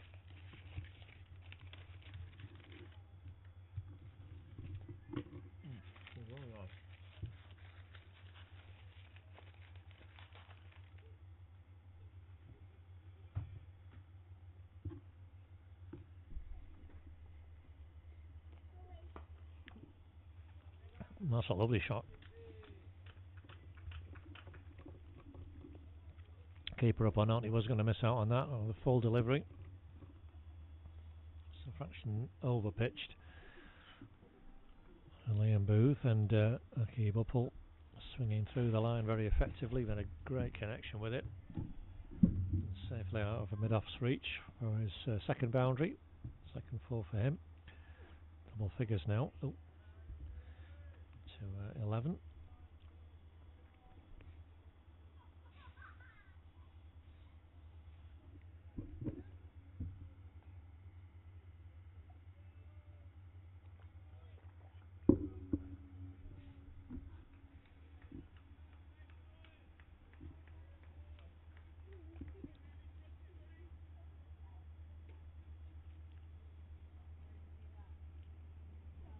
Oh, that's well taken down the leg side, but it's going to be wided again. Lovely one-handed take now from Charlie Lowen.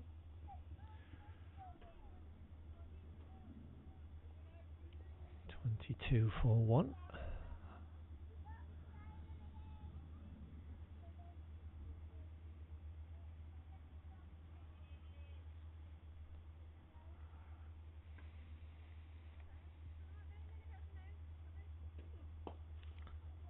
That's nicely hit, but well fielded Rob Semi. Quite as well timed as the 4 that started the over. Rob Semi though down smartly at short extra. Shortish extra cover. A little closer than normal. And prevented any run there. Frustration for the batsman.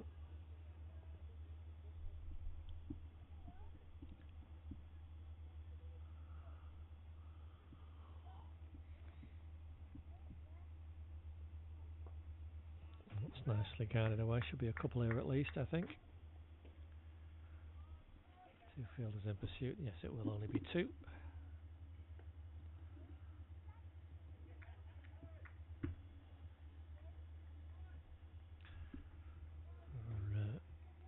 think it was threes in the Didsbury innings. They ran really well. Plenty of quick singles. And,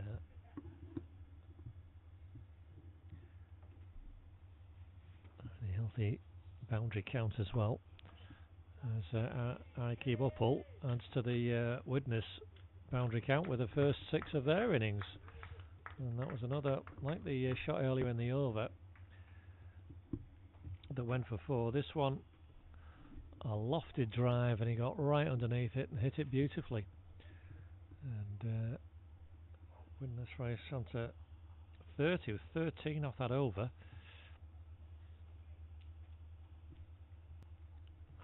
And Ike Buppel on to 19.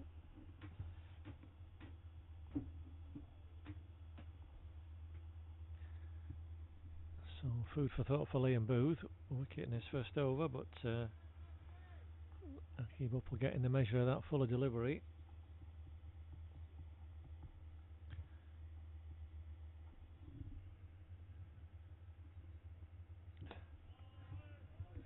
And we didn't enjoy the happiest day with the ball. He's certainly showing his class as a batsman too. Let's look at the Didsbury.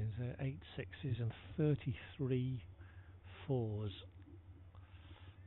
Which again is testament to the quality of the ground as well. The outfield's a little slower than it would ordinarily be because of the Ranger in the week. That's up in the air. Straightforward catch. Oh dear, Ryan Luthra, what have you done? Well, Didsbury will be very pleased with that. I think he stopped on the shot. It might have been a slight change of pace, but Steve Green will not take any easier catches in his season, I don't think. Chipped straight to him a bit on, almost like catching practice. And after that, well, that stroke play from Ike Buppel in the previous over, Ryan Luthra. There's the second Widnes wicket to depart. This made 7. It's the 1-4, and Steve Green the catcher. So Luke McCoy is coming out to replace him. So a wicket now for Jonty Wallaker as well. He's deserved that. And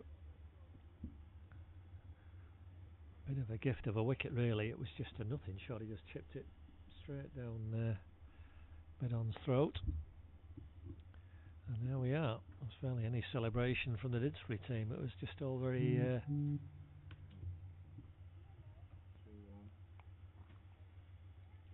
ordinary.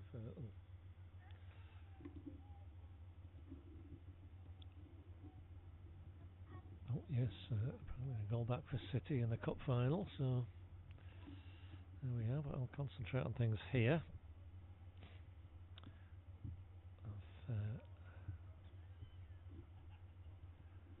Luke McCoy, a very talented player, but a lot of work to do. Huge target. Jonty Wallaker in on first ball. That's a quick delivery, and he just was groping there. Luke McCoy didn't move his feet, stabbed at the ball. Fortunate not to get an edge to that.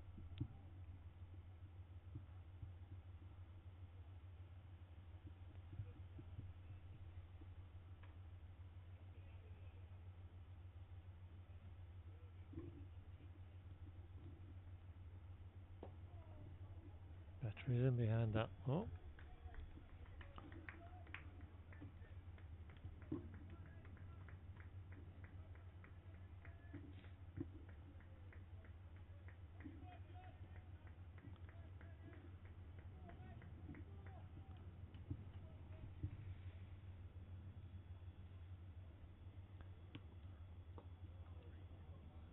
Oh, goodness me.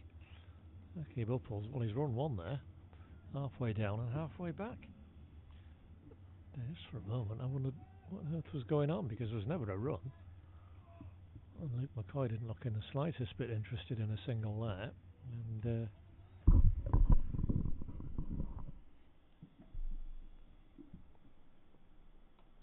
it's in the air, but perfectly safe into a big gap over mid-wicket, and 4 runs for Luke McCoy to finish that 9th over. So good over for Didsbury with that wicket. It ends as a good over for Widnes with that boundary. And Luke McCoy away. But 34 for 2 off 9. It's an excellent start by the hosts.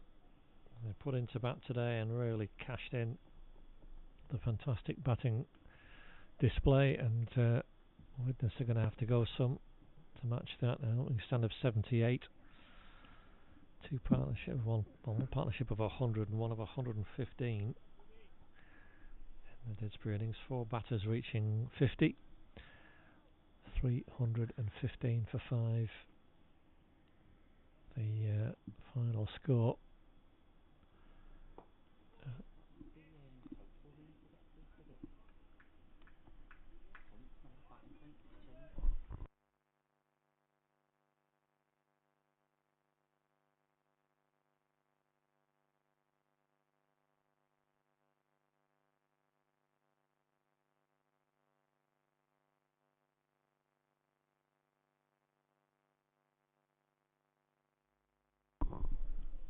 Can we just sorry, correction, asking up, we're just defending out here.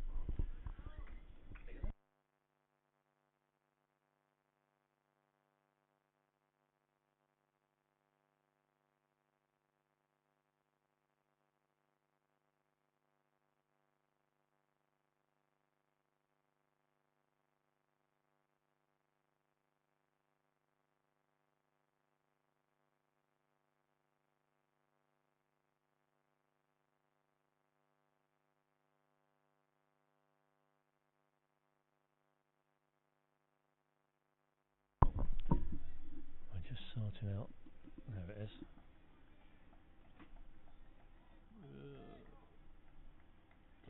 Thank you very much. Right.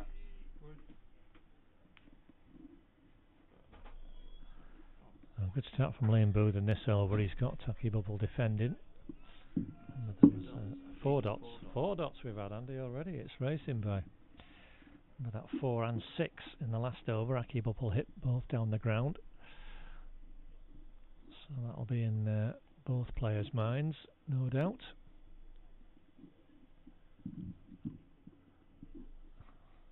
Game of cat and mouse. Liam Booth keeping it pitched up. Charlie Lowen standing up, slipping. Rob Semi a little shorter than the classical extra cover, and Steve Green at mid-wicket. As we've no mid-off at all now. Man at long off, Tom Haffel, but no, Nick Anderson's come across to mid-on, so there's one down the ground if he wants it. But there's no, he's trying to get that back behind point, Aki Bubble, but frustrated, and that's a decent response for Liam Booth, the maiden.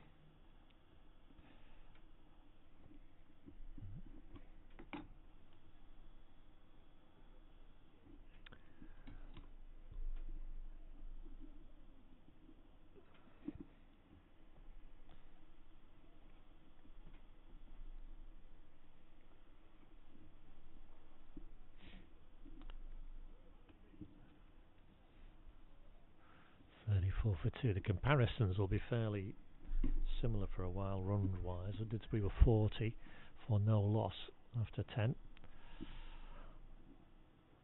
So, Jonty Wallaker in again to Luke McCoy. Got away with that a bit, Jonty. It was a full toss, but Luke could only stab it out to mid-off. But it was that last 15 overs that really is where it'll really start to show, because Didsbury absolutely rocketed. That's a lovely shot from Luke McCoy.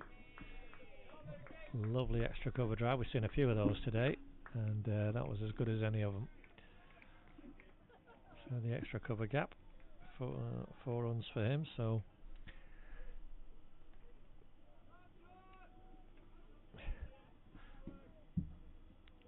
8 not out with 2 4s, Luke McCoy, and a little bit how he plays, but that was a lovely shot.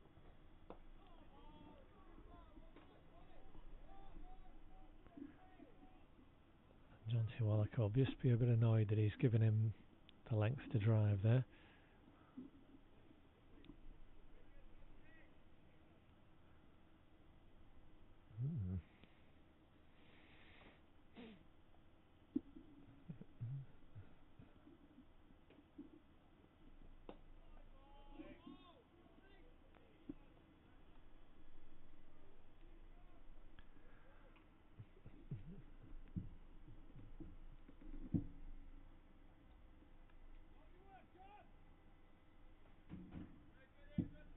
Lovely warm now, not so very bright. Probably be with us for quite some time. Oh, that's a full toss, and caught everybody by surprise. He was obviously trying for the Yorker. John T. Wallaker came out a little wrong.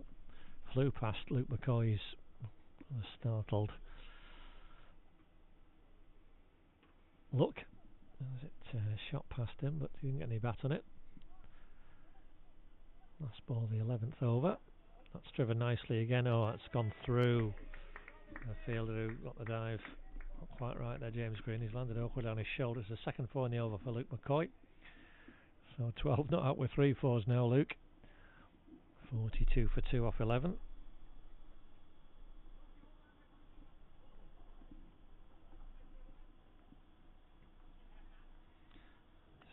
James Green's been given the word to bowl the next over from that end. We'll see. Liam Booth is going to continue. 1 for 19 from his 5 overs.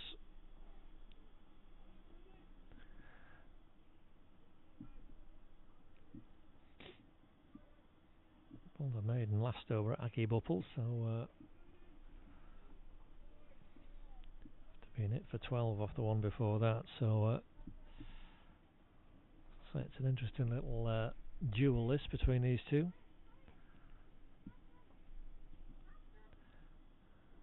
Oh, he's bowled him.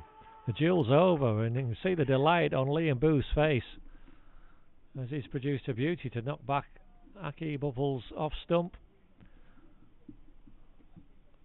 I think that's just nipped past the outside edge. I can't believe it's gone through the gate.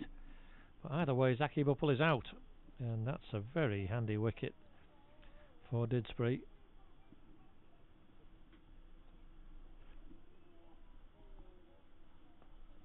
He departs for 19. Lovely 6 and 2 4s.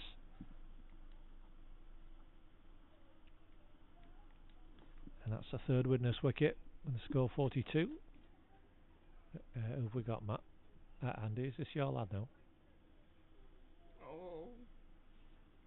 Sorry. Yes. Oh. Yes. Yeah, it is. It's son of my scoring colleague Andy. Matt Burns out a little earlier than he would have liked. Andy just keeping an eye on the closing stages of the cup final.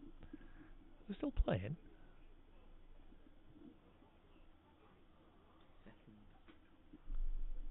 Goodness me.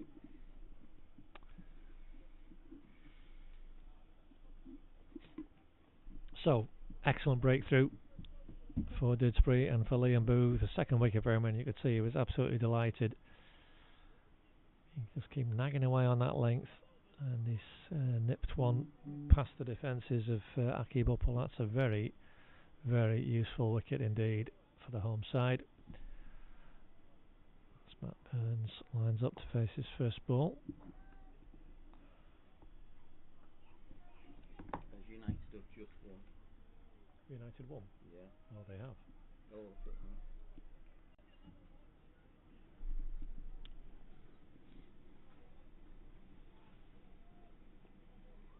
That's a turn up.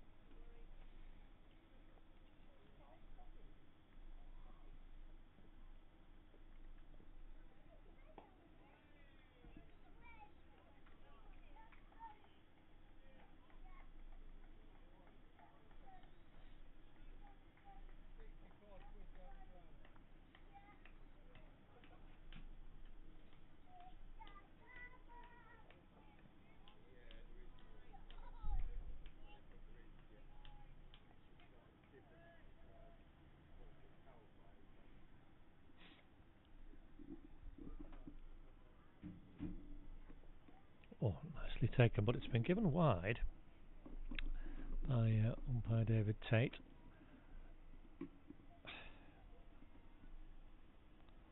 So another one on the total, 43 for 3.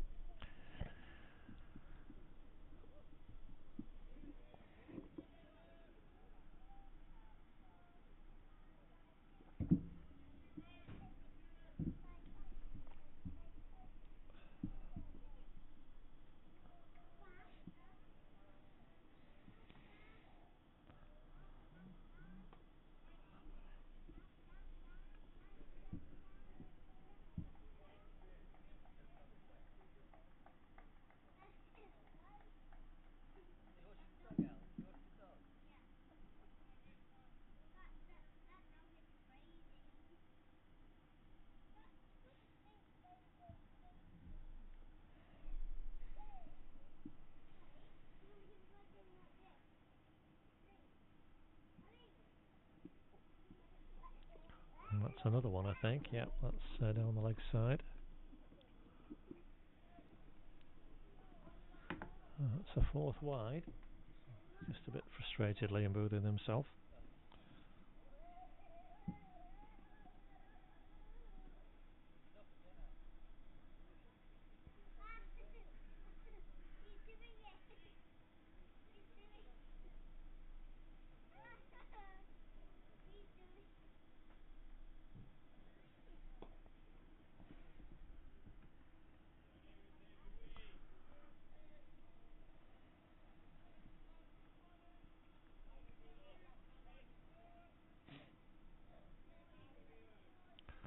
It's gone on a little while this over with the wicket and then the 2 wides.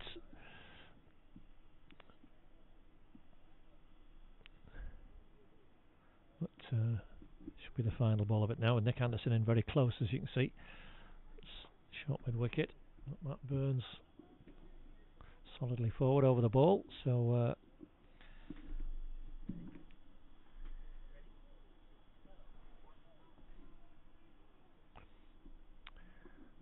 that 3rd wicket has really tilted the balance Didsbury's way now. 44 for 3. Widnes, as James Green is going to replace John T. Wallaker.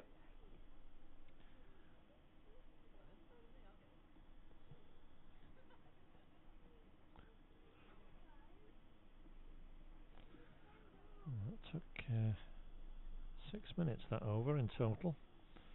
So with the for the wicket, the bats coming out, and then the wides. But yeah, Didsbury having got such a fantastic score, in a really great position now with 3 wickets in the first 12 overs, and that's a beautiful start from James Green. Right time over, a different test for Luke McCoy, and he was fencing at that.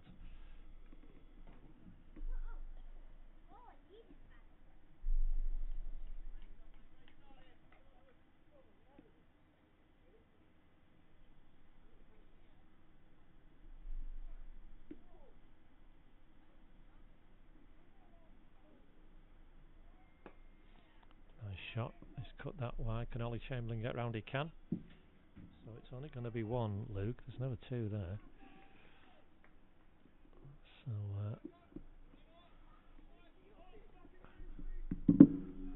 1 run for Luke McCoy. So Matt Burns now to have his first ball from James Green.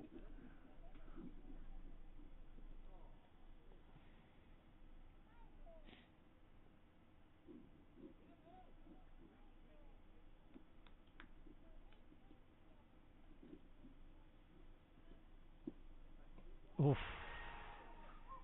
Quick delivery again. Matt Burns was a bit late jabbing down on it, but he got something on it. I think he got some bat on it, did he?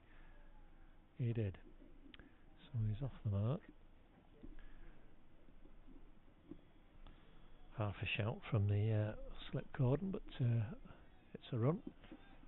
So there's a good start this from James Green.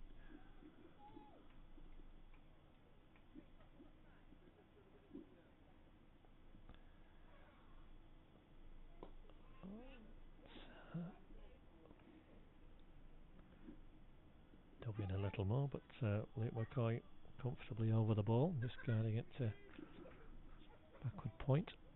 No run.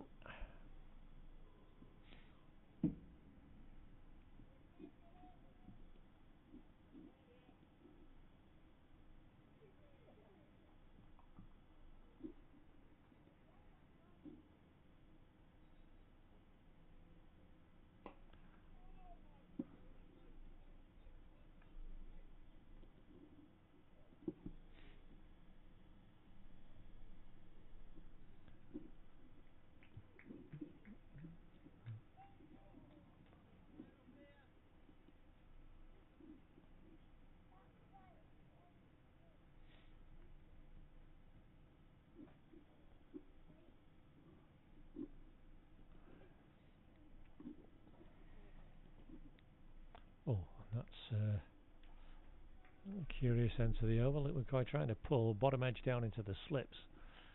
Not sure whether he misread the pace or whatever the delivery, but he survives. Anyway, 2 off the over. A good over from James Green to start with. 46 for 3 off 13. Widnes, so having opted to chase today. Didsbury in, and 315 for 5 was absolutely not what they were expecting to, or wanting to see on the scoreboard. But, that's what it reads, and they have it all to do.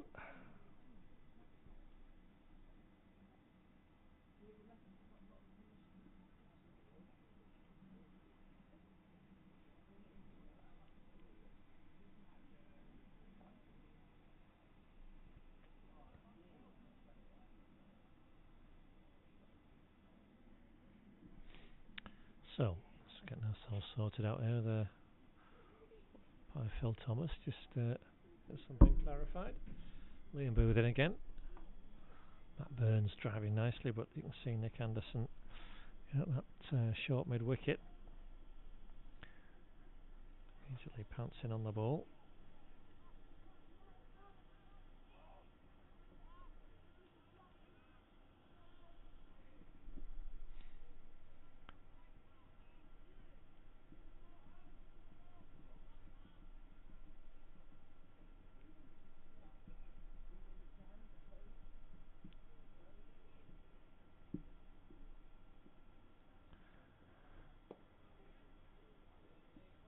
Nicely pushed out into that offside from Matt Burns. He's going to get a couple. Just, timed that nicely.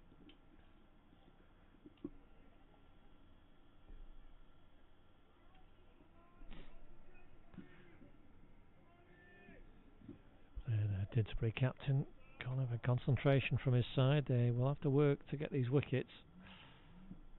And they'll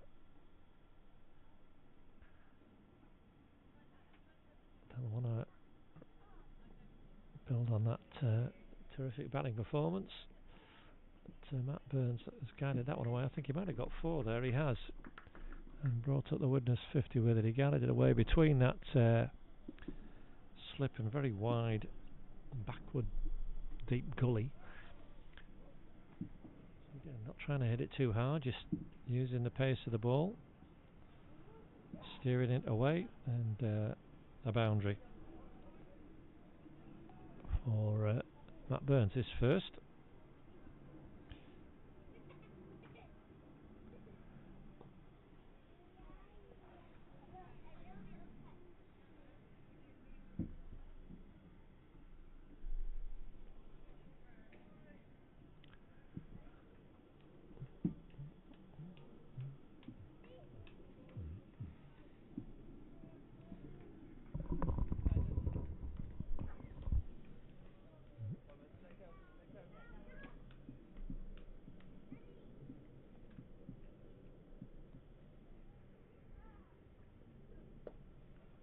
Nicely driven again, but Tom Haffel there at mid-off.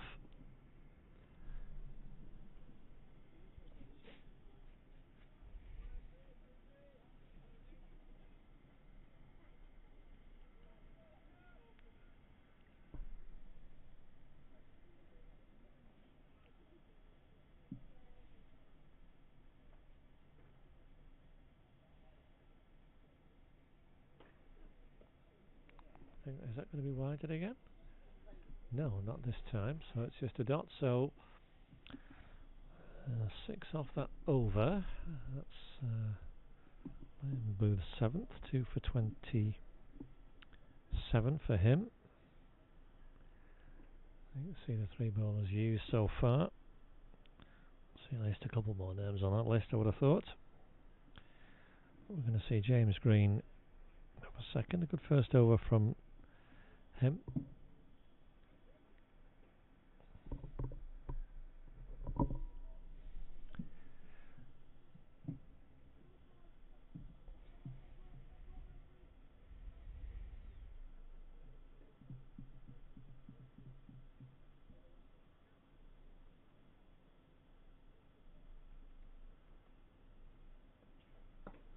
Very full from James Green. Luke McCoy watching it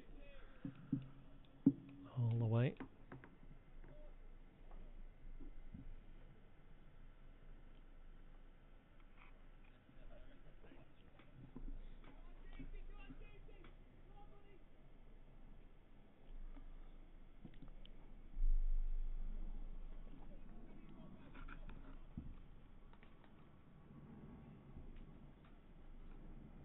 Perhaps I've got warm in that sun there. As Luke McCoy guides the ball away, travelling quickly down to the third man in the shadows. I think it's gone. Yes, it has. That's a nice, delicate little dab away. 4th boundary for Luke McCoy.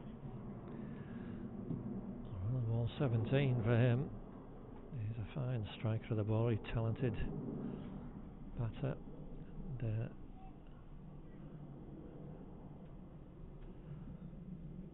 has made a good start here.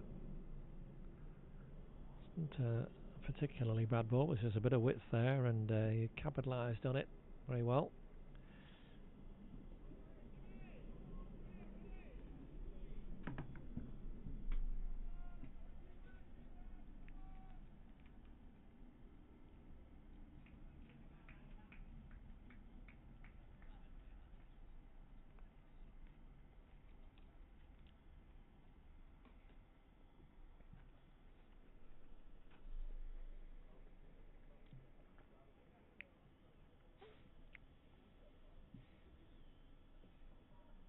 Oof. Now that was a funny one. You can see what Luke McCoy was thinking he might do, but he, the very last moment, seemed to pull out of the shot.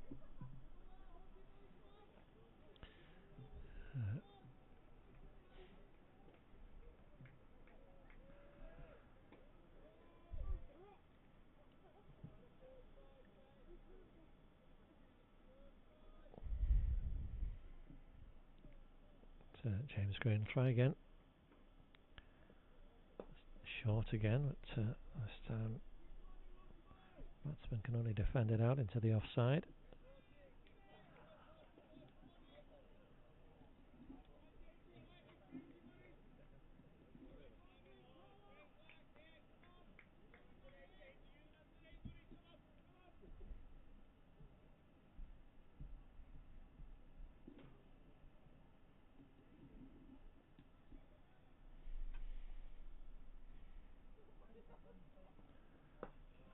Nicely done, nicely hit though. Well, Luke McCoy's only move 1 this time. It's only Chamberlain doing the work on that cover boundary. So he's pinched the ball in as Luke. We'll have his first look at Liam Booth in a moment.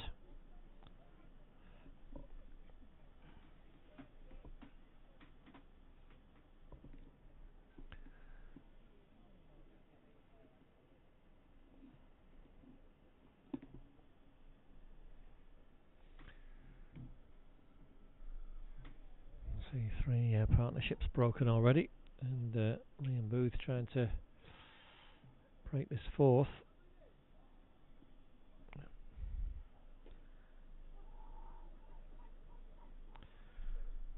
Here's first ball at Luke McCoy. First ball at Luke McCoy today, certainly.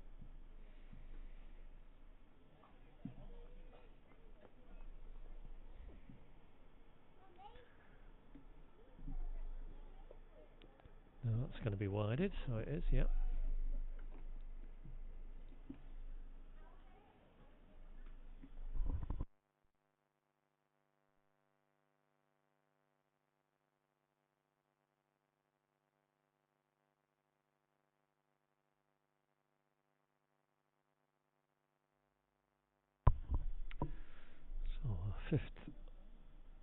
wide of the innings. Man back either side, but that's gone down. I think it might have just bounced in front of Sam Leach, actually. It's a single for Luke McCoy, but it flew off the edge. I think it just bounced in front, yeah, by the look of the fielder and the wicket keeper. It's one of those just a little short, but plenty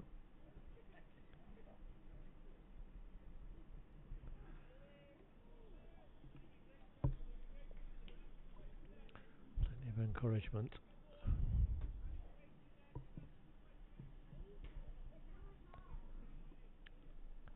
For Liam Booth finding the edge of the bat there.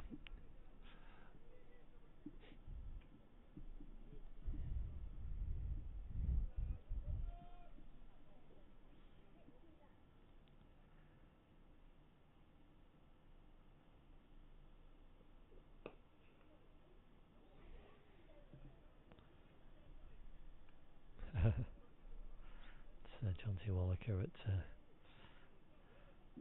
the covers there.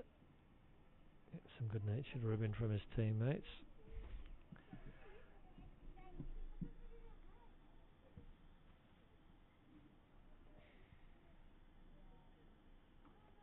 Only James Green back on the boundaries down here at fine leg. Everybody else up in that fielding circle. Didsbury searching for these wickets. It's nicely driven by Matt Burns. He's found the gap between cover and mid-off, and I think looks like Tom Haffle's given that up. He has. So another nicely placed shot. Matt Burns at the double figures with his second 4.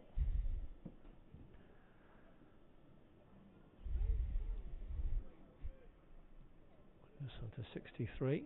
Still 253, my computer says, away. A long, long way to go. But they still won't be thinking about that just yet. They'll just want to get through to drinks and have a look. Matt Burns covering up there nicely.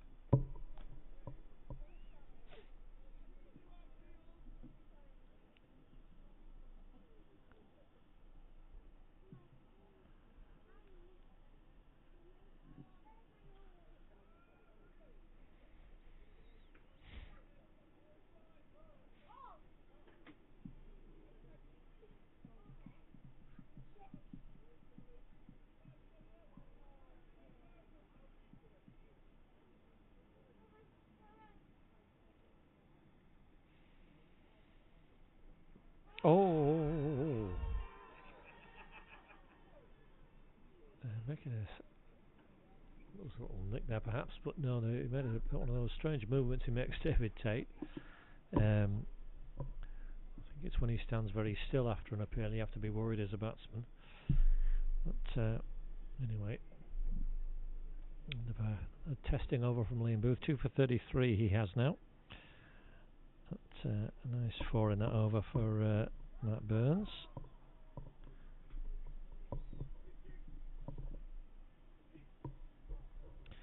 So just over an hour gone in this innings, so reasonable over rate from Didsbury. Just under 16 overs in that first hour. The quicks on.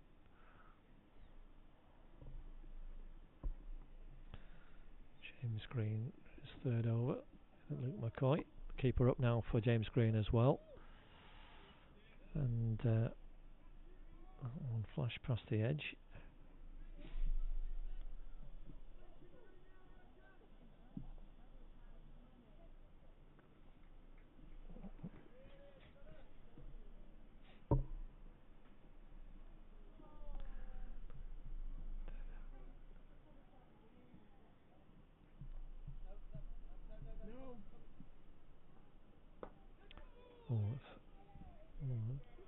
It's moving an hour in, but it was all along the ground really. It's on to Ollie Chamberlain on the cover boundary, a single. Let's try that again. Put it down as a dot, it was a 1. So there we are, 64 is the right score. It's better. So Charlie Lowen going back now So more orthodox, keeping position for a quick bowler like James is.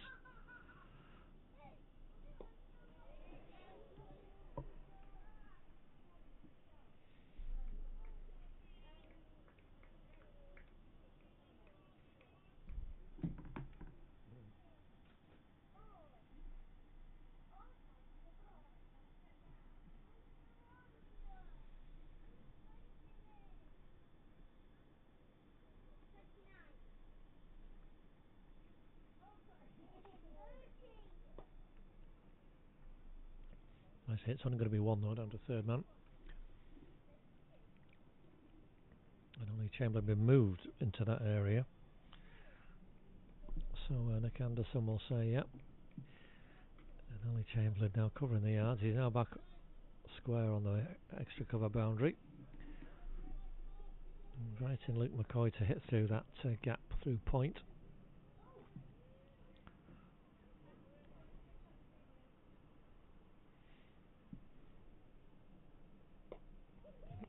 Which he's nearly done, but it's straight to Tim Hughes, backward point, so no run there, and the pressure continues. James Green getting some good pace going here. Tidy stuff, testing stuff.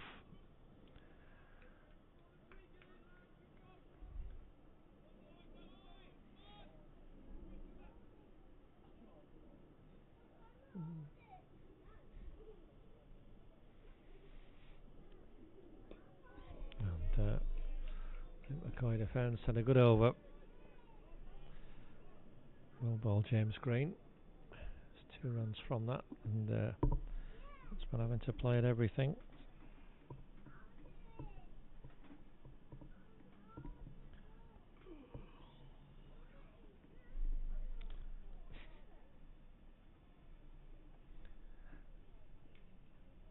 We're going to see a change of bowling. Steve Green is going to come on, so we're going to have some spin for the Widnes batsman to contend with. Excellent 58 earlier Steve made, putting 100 on with Tom Harfield for that second wicket. And that was the establishing of that really strong platform that always a slight wobble. Didsbury built on spectacularly. 135 coming off those last 15 overs. Rob Semi and Charlie Lowen hitting some glorious shots as the ball went all over the ground. Out of it on more than one occasion. But Steve Green with a job to do now with the ball in hand. Left arm spin round the wicket. I went to Matt Burns, who is carefully forward. Weight's drifted away over 6.5 now. This massive target of 316. That's short. Ooh. Lost his bearings there, Matt Burns, and James Green's in it short, fine leg as well. So any kind of top edge shot will be in business. Potentially, anyway. Slip in. See Sam Leach there. Mid off. Mid on's very deep, right back on the fielding circle. As is mid off. Mid wicket's in.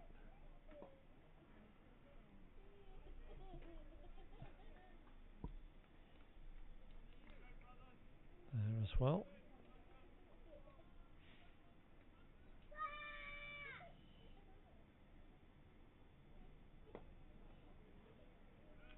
It's driven all the way out to mid off there. Liam Booth doing the fielding.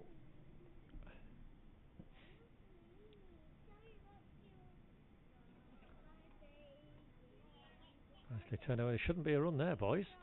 Oh, there is. Somehow. Must have this all travelled a little further, because that was almost straight to James Green. But anyway, Matt Burns has pinched a run, kept the bowling. His dad's taught him well here.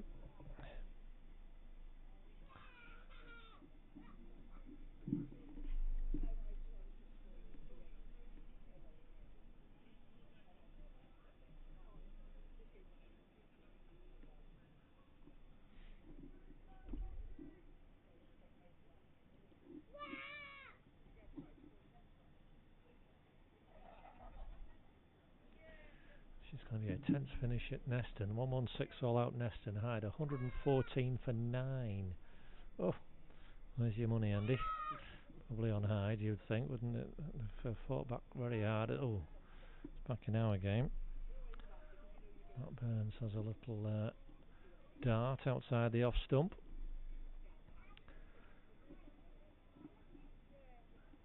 They were in a real mess, Hyde, but they've fought back. Cole Turner, 42 out of 90. Wow. So that will be a real finish. Now he's doing his best to get a nick here.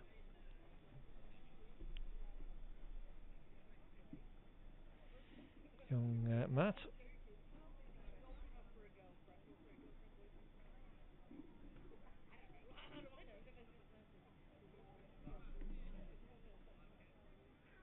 Oi.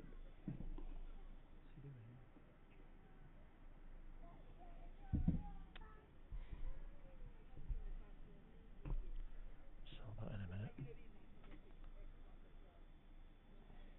Oh, that's a beauty. That is a beauty. Matt Burns beaten there, twitched at it, nearly nicked it.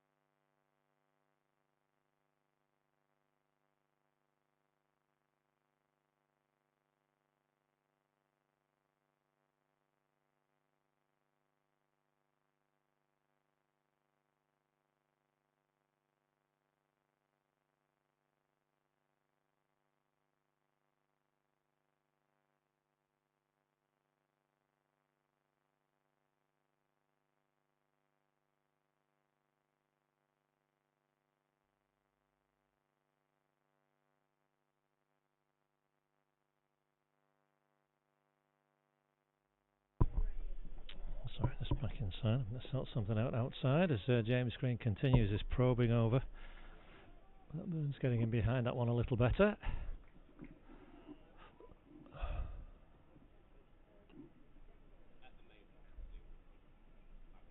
I'd have won it by 1 wicket. Yep, 19 for 9, an almighty struggle. But they've got there, so they'll be out on, well, assuming Nantwich beat Bowden, as I think they will.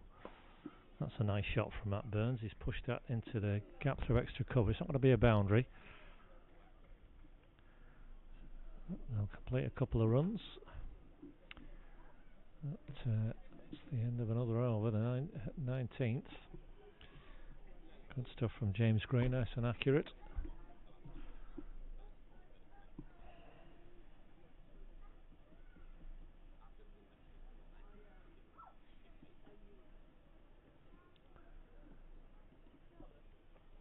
So the Green brothers sharing this attack now.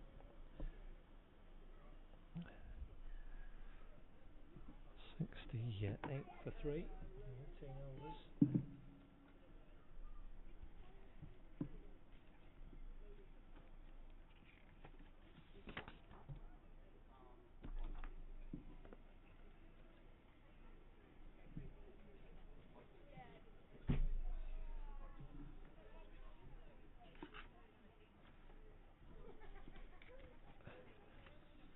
Good tidy stuff. There's a big appeal for LBW, but that movement from David indicates he's not going to give that. Not impressed. The appeal. McCoy is going to have to be careful here. He'll be desperate to give the ball a good thump, I would have thought. But has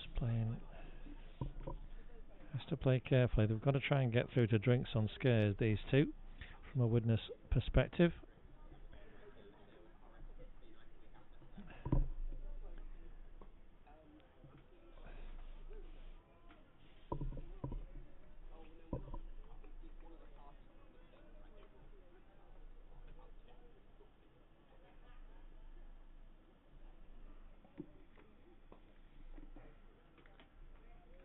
Field and Rob Semi at the covers.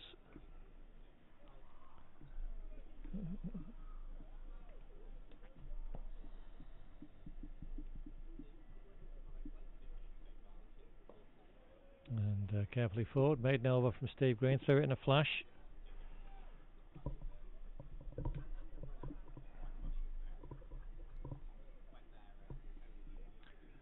So 20 overs gone. Widnes 68 for 3, Didsbury 85 for 1 at this stage.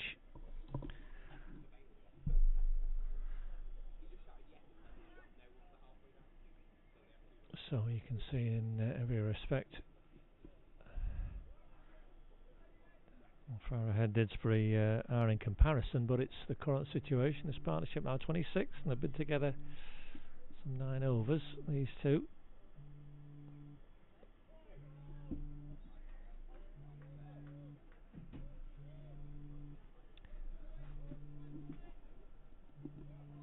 As James Burns resumes battle with Matt Burns, James Green rather.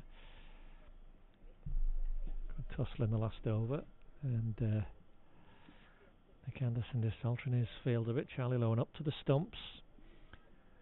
2 slips, backward point, a very straight cover, extra cover, mid-off. So it's going to have to be a good line here from James Green, and it is. But somehow with all those fielders on the side, Matt Burns guides it away for a nice easy single. Not supposed to happen.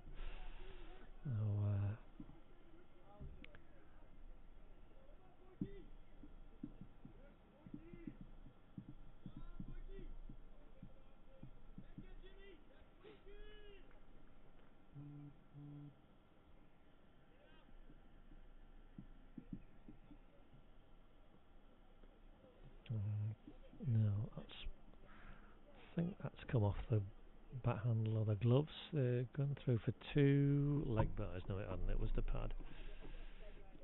But, it's 2 on the total. That's the main thing from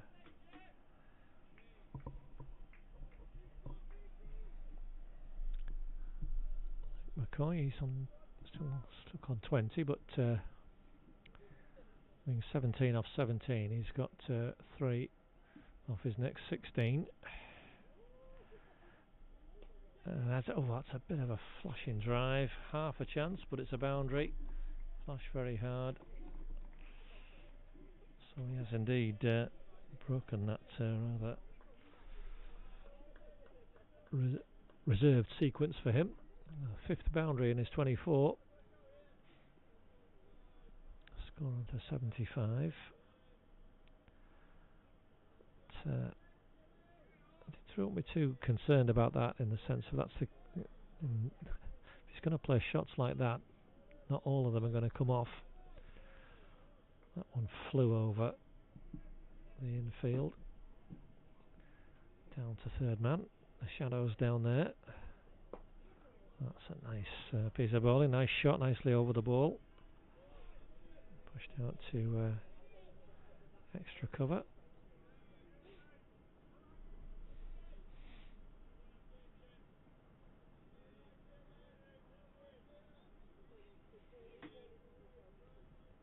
See our ladies captains down there. I'll see Rosh, Zoe. Games tomorrow, I think, for them.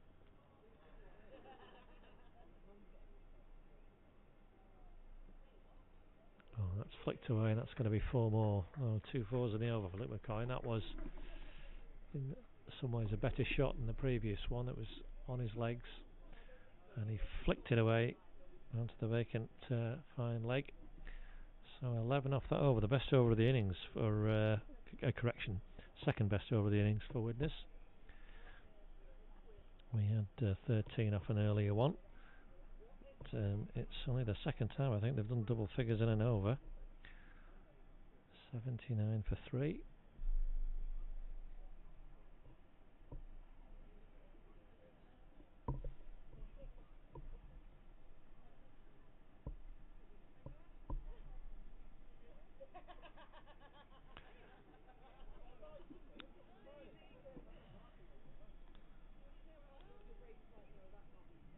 So that's a catch. Oh, that's dropped. Oh, now that was an easy one for Sam Leach, and you can see him there, frustrated, beats the ground. Oh dear. That was right what he's there for, and that's a mistake. You see Sam Leach still disgusted, kicking the ground in disgust as Matt Burns survives. He should have been on his way back, and now he's pinched a run as well. So, hello James. A sloppy piece of fielding, first one really in this Didsbury innings, but could be costly that. So Luke McCoy pinches a single as well.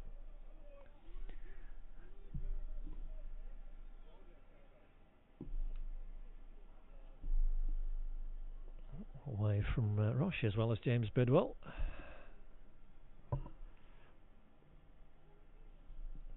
Yeah, it's just a regulation catch out, wasn't it? But in and out. We saw one of those dropped late on in the Widnes innings. Not in the slips, but out in the outfield where it's straight to Ryan Luther at square leg. Well, I think it should have been a no ball really. And he just went straight in, straight out, just like that one. A different position. Loop down. That's a nice hit from Matt Burns. He's gone for 6. Yes, that has gone for 6. Umpire David Tate signals that correctly. Just over the boundary, but it only has to be just over the boundary to be 6. He read it well, Matt Burns, and having had a life, he's already profited by 7 runs. And 8 off that over is the result.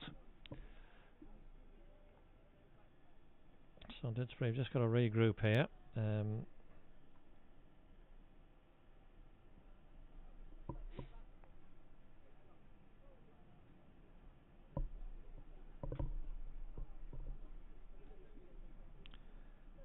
So 19 off the last 2 overs and a drop catch. Yes, it is. Liam Booth has changed ends. Thanks, Andy. So James Green's 5 overs for 20. Decent spell, but it's to the boundary twice in the last over. So Didsbury just changing it up a little with Liam Booth switching ends. 8 overs from the Fletcher Mossam, where he normally bowls from. Don't see him very often coming from the Parswood end, the general, but he's going to switch it round. And Didsbury have just spread the field a bit here. Third man, fine leg, backward point, keeper up but no slip. Liam Booth is just going to come in and test Luke McCoy with some nagging line and length. It's not the same pace as James Green, but it'll be there or thereabouts. Didsbury just shuffling their options here, trying to get a breakthrough.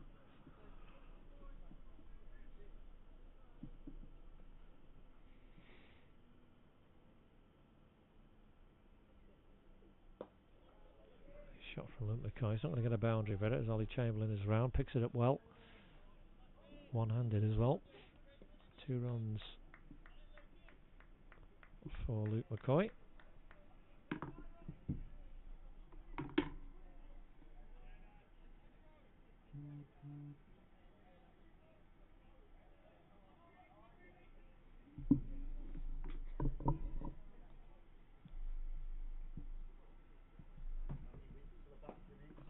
Again, same shot. Could be the same result. Oh no, it's just going to be one this time. He's nice and quickly.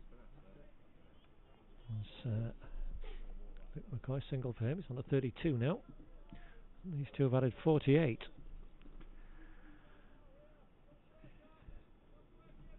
Just over 11 overs. Good battling performance and some nice shots. I say, an escape for Matt Burns in the last over. He was really profited with that 6 off the final ball. He's got another run there.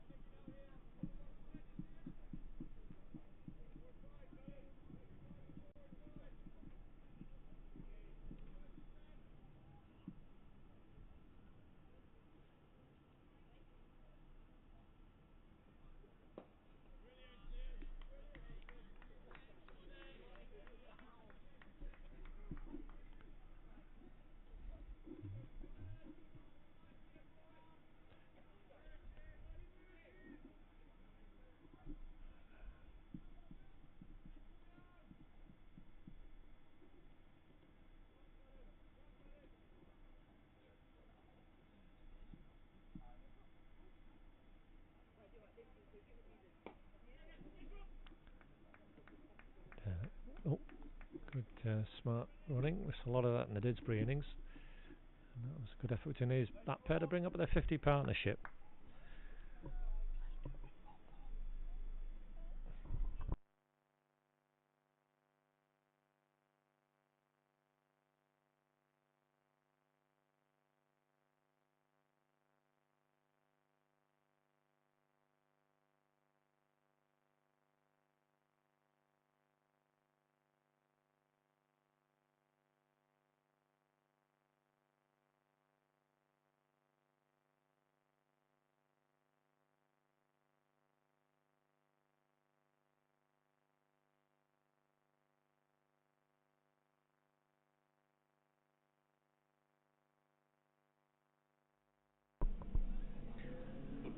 I'm back with Steve Green, half shout for all day, but no real interest from anybody in that. 92 for 3. These two just, as I say, added 50 now. Single off the last ball of the previous over. Well, they look a little, but they played some shots and some good running between the wickets as well, so good even contest now. Didsbury were 93 for 1 at this same stage, so you can see how different it is. That's gone all the way down to mid-on. You can see Nick Anderson coming across there, but always going to be 1.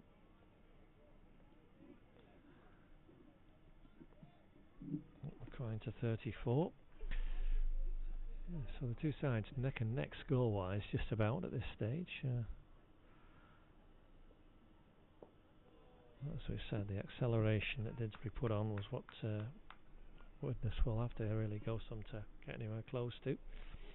They're giving themselves every chance though. We've got drinks at 28, and as we've said, these two needed to get to that part of the game still together really, so they can have a look at things. But Didsbury be doing everything they can for this breakthrough. Nicely clipped by Matt Burns. Going to get a double, yeah.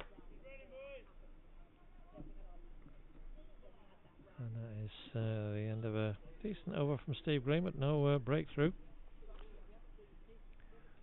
Well, now you can see the Scott's neck and neck, as the worm indicates. See how it goes. They're only 5 down, I think, anyway. Yeah. I wouldn't trust Lewis to pass his laces.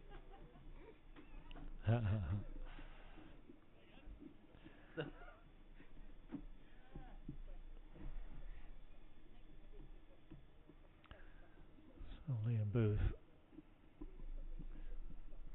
second over from this end. And Luke McCoy, who's been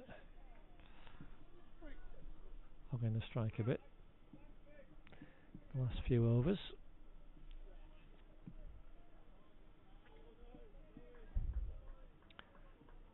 He's done a good job for his team though.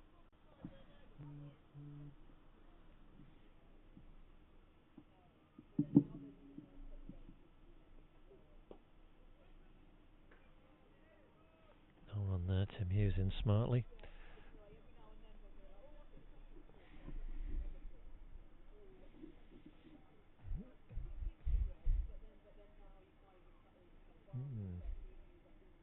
Oh goodness me. Division 1 Sale with another disaster. Cheadle 220 all out, Sale 41 all out. Oh my goodness, Luke McCoy in this game goes straight down the ground aerial, and it's another boundary. Didsbury not too troubled. They want him to drive. Liam Booth is giving him the bait, giving him the option.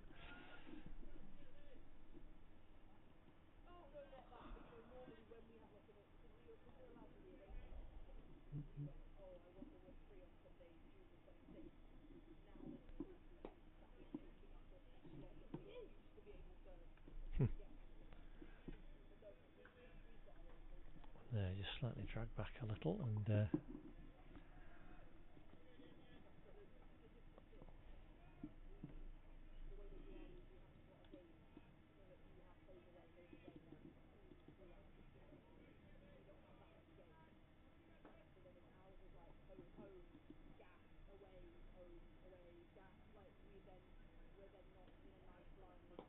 catch it. Oh, it's just... Ooh. Just bounced in front of mid-on. A few heart-in-mouth moments there. Just a bit too firm with that push. Luke McCoy.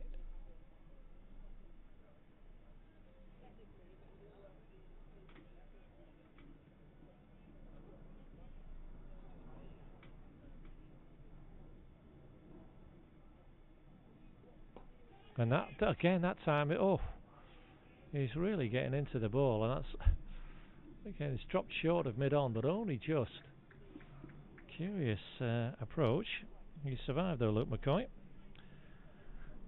38, and you can see these two. 57 they've added now. That Burns with that life when he was on 16. Dropped at slip. Sam Leach, the unlucky, unfortunate fielder.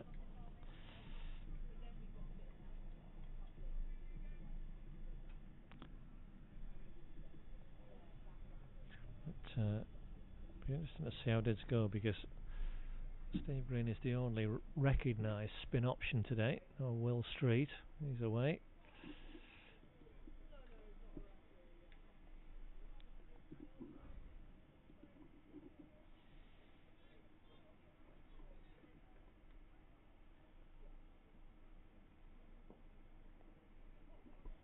Just looking at that sales score, they were 29 for 3. And then just had an absolute nightmare. 41 all out there. They've lost by 179 runs in Div 1, and the leaders look like they're going to lose as well.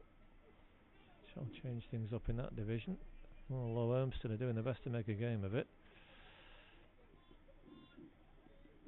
139 all out Marple, and Urmston have slumped to 127 for 8. So anybody's game there. That's further down, and I think he's going to. Oh, he makes that funny movement, David Tate, but indicating no leg side again. I couldn't tell whether he was pausing or getting ready to do that slow raise of the finger, but so that's going down the leg side.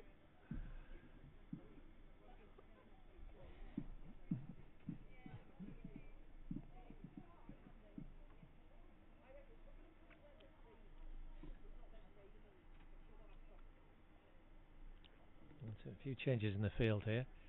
Tom Haffel coming into a closer mid-wicket.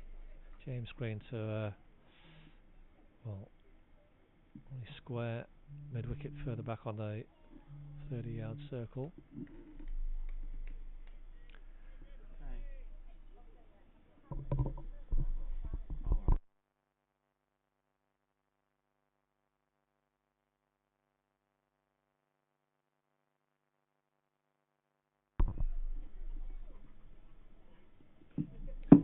Maiden over.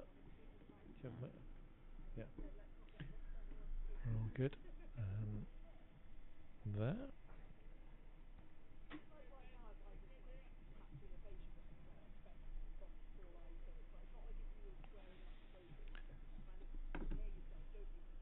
You can see the 4 bowlers in the attack so far.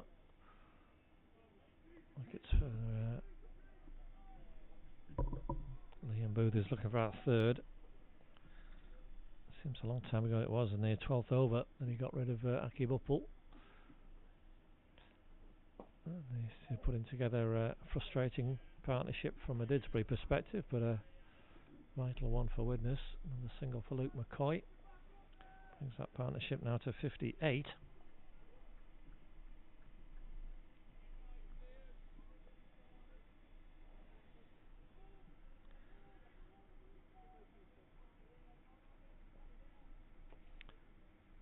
And James Green's been brought in from the square leg boundary into the circle.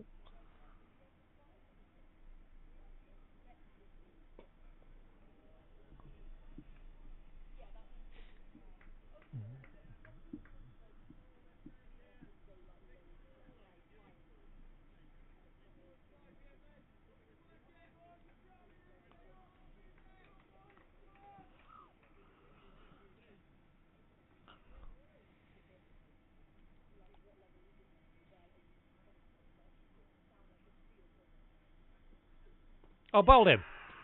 And And a breakthrough. Nick Anderson was talking at the beginning of the over to his fielders. You could hear him shouting about 2 for drinks, which is still a couple of overs away. And that is a very valuable breakthrough. Matt Burns had a life, but thankfully for Didsbury's perspective, didn't profit overly from it. Just another 10 runs. Still a very useful 26 he made in that partnership of 58 for the 4th wicket. But he's the second player to be bowled by Liam Booth. I was delighted, and rightly so, with that very important wicket. So this is James, yeah. James McCoy, thank you. So, well, this could be quite unusual if we had 2 brothers batting and 2 brothers bowling. Wouldn't have that very often, would you? No. At the moment, it's the Green brothers aren't bowling in tandem, but the McCoy brothers together in a bit of a pickle. Didsbury celebrate that 4th wicket, 100 for 4, and it's a good partnership, as I say, 58 off 95 deliveries to face together. But let's see if that one does indeed bring 2 before drinks. Didsbury will certainly be hoping so. So James McCoy. Oh. There's hands on heads. Luke McCoy's halfway down the wicket. No run in the end. That was the inside half of the bat that clipped.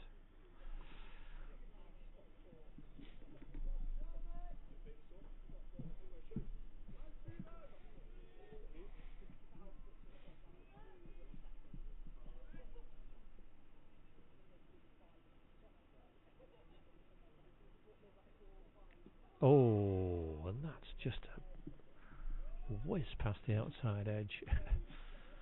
Mid-wicket was interested. But, nobody else. Fine delivery, good piece of keeping. Charlie Lowen suggesting we get a man in close on that on that leg side. But,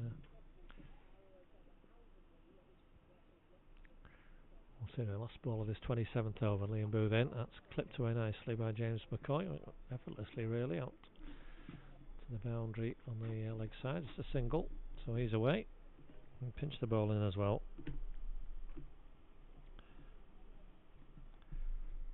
So you can see that 15-8 partnership, only really substantive one for Widnes.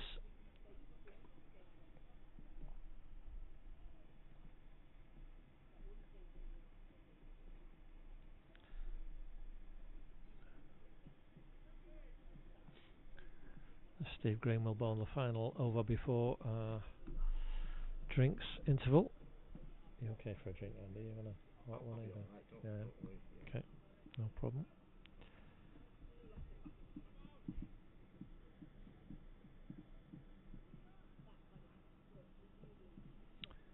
So Steve Green into James McCoy, who lets that one go.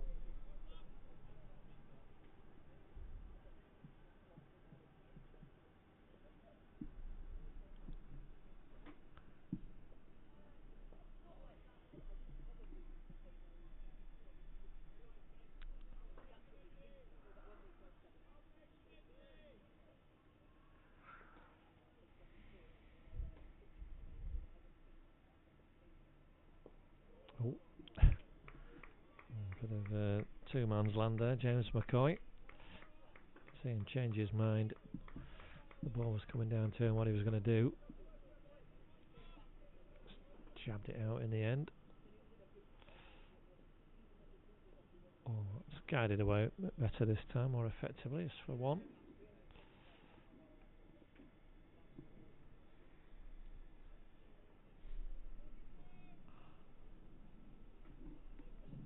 Well, Luke McCoy is. It's the key wicket at this point in the game.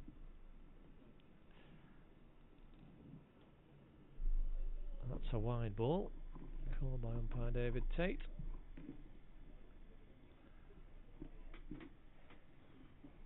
Usual for Steve Green to be bowling offside wides, but that one was. Oh.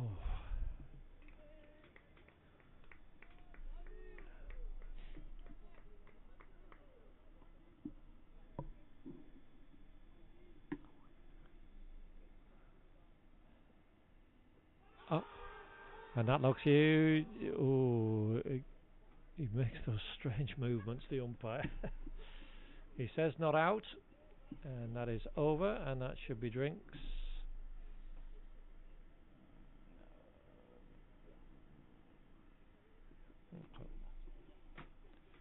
And indeed we will have drinks. So 103 for 4 Widnes after 28. McCoy 39, James McCoy 2, requiring another 213 for the remaining 27 overs, which looks a long way away. But 3 wickets for Liam Booth. Didsbury very, very pleased with things at this stage, and we'll be looking to complete the job after the drinks interval, and we'll join you again then.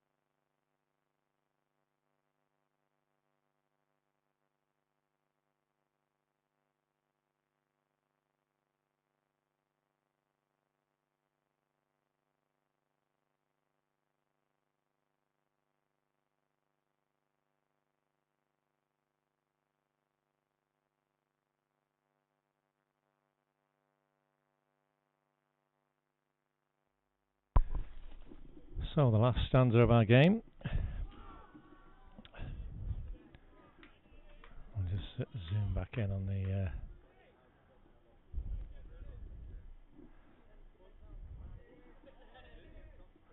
showing the graphics are still there. They shouldn't be. They've gone now. Let's just get a bit further in over the top of the sight screen to watch Liam Booth bowl his 12th over.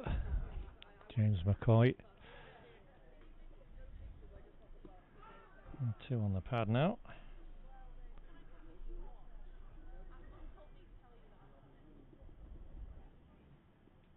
Just always listen a little further. Oops, too close there. Let's come back a little bit.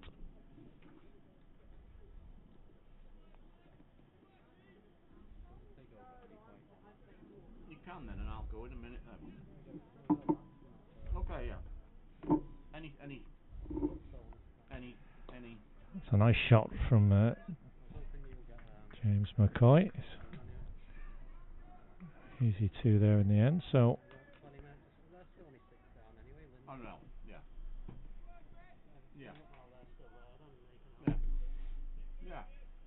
Sorry, what was that, a 1? 2. For James McCoy. Oh, is he? You're going? Too many phone calls for Andy. He needs to be outside. No, I'm going to. Yeah, okay. Alright, that's fine.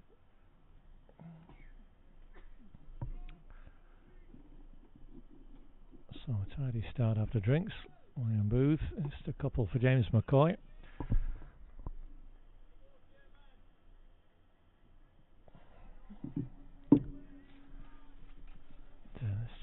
It's very pleasantly warm now. That breeze has dropped away, and it's hot work. The sun right down the pitch, so mid off, mid on, a bit in their eyes. Oof. One whizzes past the outside edge.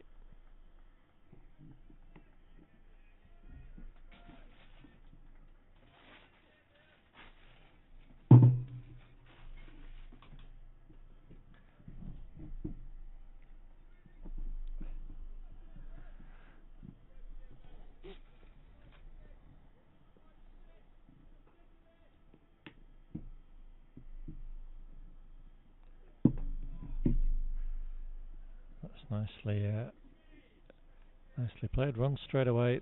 2 brothers agreeing. A single. And James McCoy, clearly good at counting, has taken the bowling.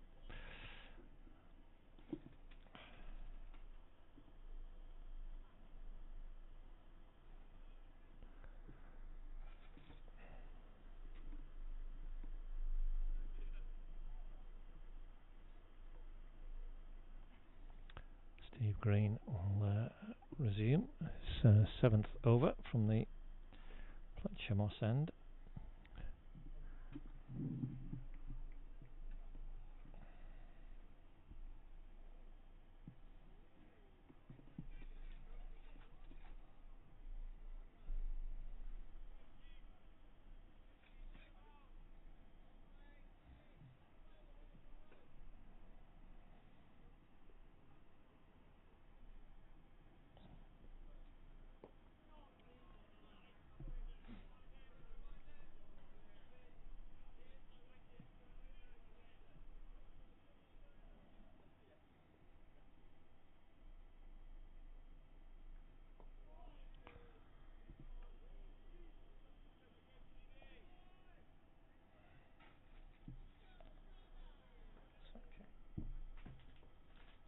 We're trying to keep each other G'd up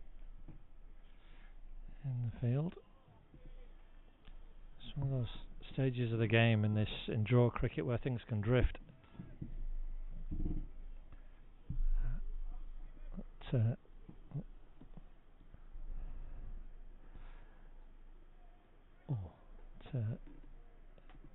one down the leg side, but no wide on this occasion signalled.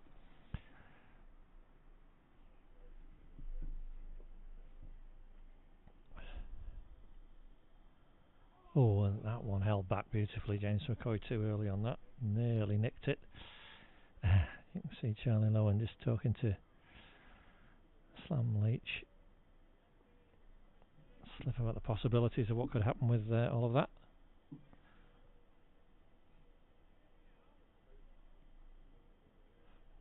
Is he trying to speak to us, David? I don't know. Oh. Alright, so there we go. Maiden over from Steve Green. 30 gone. And Widnes 106. Well, it is over. Alright, okay. I think that's what he might have been trying to check. Well, they certainly didn't wait for the signal if there was one. Right, so that is a 7-baller, I think. Pretty sure of that, and I think we had a...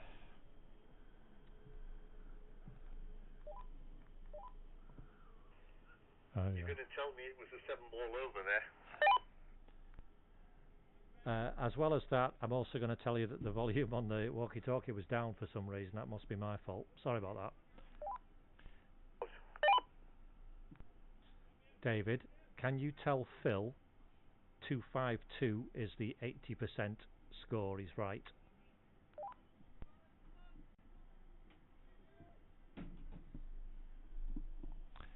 Right, so Liam Booth then for his next over. Luke McCoy. First ball he's faced after drinks.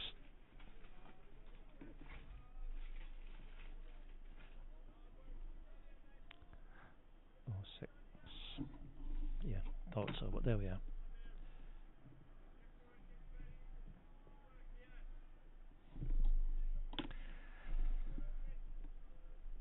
Oh, 39 out Luke McCoy. 7 4s. A couple rather flighty, and that's a big wipe there at that one, but some lovely drives he's hit. And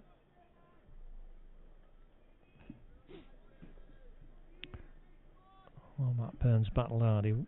So a couple of nice shots. He wasn't at his most fluent, but Luke's been the standout bat so far for Widnes.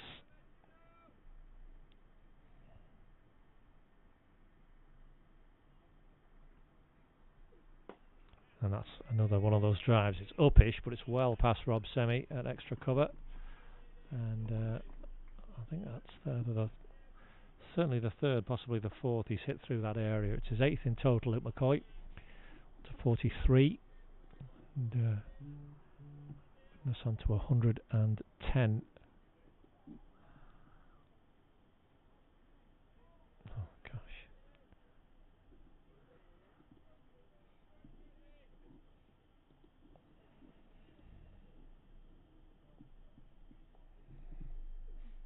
Oh, that's upish.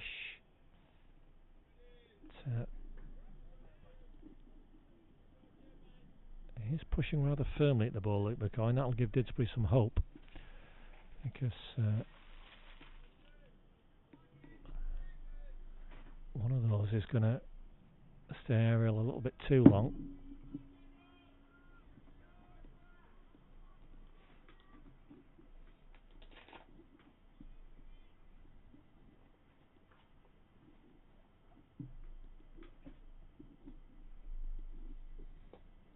That's a better shot all along the ground.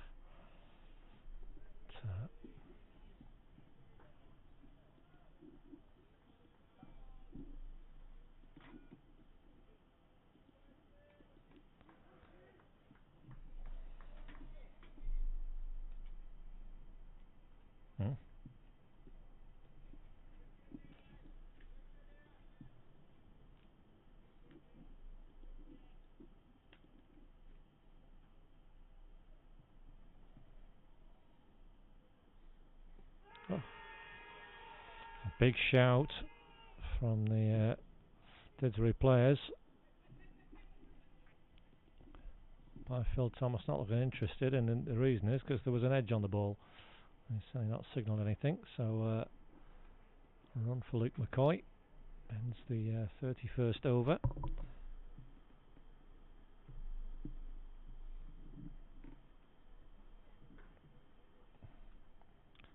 $111 for 4.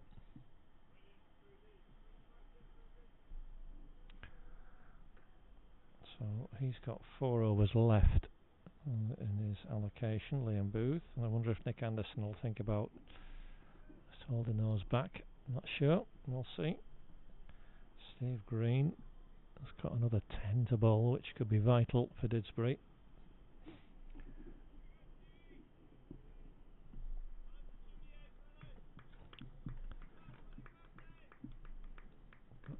Deep backward square leg and cover, only men on the boundary, so the option is there for Luke McCoy to hit over the top.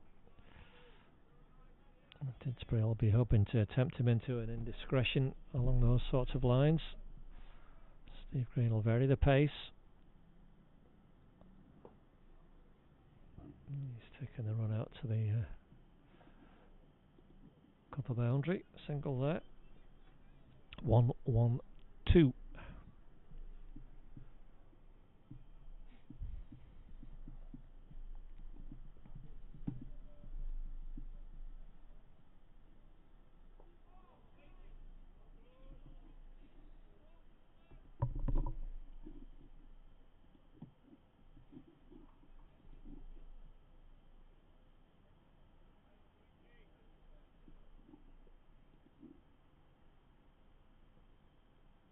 Oh, he's bowled him. And that change of flight, change of pace, that's the little subtleties.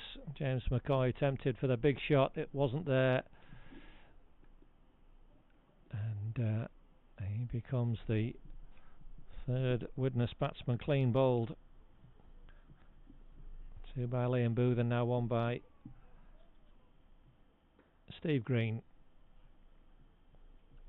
He departs for just 5, and a very useful batsman is Chris Kirby, the wicket keeper. Replaces James McCoy.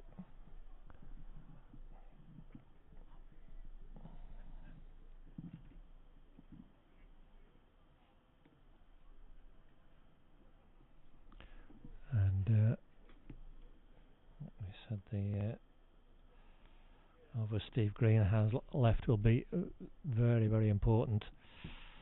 And Didsbury having a chance to win this game. And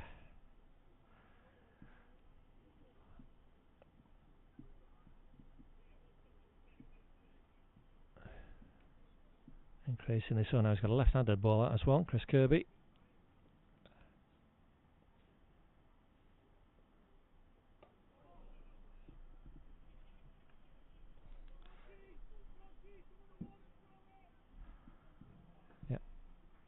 Trying to get everybody in, Nick Anderson. He wants everybody in that fielding circle now. Tonti Welker coming in off the square leg boundary. So Chris Kirby surrounded by Didsbury fielders.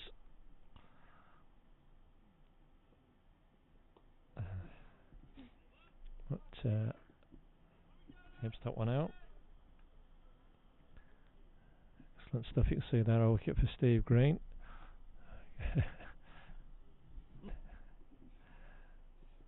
And what we're going to do at this end is Liam going to continue. I think he is marching down towards umpire Phil Thomas. Yep, removes his hat, so it will be a 14th over for the general.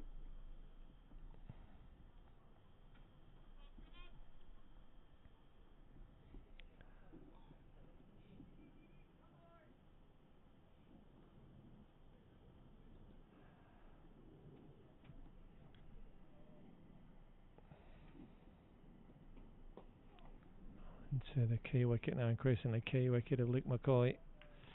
Key batsman rather for Luke McCoy.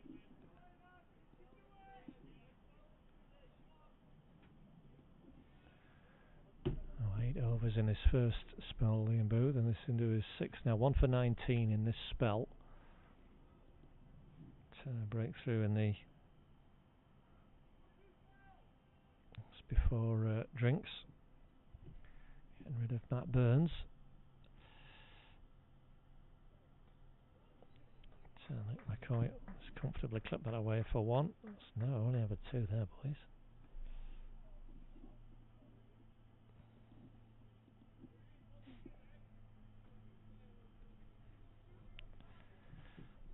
And he's going to come round the wicket to the left-hander, Liam Booth.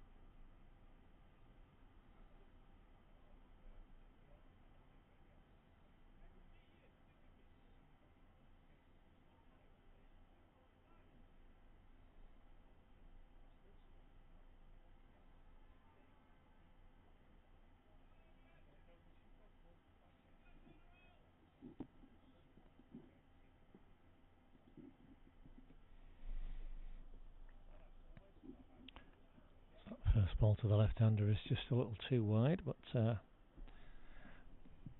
tempt the batsman certainly. Slip in there, Sam Leach. See Jonty Wallaker warming up at fine leg. Some testing 6 overs earlier on a wicket.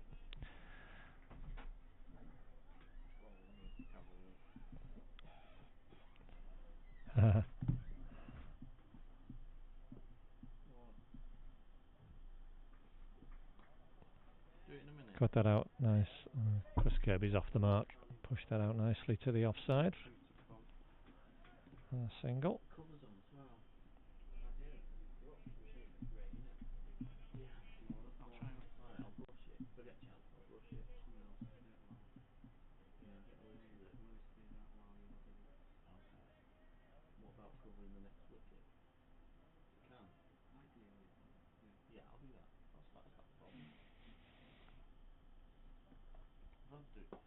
Nice shot. Oh, just over Rob Semi, an extra cover in the aerial, but it's a 9-4 for Luke McCoy, and it's one that takes him to 50.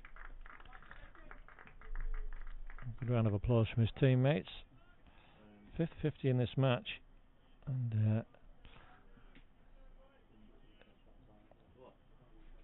65 balls that's taken him. As I say, his 9th 4. Rob Semi will be frustrated, just out of his reach. Diving stop would have been an amazing catch to have caught it, but cleanly hit hard by Luke McCoy.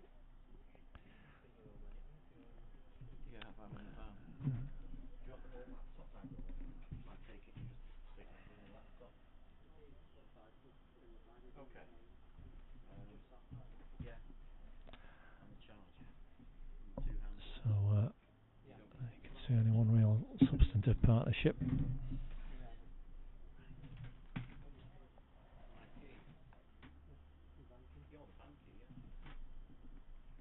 I'm going to change, yeah, good see you, Andy. I'm catching the season. Yeah, no worries, he's got a busy man. Well, he's been on the phone half the afternoon instead of talking to me, so there we are.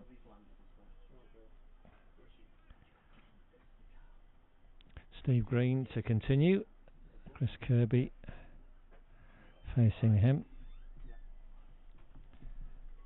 And I'm joined by Matt Burns now. What are the conditions out there in the middle like, Matt? Are they the pitch coming on okay? Is it playing alright?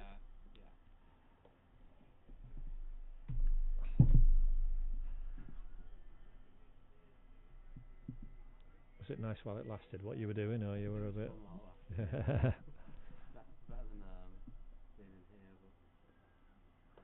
Better than being in here? Well, you know... I think I shall take that in the spirit in which it was intended. No, Matt's coming to do a job on the Widnes side, and he'll be watching his teammates battling hard to get... Well, they need to get to 252.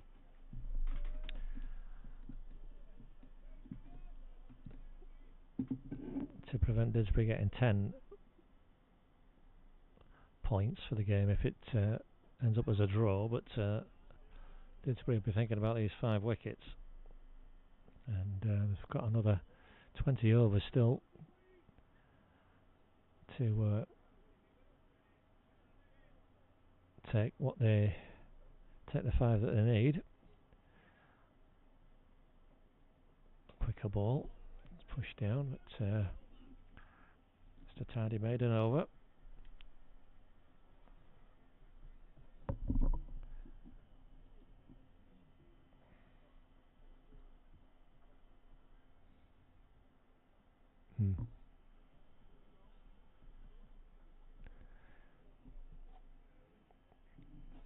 Can see the difference in the run rate, and it's that huge surge at the end of the innings that put the game out of Widnes's reach in some ways. They're just the 198 needed to win now. But, so I think Liam Booth is going to bowl through here. I think this must be a plan from Nick Anderson, he's got his man. You can see him in there very close at that very straight mid on. Sam Leach very close in at mid wicket. Tom Haffel now, where's he coming? Yeah, he's coming in between the three of them, so you can see. I'll just try and move the camera on a little bit so you can see this. Liam Booth is bowling to Luke McCoy. You can see those three fielders there. Very unusual, but that's what Nick is trying. And there's a clear statement to the batter there.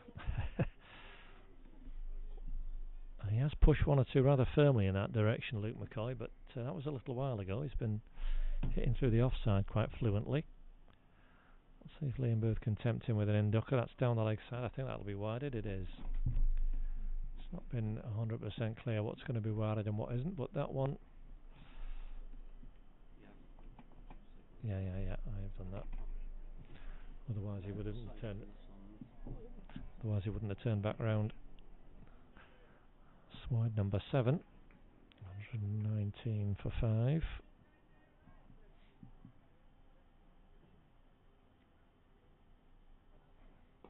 And he's hit it over the three of them. Oh goodness. Well, he certainly lives by the sword, Luke McCoy. You can see there, hands on heads there. That was exactly what they're there for. Possibly, I don't know, a couple of yards too close where they are, because a little further back that would have been a comfortable catch. But Luke McCoy not bothered by that very unusual field. You can see he's saying, I'm still going to try and go for my shots. He's just a little water to the right of Tom Haffel now. And he's gone again for it and smashed it again, and this time he's got enough of it. I think the Luke McCoy that I know from as many years in league cricket, that's his kind of approach. He's thinking, right, well look, I'll show you. I'm up to your little tactics. Don't bother me. And he's hit those last two balls right through that unusual umbrella field. So now Sam Leach has gone further back, but Nick is saying, no, come up. So he's still just on the right hand side of your picture, and that's on the offside. There's no run there, Luke. You can see, I've just pulled the camera back a little bit so you can see the three men are still in there. I can't believe he's going to let another one through there solo bat, can you? Or you're not sure? He's certainly given his response to it all. Luke McCoy saying, well, I'm still going to hit you there. And he's done it again, but right over the top. I think Sam Leach is saying, we're a bit too close here for that. It's gone for 4, as you can see, a second 4 in the over. And Luke McCoy into 60. Head and shoulders the standout batter for Widnes. 11th for that. Now, what are we doing now, fellas? You can see Nick Anderson and Tom Haffel are where they are. Now, Sam Leach is back in a more traditional mid-wicket now, so he's further back.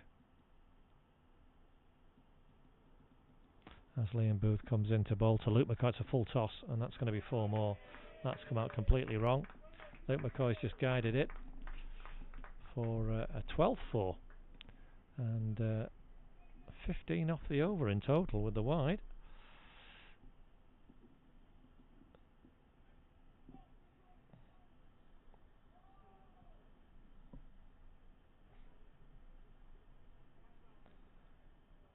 So certainly entertaining.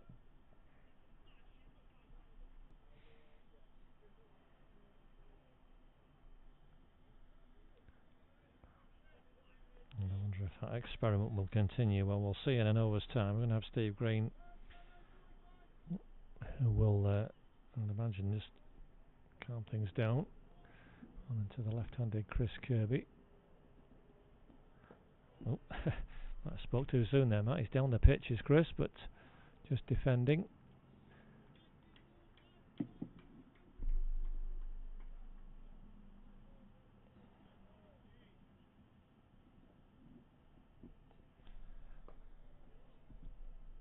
Just trying to show the some of the close-in fielders. Rob Semi, you can see there at short of mid-wicket. There's Tom Haffel to his left at a more orthodox mid-wicket. Chris Kirby across with himself. I didn't time that.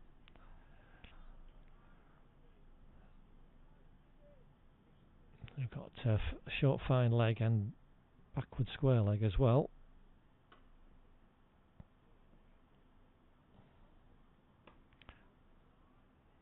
Whizzes that one straight to Nick Anderson at mid-off.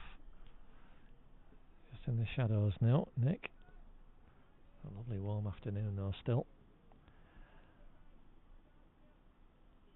Not forecast to continue this, but we'll hope it's wrong. It's round the wicket now.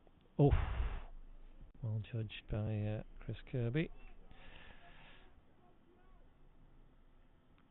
Just looking around to see. Short fine leg has gone into leg slip. Backward square leg has gone back onto the boundary.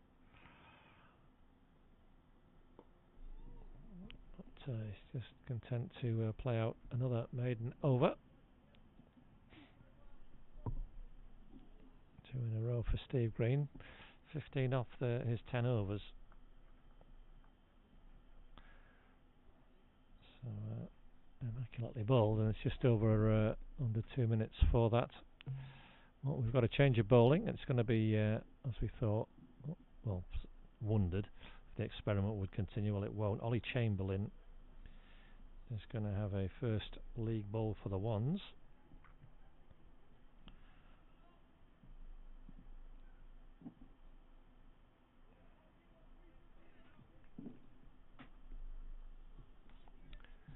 Bustling medium pace. Lively, Ollie. Strong action.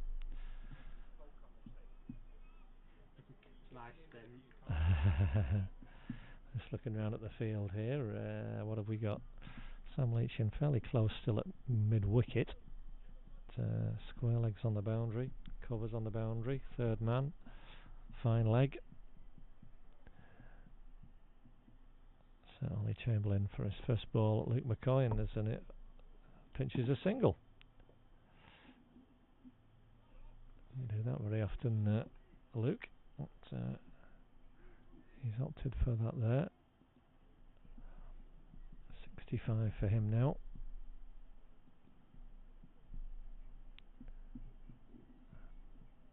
Let's have a look at Chris Kirby. First venture up to the other end. So Luke McCoy's asking for a drink, asking somebody to get him a drink. I hope somebody's paying attention. Probably aren't on the balcony, are they? All stand sitting chatting, but must be hot work out there. As I say, it's lovely and warm in this sun. We're having, what are we having? Just slight alterations for the left-hander.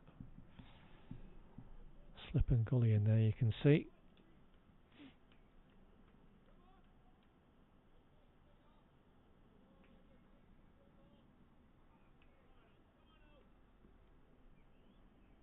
Ollie Chamberlain.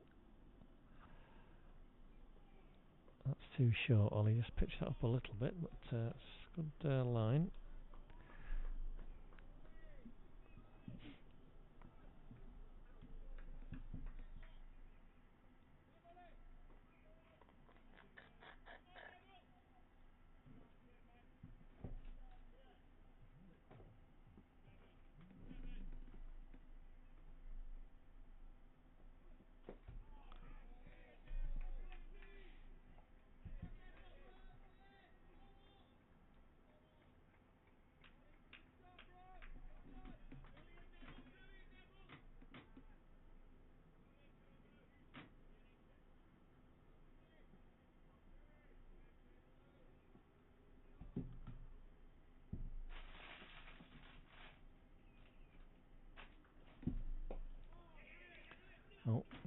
That's for a single, and he's taken it, Chris Kirby. Right, this run of dots, which he has done. 13 dots there for Chris Kirby, but he's got a 1.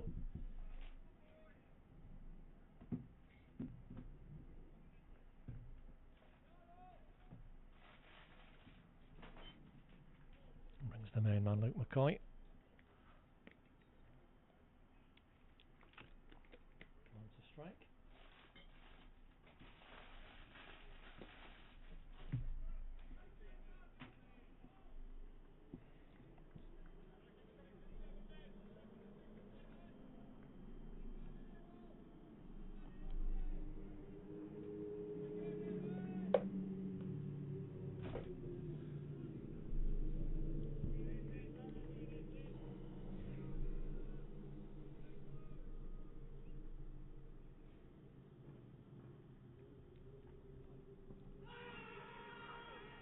Again, loud a shout, but umpire Phil Thomas was on the walk then, as soon as the ball had hit the pad. So, not out there.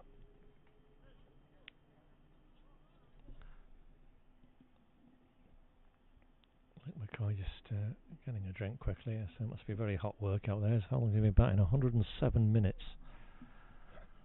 So, not far shy of 2 hours.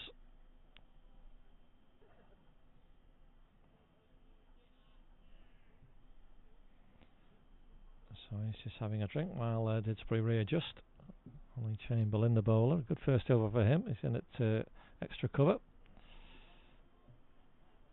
We've got 18 overs remaining. Didsbury to take 5 wickets. 2 targets for Widnes. 252 is the average run rate.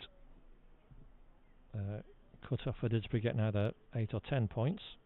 To get that score or more, that means Didsbury will only get 8 if the match is drawn.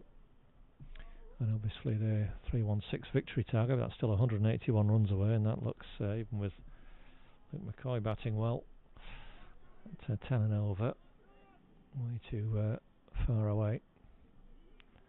So Didsbury will be attacking more and more. We've got a leg slip and slip now for the left-handed Chris Kirby, who has been generally very resolute. Propping forward again. It's 2 off 22 for him. Not his natural game necessarily, but he's cut that upishly, but in a gap, so it's safe enough. And he's another single.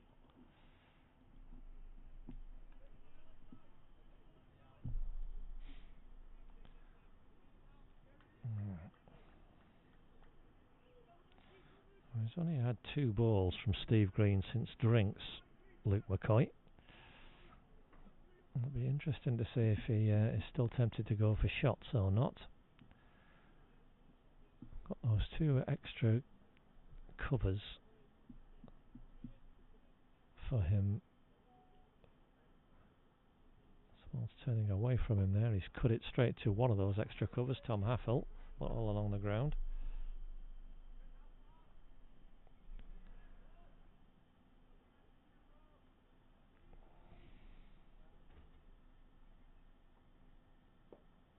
And again, same place. So, 1 off that over.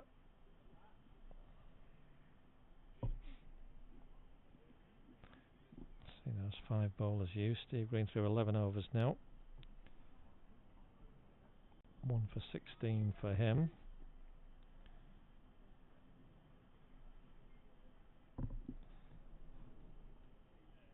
Ollie Chamberlain.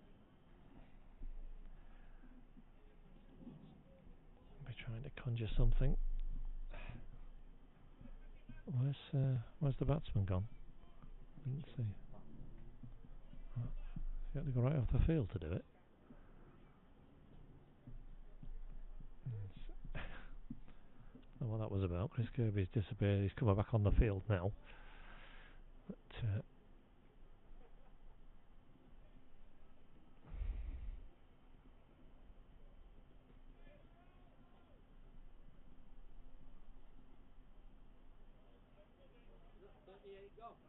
yeah.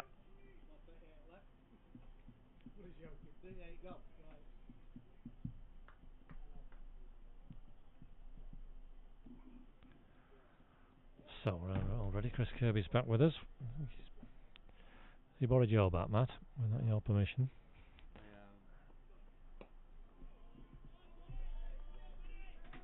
Have you got more than one bat? I think you got a cave, number 3, I think.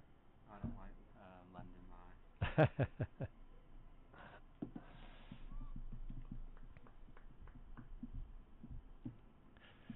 When I was starting cricket, there was only 2 bats between us as a team, so you had to take the bat off the person coming off. Long time ago, that. That's, flicked up. Well, it's gone not where Chris Kirby was intending, but it's gone right over the head of backward square leg for a couple.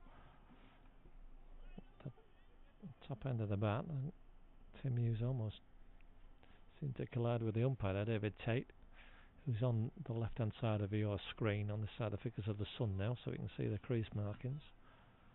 And Tim Hughes has come in front of square on that leg side. Okay, Didsbury, you've just got to stop this drifting. Keep the intensity good. Now they're going to have to work for these wickets in this win-lose-draw phase of the season. And they've got to keep the intensity high. It's not just going to happen.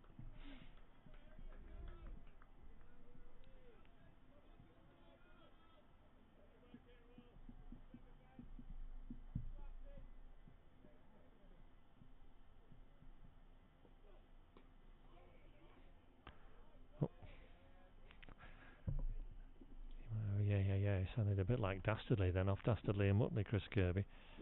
Yeah. I think I was very young when... Was that the Wacky Races? You can't be that young, Matt, if you can remember Wacky Races, a classic programme. Dastardly and Mutley in their flying machines with Stop the Pigeon. Brilliant. Well, Chris Kirby anyway, he's got his up to 6 now, another single for him.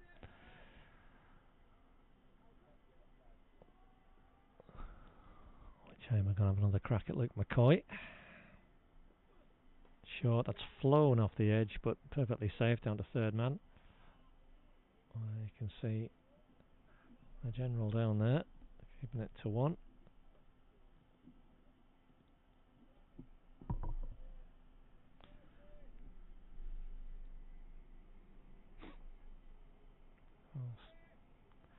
Still going for his shots, Luke. It could have gone anywhere, that one. I beg your pardon, that was Tom Haffel down there, not the general. He's at extra cover. I can see him.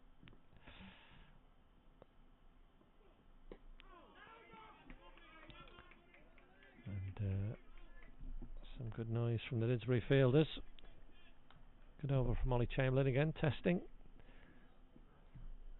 See, he's about 28 now. Very handy runs, and it's absorbing time and overs as well, frustrating Didsbury.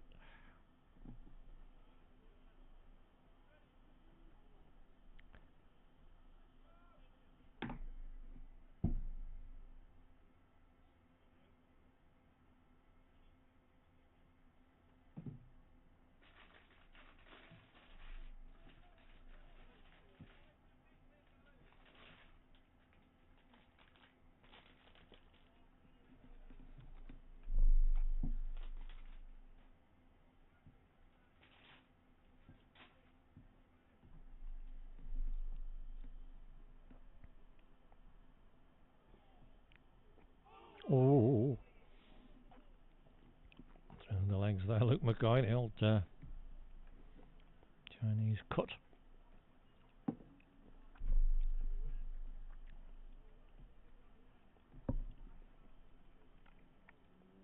Just trickle past the stumps. He's down the pitch and hit that beautifully. Is it going to run over the boundary? It hasn't, has it? Can't see down the shadows. I think it has, yes. It just rolled away. Yep, signal from umpire David Tate. I think we all lost sight of the ball then. There's big gaps out there at mid-wicket, so perfectly safe shot. Boundary number 13 for Luke McCoy. On to 70.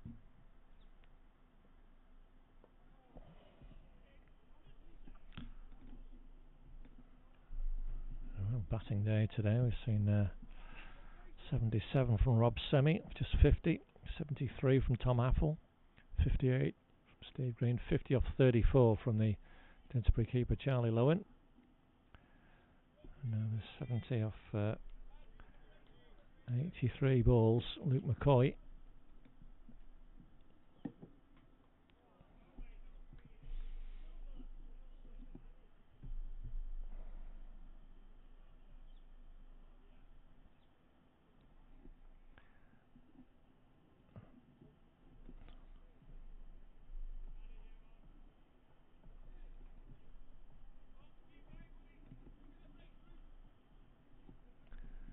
Chamberlain ready for a third.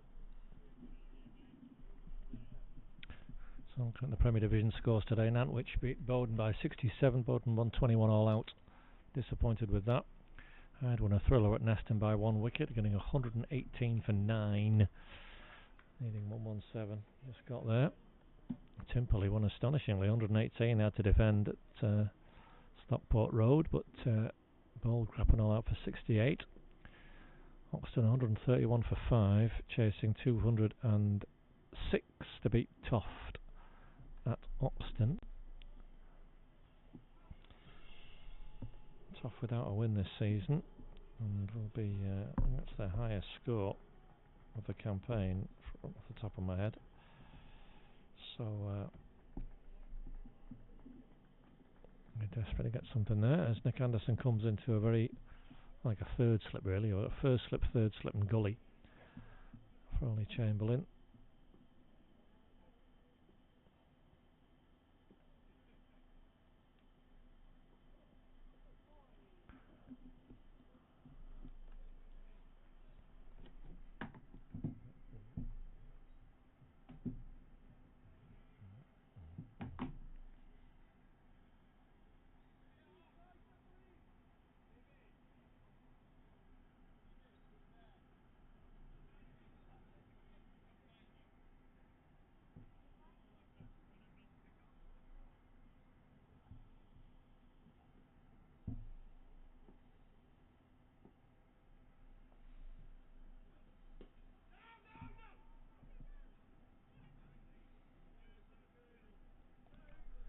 I'll have a call of no from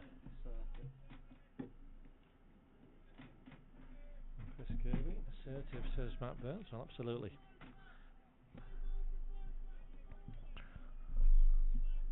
Runouts really kill teams almost disproportionately in some ways, but they good calling prevents that. Oops. Oh, that's a wide in the end from Ollie Chamberlain. The way you're putting your hand up there, Matt, you won't. You might struggle to see that, but you're seeing the light fine. Well, the umpires would let us know if they're having a problem, so we've got that one. What's he doing now? Come around the wicket, so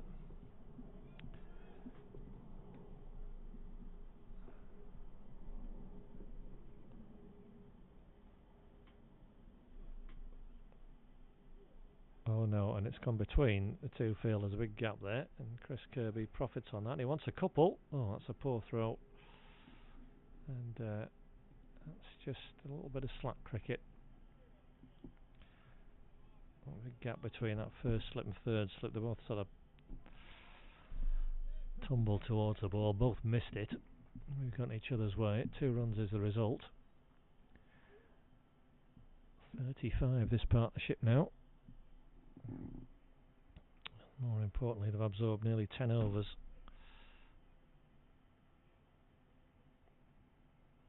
At the end of this over, they will have had 10 overs together. Jonty Wallach has come into a very close square cover. Just see him there. There's Jonty. As that's driven, oh goodness me, uppish and only just in front of James Green, who's at point. Oh.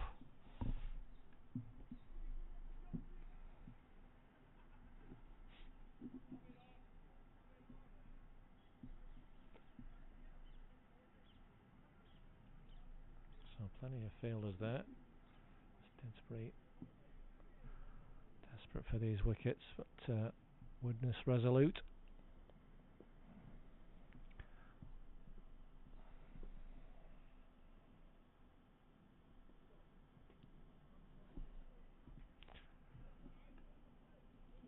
So the tidy over of Molly Chamberlain, 3 overs for 9 he's bowled.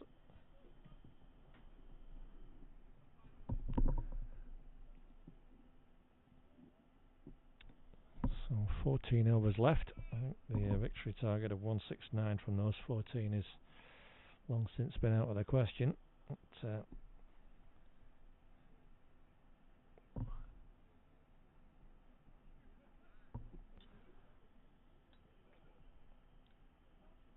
as I say, 252 is another target for Widnes to aim at, which will stop. Didsbury only get 8 points instead of 10 if the match is drawn.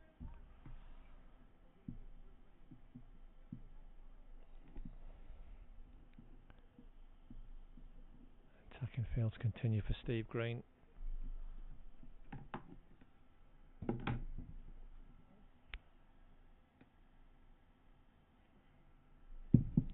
But Luke McCoy has answered the close-in fielders with a lovely hit into the outfield. Everyone's trying to see if it's gone for 4 or 6, and there's the answer. Right down the ground for a first 6 for Luke McCoy. 13 fours, but until then, no maximum, and that was a nice way to do it. And that's how he deals with the pressure of the close-in fielders, the slip, and a very short cover, extra cover, not so far away. Nick Anderson right back on the circle now at mid-on.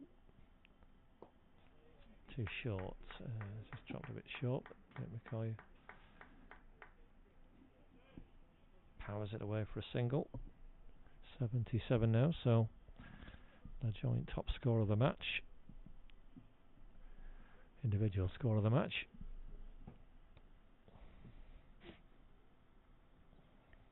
Slip and leg slip for Chris Kirby and the other close-in fielders.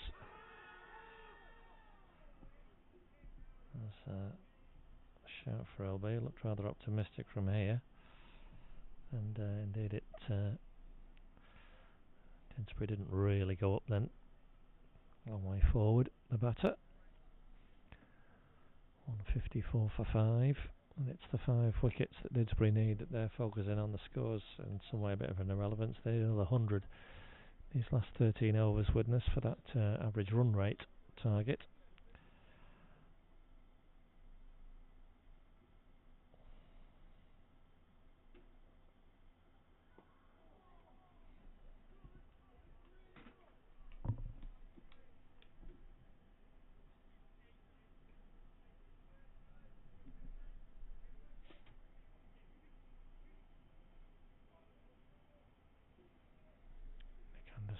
Changing the field, moving people around. He's getting everybody coming in close now, and this is good tactics from Didsbury. We can just see there everybody. Oops. As Chris Kirby is popped forward, and David Tate has nodded their head and said yes, LBW. He does take his time, David, as we've said.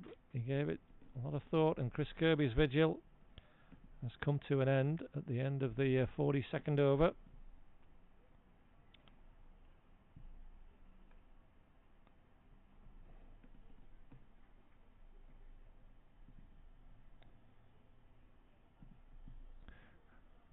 Only made 8, Chris Kirby, but 38 balls he absorbed there, and more importantly, 11 overs partnership with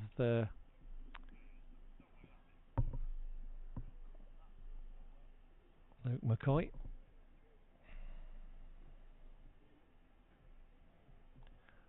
We'll just see who the new batter is.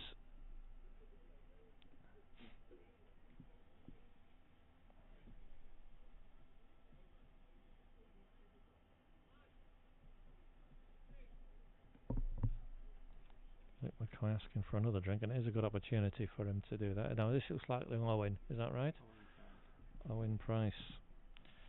Owen MD. Is coming out. a bit disorganised. This it's a bit. Show why Widnes haven't got this organised. Got a batter there doing his darndest, and I think they want to get a drink on it every opportunity for him now to keep him refreshed. He's been batting over 2 hours now in this heat. Luke McCoy, 77 not out, head and shoulders the Widnes player of the day. So Owen Price, I'll see him come to the into the picture, but he won't be facing Chamberlain.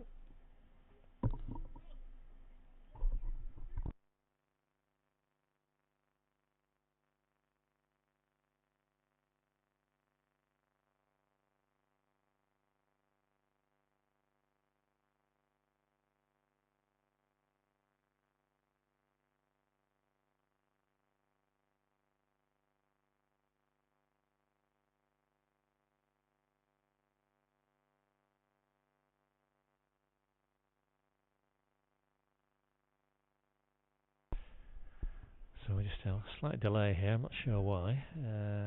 Ollie Chamberlain's having a chat with Steve Green about something at mid-off correction. Now we've got this, I'll try and move the camera again because we've got this little triumvirate of fielders in. I'm going to try this tactic again. Luke McCoy loved it last time because you get whacking the ball over them. There you can see them all there. Ollie Chamberlain in.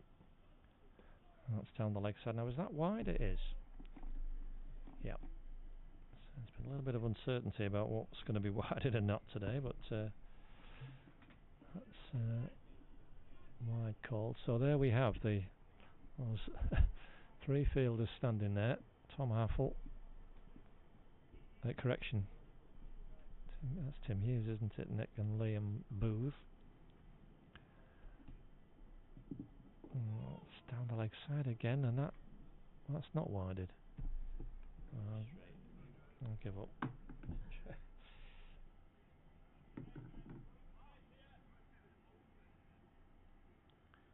Sam Leach isn't there because he's got some pads on under his trousers, so I assume he's going to go in close. So Steve Green's next over. That's why he's come out here, try and save a bit of time as well. Anyway, it's Luke McCoy we're looking at the moment. That's going to be a leg by, I think. Yeah, it clearly is. And a signal from the umpire. It's only 1, 2, yes. And Owen Price did a lot of running around in the field earlier. Has he played every first team game this season, Owen? No. It's coming today, or? Second game, okay. League game, okay.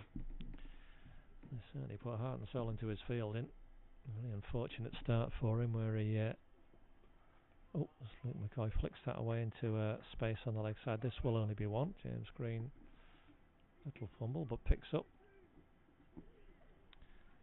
The very first ball that he fielded, the first ball that was bowled by Aaron Sony.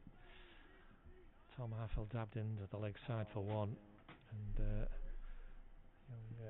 Owen picked up threw at the stumps, but missed them by a good few feet. Caught everybody by surprise, and it went to the boundary for 4. Oh, you were back. Oh, it was your fault, was it? But, got Tom Haffel off the mark with a 5. You can see now there Sam Leach has come into short leg. That umbrella field has disappeared.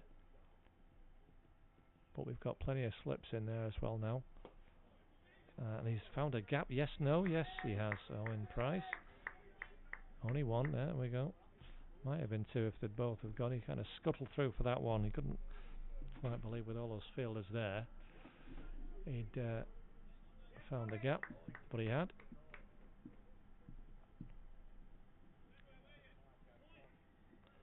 So field changes again as Luke McCoy, now the top scorer in the match with 78, is on strike. The 3 in there. You can see there they are. And quite close. If he does that whip off his legs, that's a bouncer, which Luke McCoy has just tennis batted. That was a good shot. No problems at all. You're going to have to get it much further up, Ollie. For a batsman of Luke's quality, he will hammer that. That's not what they're there for.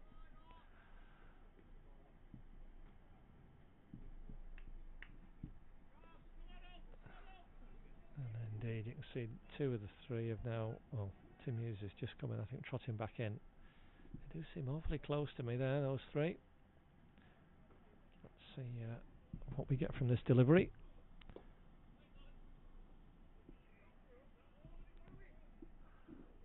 And it's a dot. And Didsbury be happy for Owen Price to face Steve Green.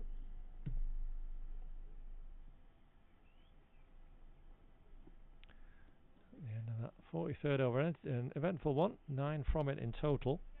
1, 6, 3, 4, 6. And there you can see Luke McCoy really playing the lone hand now. Matt Burns next to me at 26. It's one of 2 other players into double figures.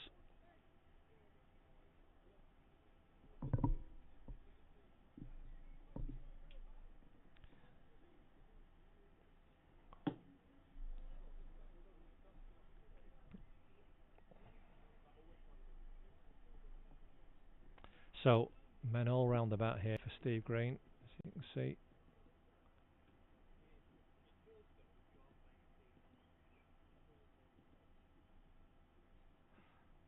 To Owen Price, who will have a test on his hands here of his temperament. Fielders all round the bat, as you can see. Oh, goodness me, that was oh, and that has only just missed the off stump, and nothing shot from young Owen really. Just prodding at that, didn't really move his feet.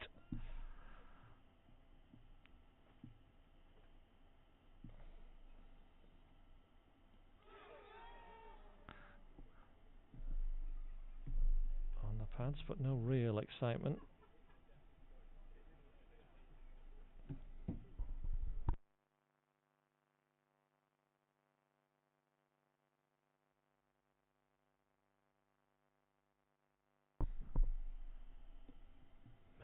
The bat, Steve Green. Oh my goodness! Again, he's done him. Well, he's got the. He's perfecting the leave there, Owen Price. Just stop it 2 slips, leg slip, short leg, silly mid off.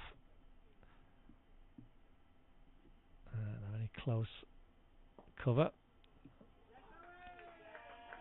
As he's got it straight down the ground. There was some excitement for a moment with the Didsbury fielders, but he's hit it all the way down the ground for 4. And a round of good round of applause. Somebody shouting "finish it" from amongst the Widnes players. But, I don't think well, it'll be quite something if he's not able to do that. But he'll feel better with that perfectly good shot all the way along the ground. There was some excitement from the Didsbury players. I've no idea why. 4 runs is the upshot of that. Last ball of this 44th over. It's beaten everyone. It's a wide, and runs to add 1, 2. So that will be 3 wides indeed. So wide plus 2 there, Matt. 170.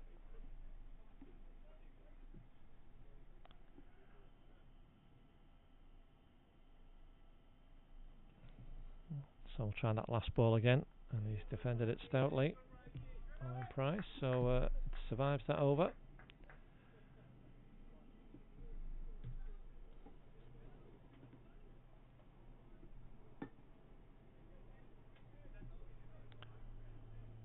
You can see the 5 bowlers used. Nick Anderson not used himself yet. Consider that as an option. Liam Booth's got 2 left. Steve Green 3. Plenty for John T and James Green, should he want to call on them again.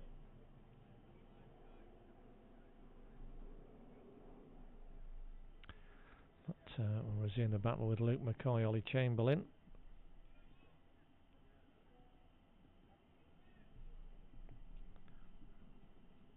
Three fielders in there. Oops. Hi Tom. As he's found one of them, Luke McCoy, but all along the ground.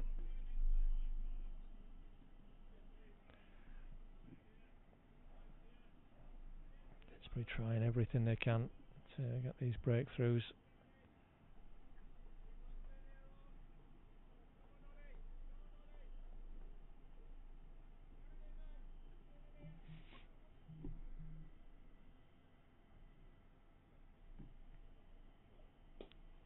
Nicely bowled. So well defended, Luke McCoy.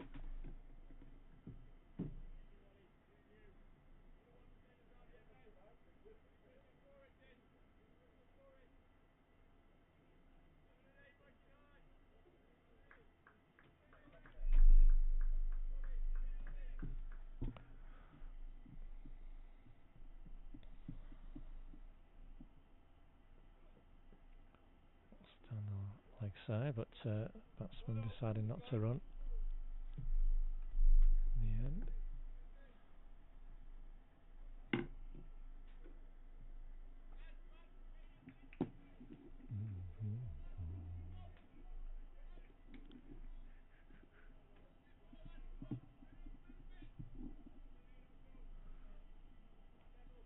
Hoxton have tumbled to 144 for 8, so Tofter on the brink there of something special. Luke McCoy here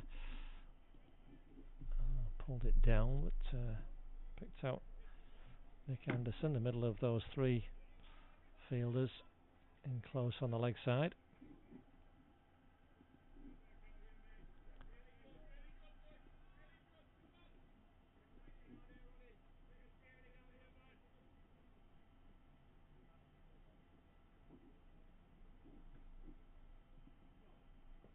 Oh, that's a bit of a victory for the bowler.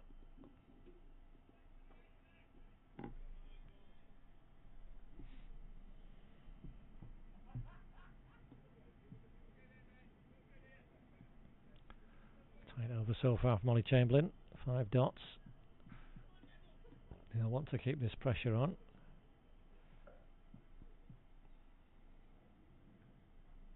Oh, he's lost his run there, he's skipped and he's put it in. Oh! He's called dead ball. Now, he's correct doing this, David Tate, even though this is another bananas rule from the ECB. He's called dead ball because the ball hit the helmet of the batsman. And and the ECB have ruled, they've actually changed the laws of cricket, or decreed that they have. It's crazy how now, if the ball hits the helmet of the batsman, the umpire has been instructed to call it dead ball, which, as I say, contravenes the laws.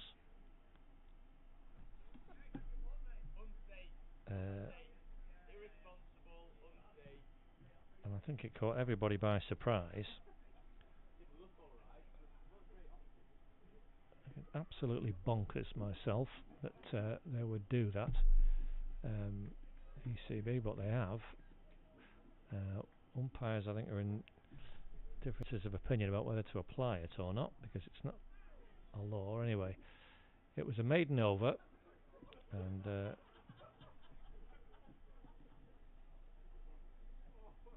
Steve Green is in for his 15th at Owen Price. He's defending stoutly. Looking quite composed out there. I see Nick Anderson in your picture just warming up. A leg slip there. Looped up nicely. That's a lovely shot. He's timed that beautifully. You can see hear the huge cheers from the Widnes players. There's Owen Price to go with that 4 in the last over. I said a huge 6. We'll have a slight delay here while we find where that's gone. Nick Anderson's already trotting off to find another one. Well, that was the perfect 6, really. He watched it all the way onto the bat, swung hard and middled it. And I'll be delighted with that. I'm watching it back at some point. Owen Price. Sorry, I've got the sun on the lens. Not a lot I can do about that today. Nice to have the sun out.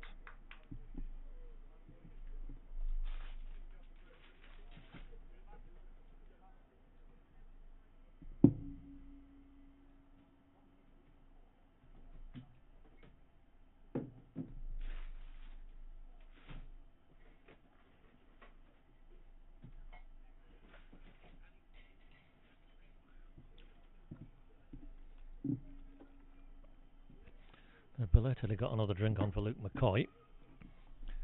Widnes team a little more alert this time. Good for them. So I think we've got another ball.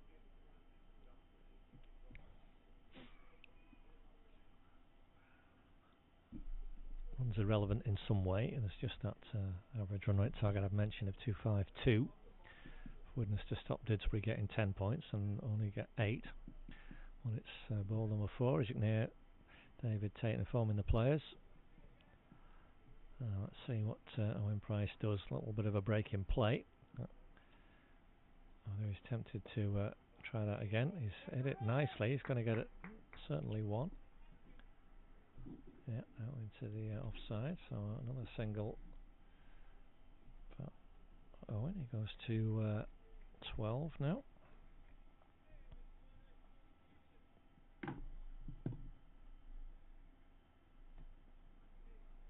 Luke McCoy hit on the pad, a sort of half shout, not a lot of confidence in it.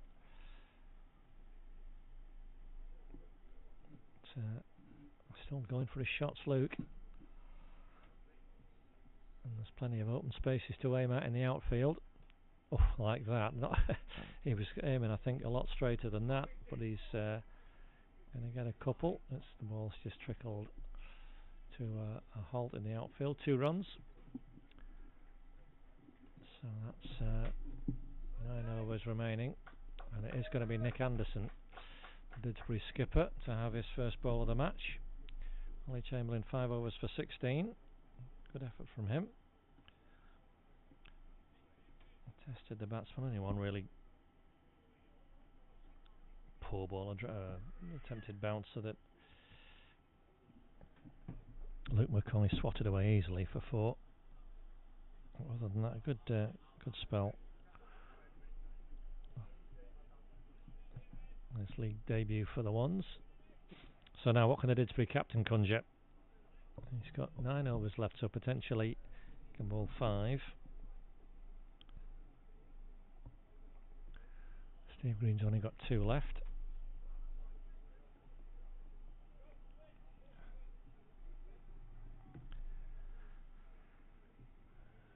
And as the fielders, players just sort themselves out, what have we got? We've got a strong slip cordon, short leg, as you can see. Sam Leach there. Tim Hughes, Rob Semi, and Tom Haffel in the slips. Anderson in. Oh. Right on the money first up. Yorker, but Owen Price very smartly down on the ball.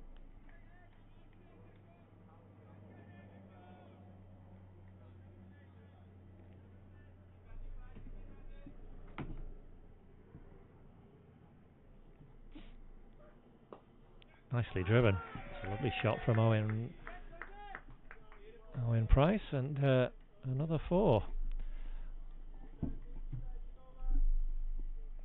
Second 4 to go with that big 6 in the last over, and he's on to 16 already off 13. Maybe he's going for the runs, Matt. Maybe he's your ace card. That was a nice shot, a nice correct drive all along the ground. Still added 29 now, but absorbed 4 overs between them. Oh, and again, a lovely Yorker, but dug out well.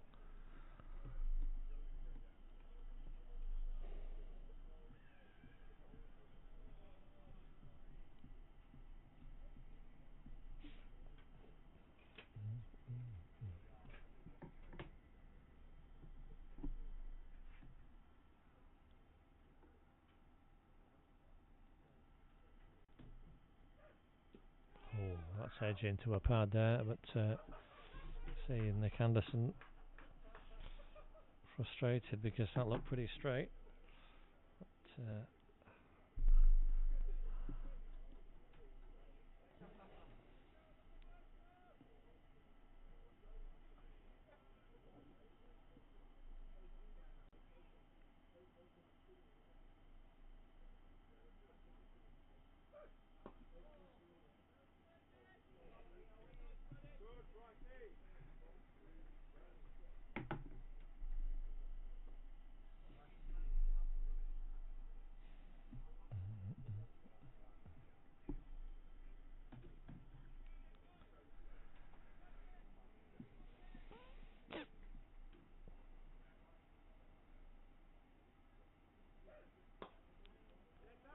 Good full delivery, but a good firm push back down the ground, only to mid-on.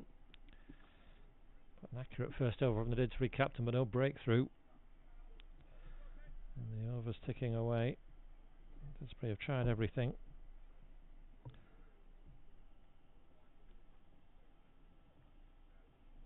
And they will certainly keep going until it's the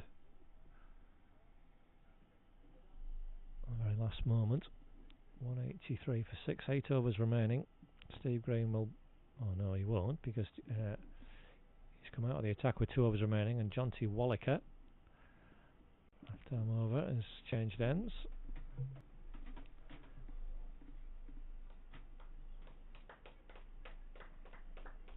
So we'll see a change of ends for Steve Green. He's certainly got two left, so we'll see if the captain feels spin is a way to take a wicket. So Luke McCoy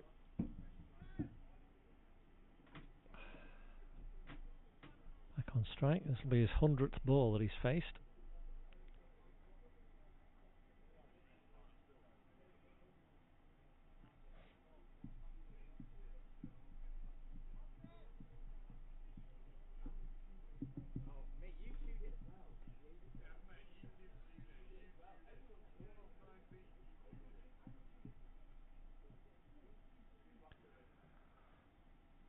Johnny Walker around the wicket. That's a full toss though first up.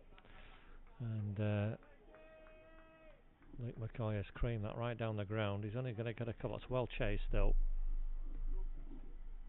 Right down there into the shadows. So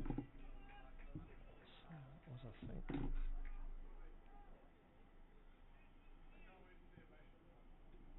That was the general, yep. Well done, Liam. 2 for Luke McCoy, so 86 off 100 now for him. It's 2 full again. He's just going to pull this back, John T.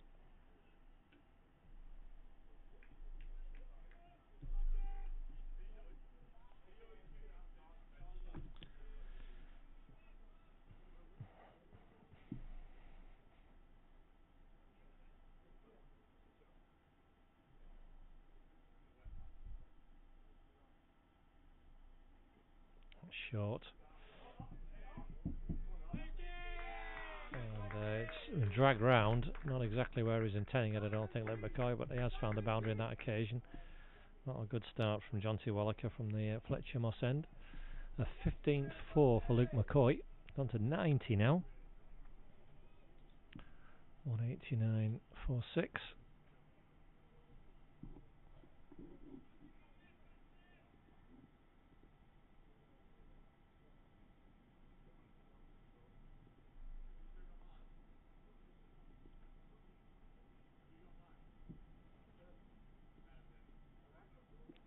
Over the wicket now.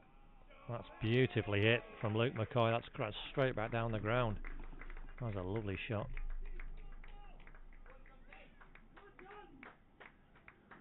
John T. Walliker.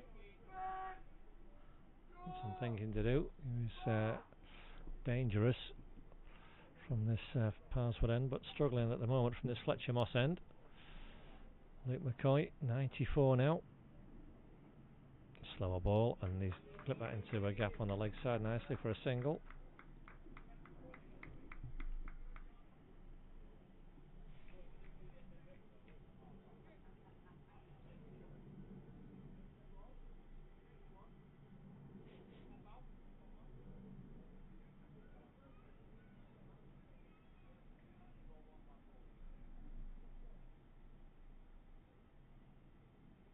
That's a full toss. And called wide by David Tate, the umpire, at the far end. To try and use that. 13 wides now in the innings. 195.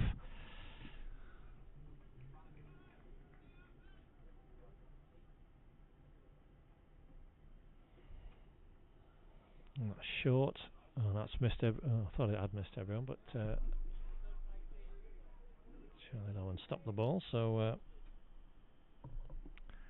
12 off that first over back for Jonty Wallaker. What Nick Anderson was hoping for sure.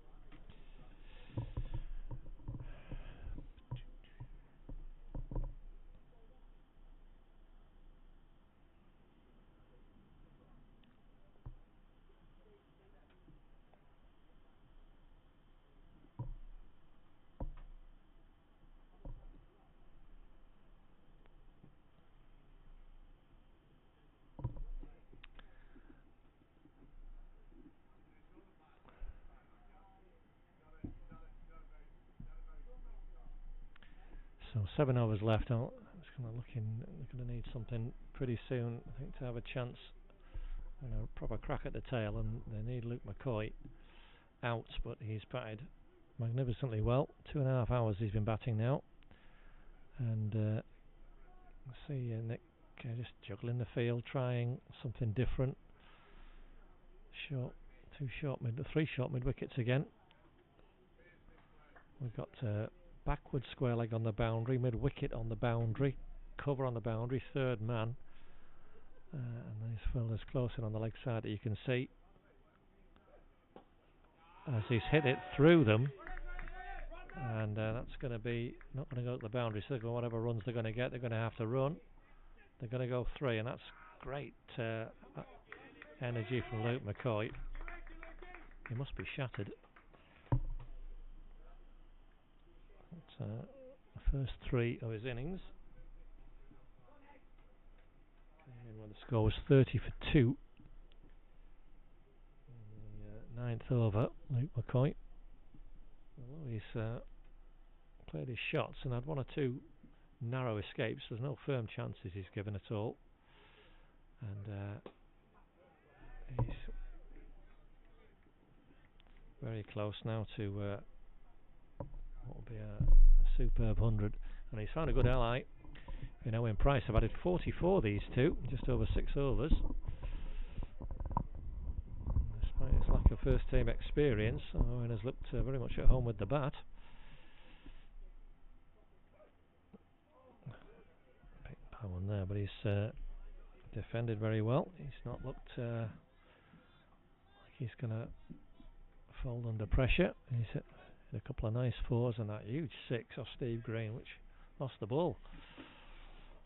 I'll have one back from you for that, Matt. Thank you. Just got landed now. But regardless of what happens from this point, he's done a fine job for his side. That one's just past the edge. So going on with this fielding earlier, where he was a pretty dispiriting effort for the Widnes side, chasing the ball around, having decided to field first for 55 overs and getting a bit of a flogging in the latter half. Those last 15 overs to come out and bat in determined fashion is creditable. He's found the gap there on the offside, nicely behind the ball. There's a couple there if he wants them, he does. And a 200 up for Widnes.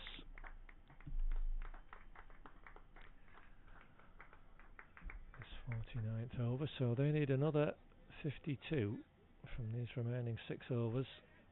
Well, 1 ball left and then 6 overs to change the points equation of the game.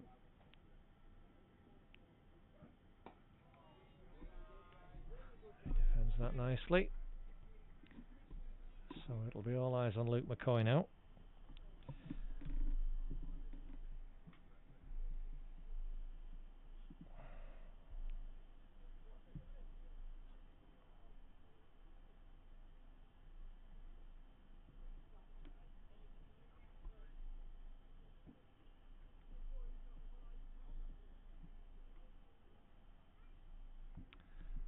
It's going to be Liam Booth, another change. Jonty Wallaker just a 1 over. Liam Booth switching to the end he started at. 2 overs left for the general in his spell. When did he last bowl? He bowled the 35th over. So he's on a bit of a rest, and we've got now this array of fielders that we've had previously on the leg side. I'll just again try and move across a little bit the view. Come back a bit further.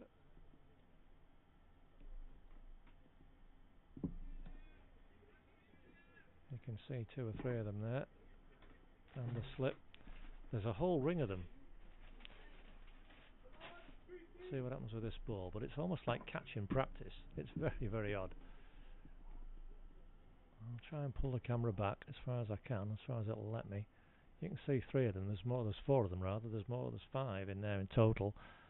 As Luke McCoy has gone down the ground into the huge gaps, which he's seen. He's got a 4 or 6. He's got 6 and gone to his 100 in a grand manner. And applause from everybody watching. A second 6 to go with 16 4s, and that is a magnificent effort from Luke McCoy. Just 106 balls. 50 partnership as well came up with that 6. That's only taken 46 balls. Again, a super effort. So the last 2 partnerships have added 42 and then 52, which is all but staved off defeat for Widnes.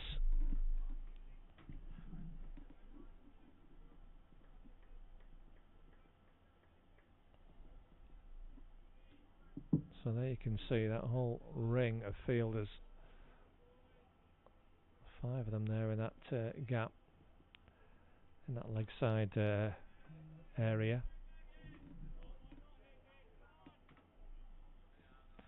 Why not Dids? Well, they're going to have to do something pretty special to win it from here. So this resistance has been very stubborn from Widnes. Luke McCoy's gone aerial. Can James Green just not quite get there? It's skewed out on the offside. It would have been an incredible catch if he'd have got it. James Green diving full length from backward point, running round. Bit of fortune for Luke McCoy, I suppose you could say, but he would say he's deserved it, and he's certainly not held back from going for his shots. That's why he's got his 106, actually a runner ball, and shown plenty of fight. 106 out of 208. So just about half his size runs. It's driven down the ground nicely. They're going to run. Oof. Strange run, really, that. No need to take it. There's still 2 balls to go in the over. I'm not sure why was he so keen on a single then, that. It was hit straight to Jonty Wallaker. And I imagine being run out then at that point. That would be bizarre. No need to do that. Owen Price is. It's not like he's just got to try and see a ball out. He's perfectly at home. The number 8. So 18 out. They've added 55.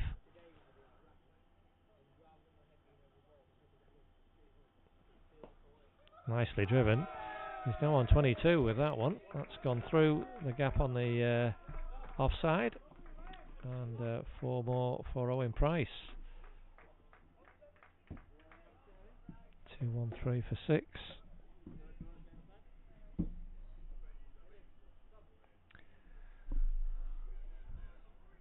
And this switching around of the bowling doesn't really work for Dids. 12 off the Jonty Wallaker over previous to this. We had 13 off this one. Oh, first no ball of the match there. David Tate signals, so is he going to get the free hit signal now? We're not playing those now in this win-lose draw. I thought we were, but I could be wrong about that.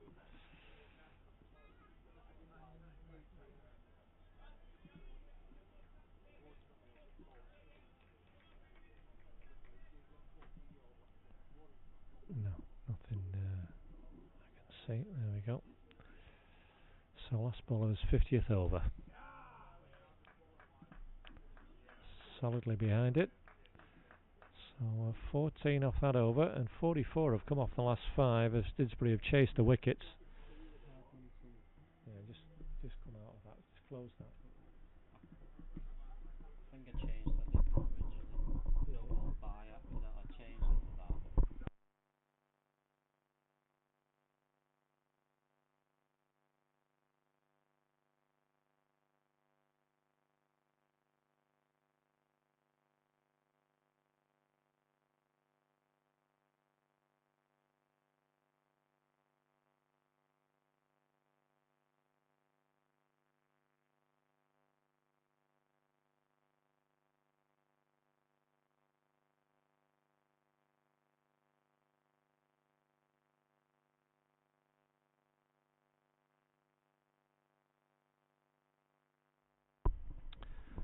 So we've 5 overs to go. Nick Anderson. Let's just sort our camera out a bit here now. It's gone back to a more orthodox field, quite widely spread. Just a man, one man in, catching on that leg side. You can see it's Tim Hughes. Nick Anderson is in to Luke McCoy, and that's top edge. Not entirely in control of that, Luke, but it's gone out for a single. That's a fine leg.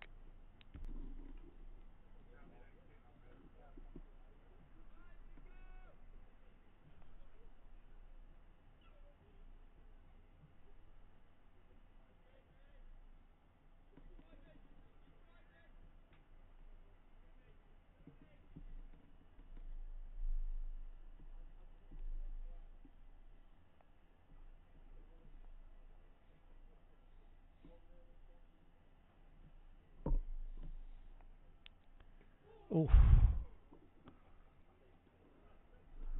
And that was a sharp bouncer, but Owen Price ducked under it.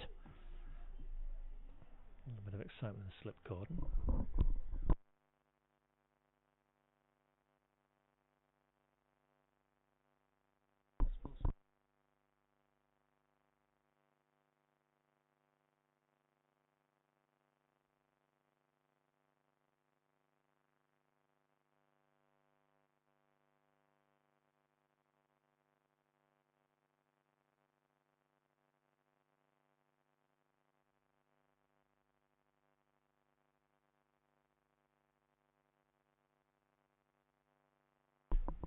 So we're just getting ourselves sorted. The sun's back out brightly again now, right in our eyes. And Nick Anderson has bowled him. And Owen Price, having played a fine innings, there's a little bit of a loose shot there. Nick Anderson delighted with a wicket. And a 7th wicket for Didsbury. Owen Price, a very useful 22.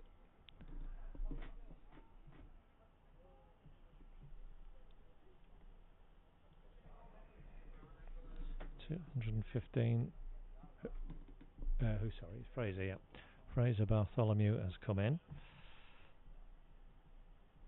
And just a little sniff for Didsbury here.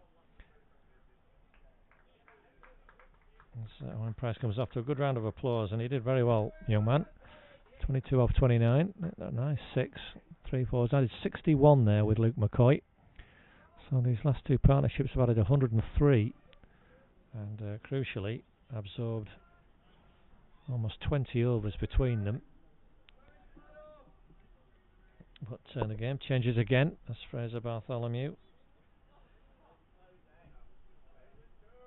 has a fired up Didsbury captain to face.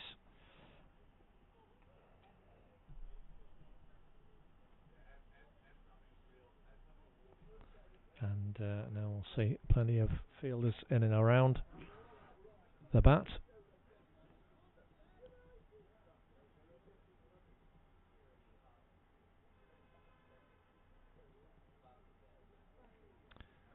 A bit of tension here. He's taking his guard again, the batsman.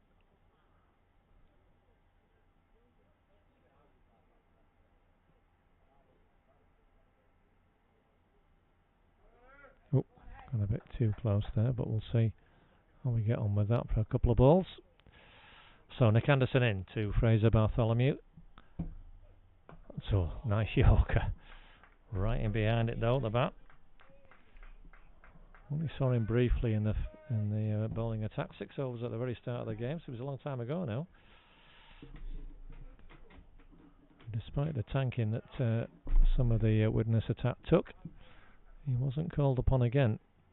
So there we are. Anyway, he's got another 1 ball to face of this over, and he's nicked it. Oh, and it's just short of the slips, and that was an involuntary edge, and oh, it just bounced in front. Oof. Unlucky Nick Anderson.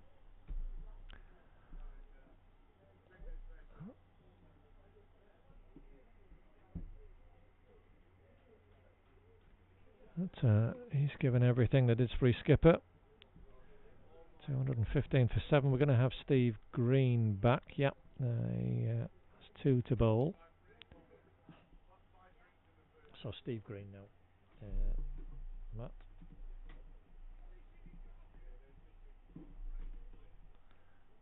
His 16th over.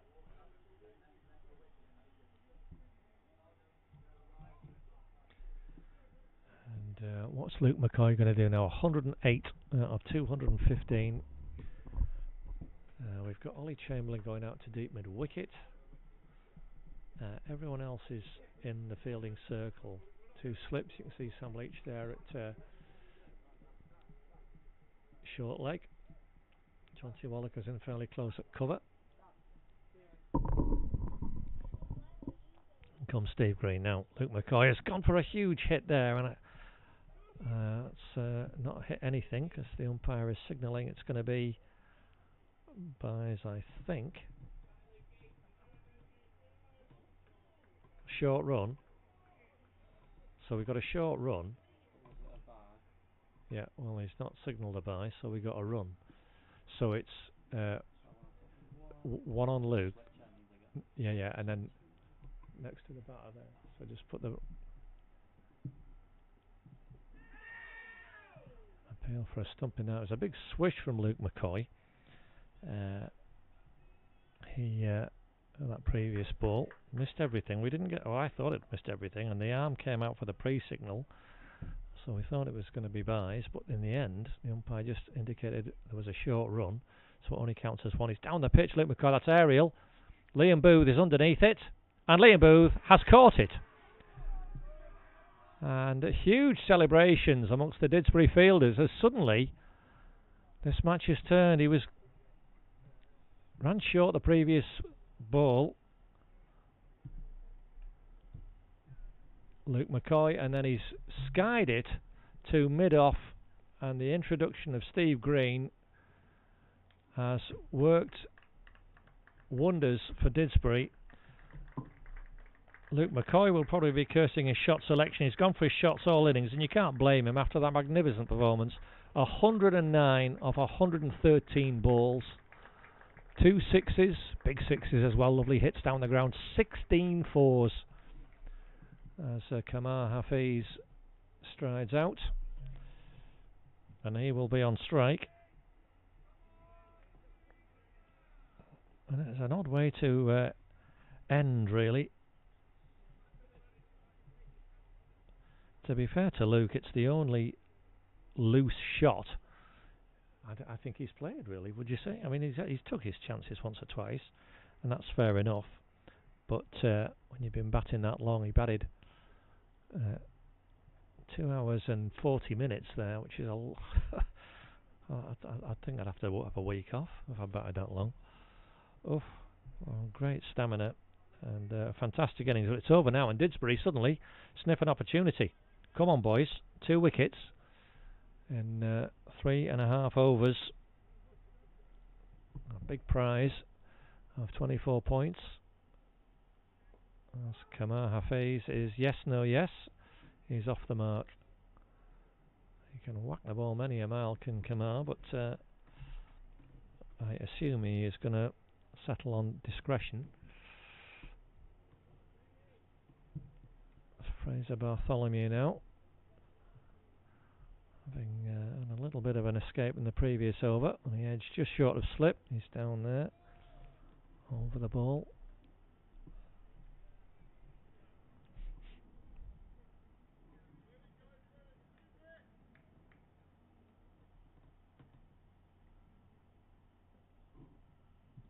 Oh, I'll leave alone, safe enough. So that's 52 gone.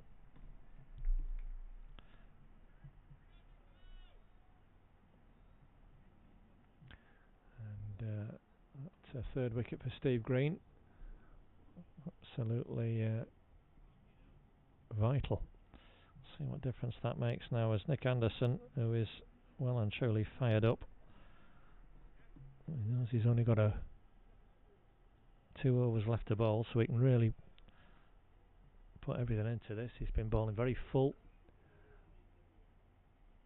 We've got a short leg. We've got 3 slips. Steve Green's in the gully.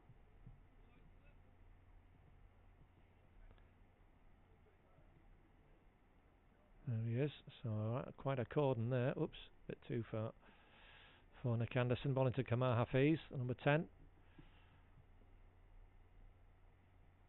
Oof, that's well, Kamar's played before, hasn't he? He's going to get off strike, leg pie, and he's down at the non-striker's end very sensibly, leaving Fraser Bartholomew to face the music.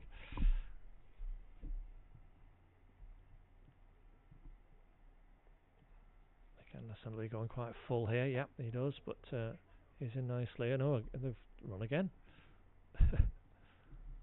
So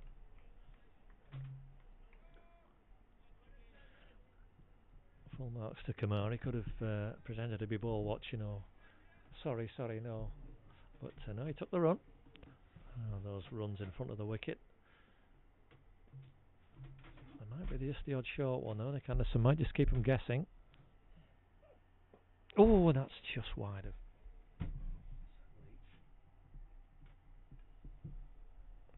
Not a single.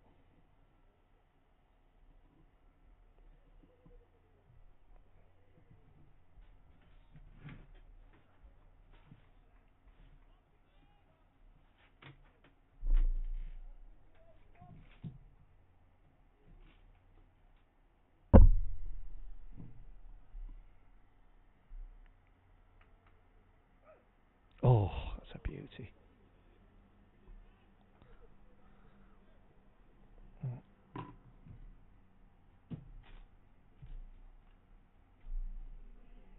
Fraser Bartholomew bowls with a bit of a grunt himself. Is now being grunted at as the bowler bowls, exerts the energy.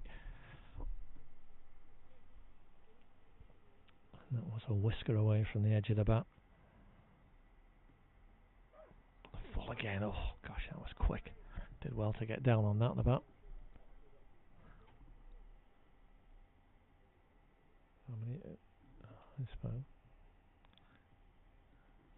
I've got one too many, I think.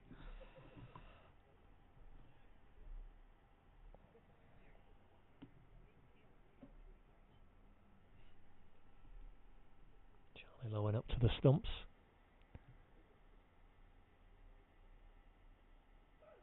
Oh, whisker away. I'll make that over now. Yep, indeed. So 2 overs remaining.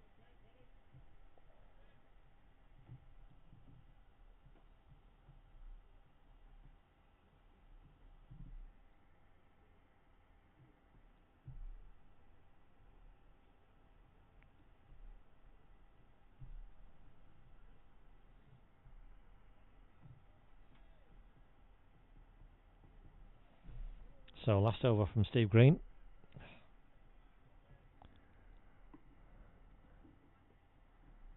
And Kamar Hafiz be able to resist. Well, no, he won't. It's the and he wasn't far away. That was, that's your answer straight away. It was a bit of a swish, and his feet. He can't have been far away from being stumped there. He seemed to slide as he swung so hard, off balance. But anyway, he survived. And there's a nick there, an appeal for a caught behind. And you can hear possibly umpire David Tate saying no bat. There. He gave that pause, David. I thought he was going to raise the finger. I certainly hoped he did from a Didsbury perspective, but he said no bat. And now he has swung this time, Kamar, and there is a man back there, but it's gone over his head. I'm not even sure if he knew the mid-wicket was there. But he's got a 6, Kamar. He does like to hit the ball, as we said. He's I don't know if he's been a bit heart in mouth when he saw Ollie Chamberlain right back there, but he hit it well enough to get it over his head. So there we are. Still opportunities coming. Will he do it again? It's flown off the edge and just over the slips. Oh goodness! It just has not fallen for Didsbury today. That was a whisker away.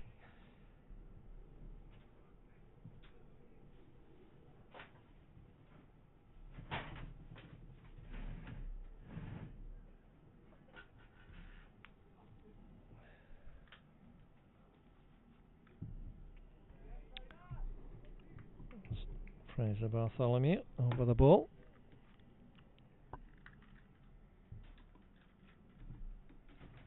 So last ball of the penultimate over.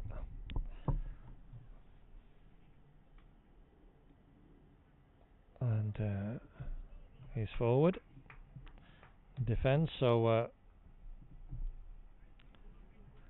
227 for 8. So Didsbury need 2 wickets.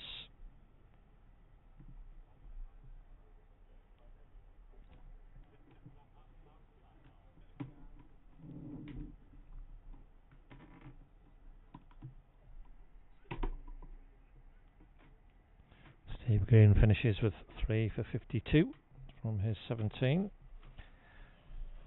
And it will be the skipper to have this last over. And, entertaining game. It's been a long game, but it's gone the whole distance here. But let's see what Didsbury can conjure up. Last over, Nick Anderson in. To Kamar Hafiz. A huge appeal. I think the player's saying there was a glove through to the keeper there, but umpire Phil Thomas unimpressed. Nick Anderson certainly looked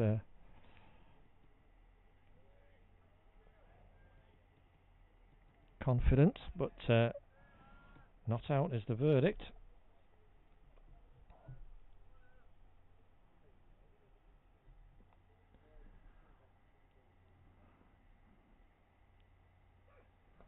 Oh, that's a big swish.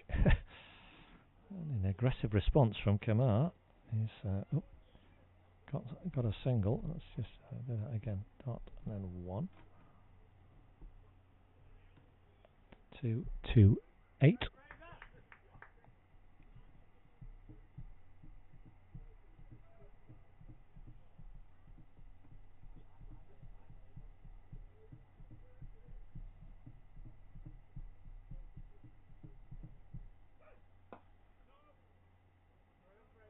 He said no, and he said it into a huge gap, so he might as well get a couple. Nicely behind that Fraser Bartholomew.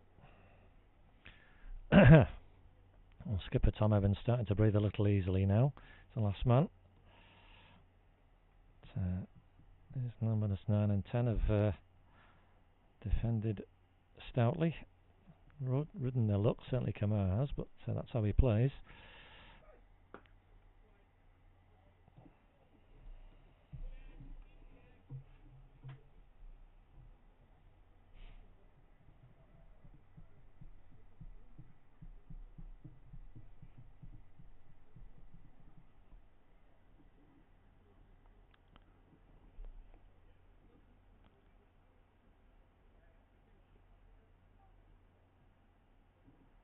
I think Didsbury will still come out of this with 17 points. That's going to be 4 something, and there's no signal. 4 runs. He's got a little edge on that, Fraser Bartholomew. So 234. So I think Didsbury will finish with 17. 10 draw points, 4 batting, and 3 bowling is my estimation. And I think Widnes, to work it out here, I get 2 bowling, I know that.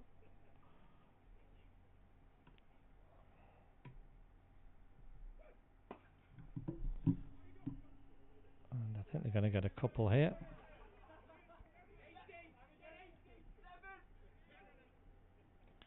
And it's a 2 to finish the game. 2:36 for 8. So let's just So that's there. I'm just going to double check this. I'm not doing anything about that now. No, I'll do that. I'll do that. That's fine. So the game's drawn here at Didsbury, and we'll just complete.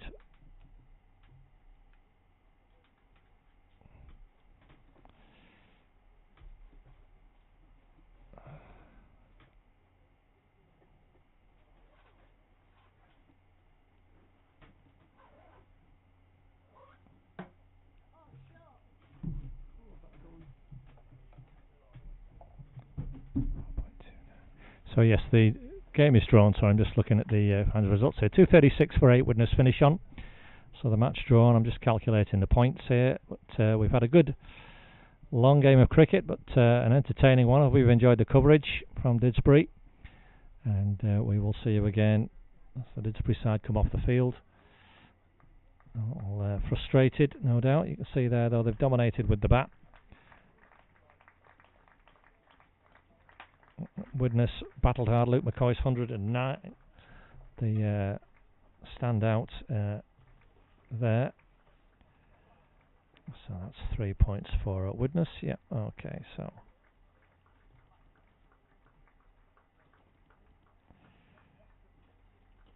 So there we are. Yeah, cheers, Matt. Thank you very much for joining us from Didsbury, and we'll see you again for our next game.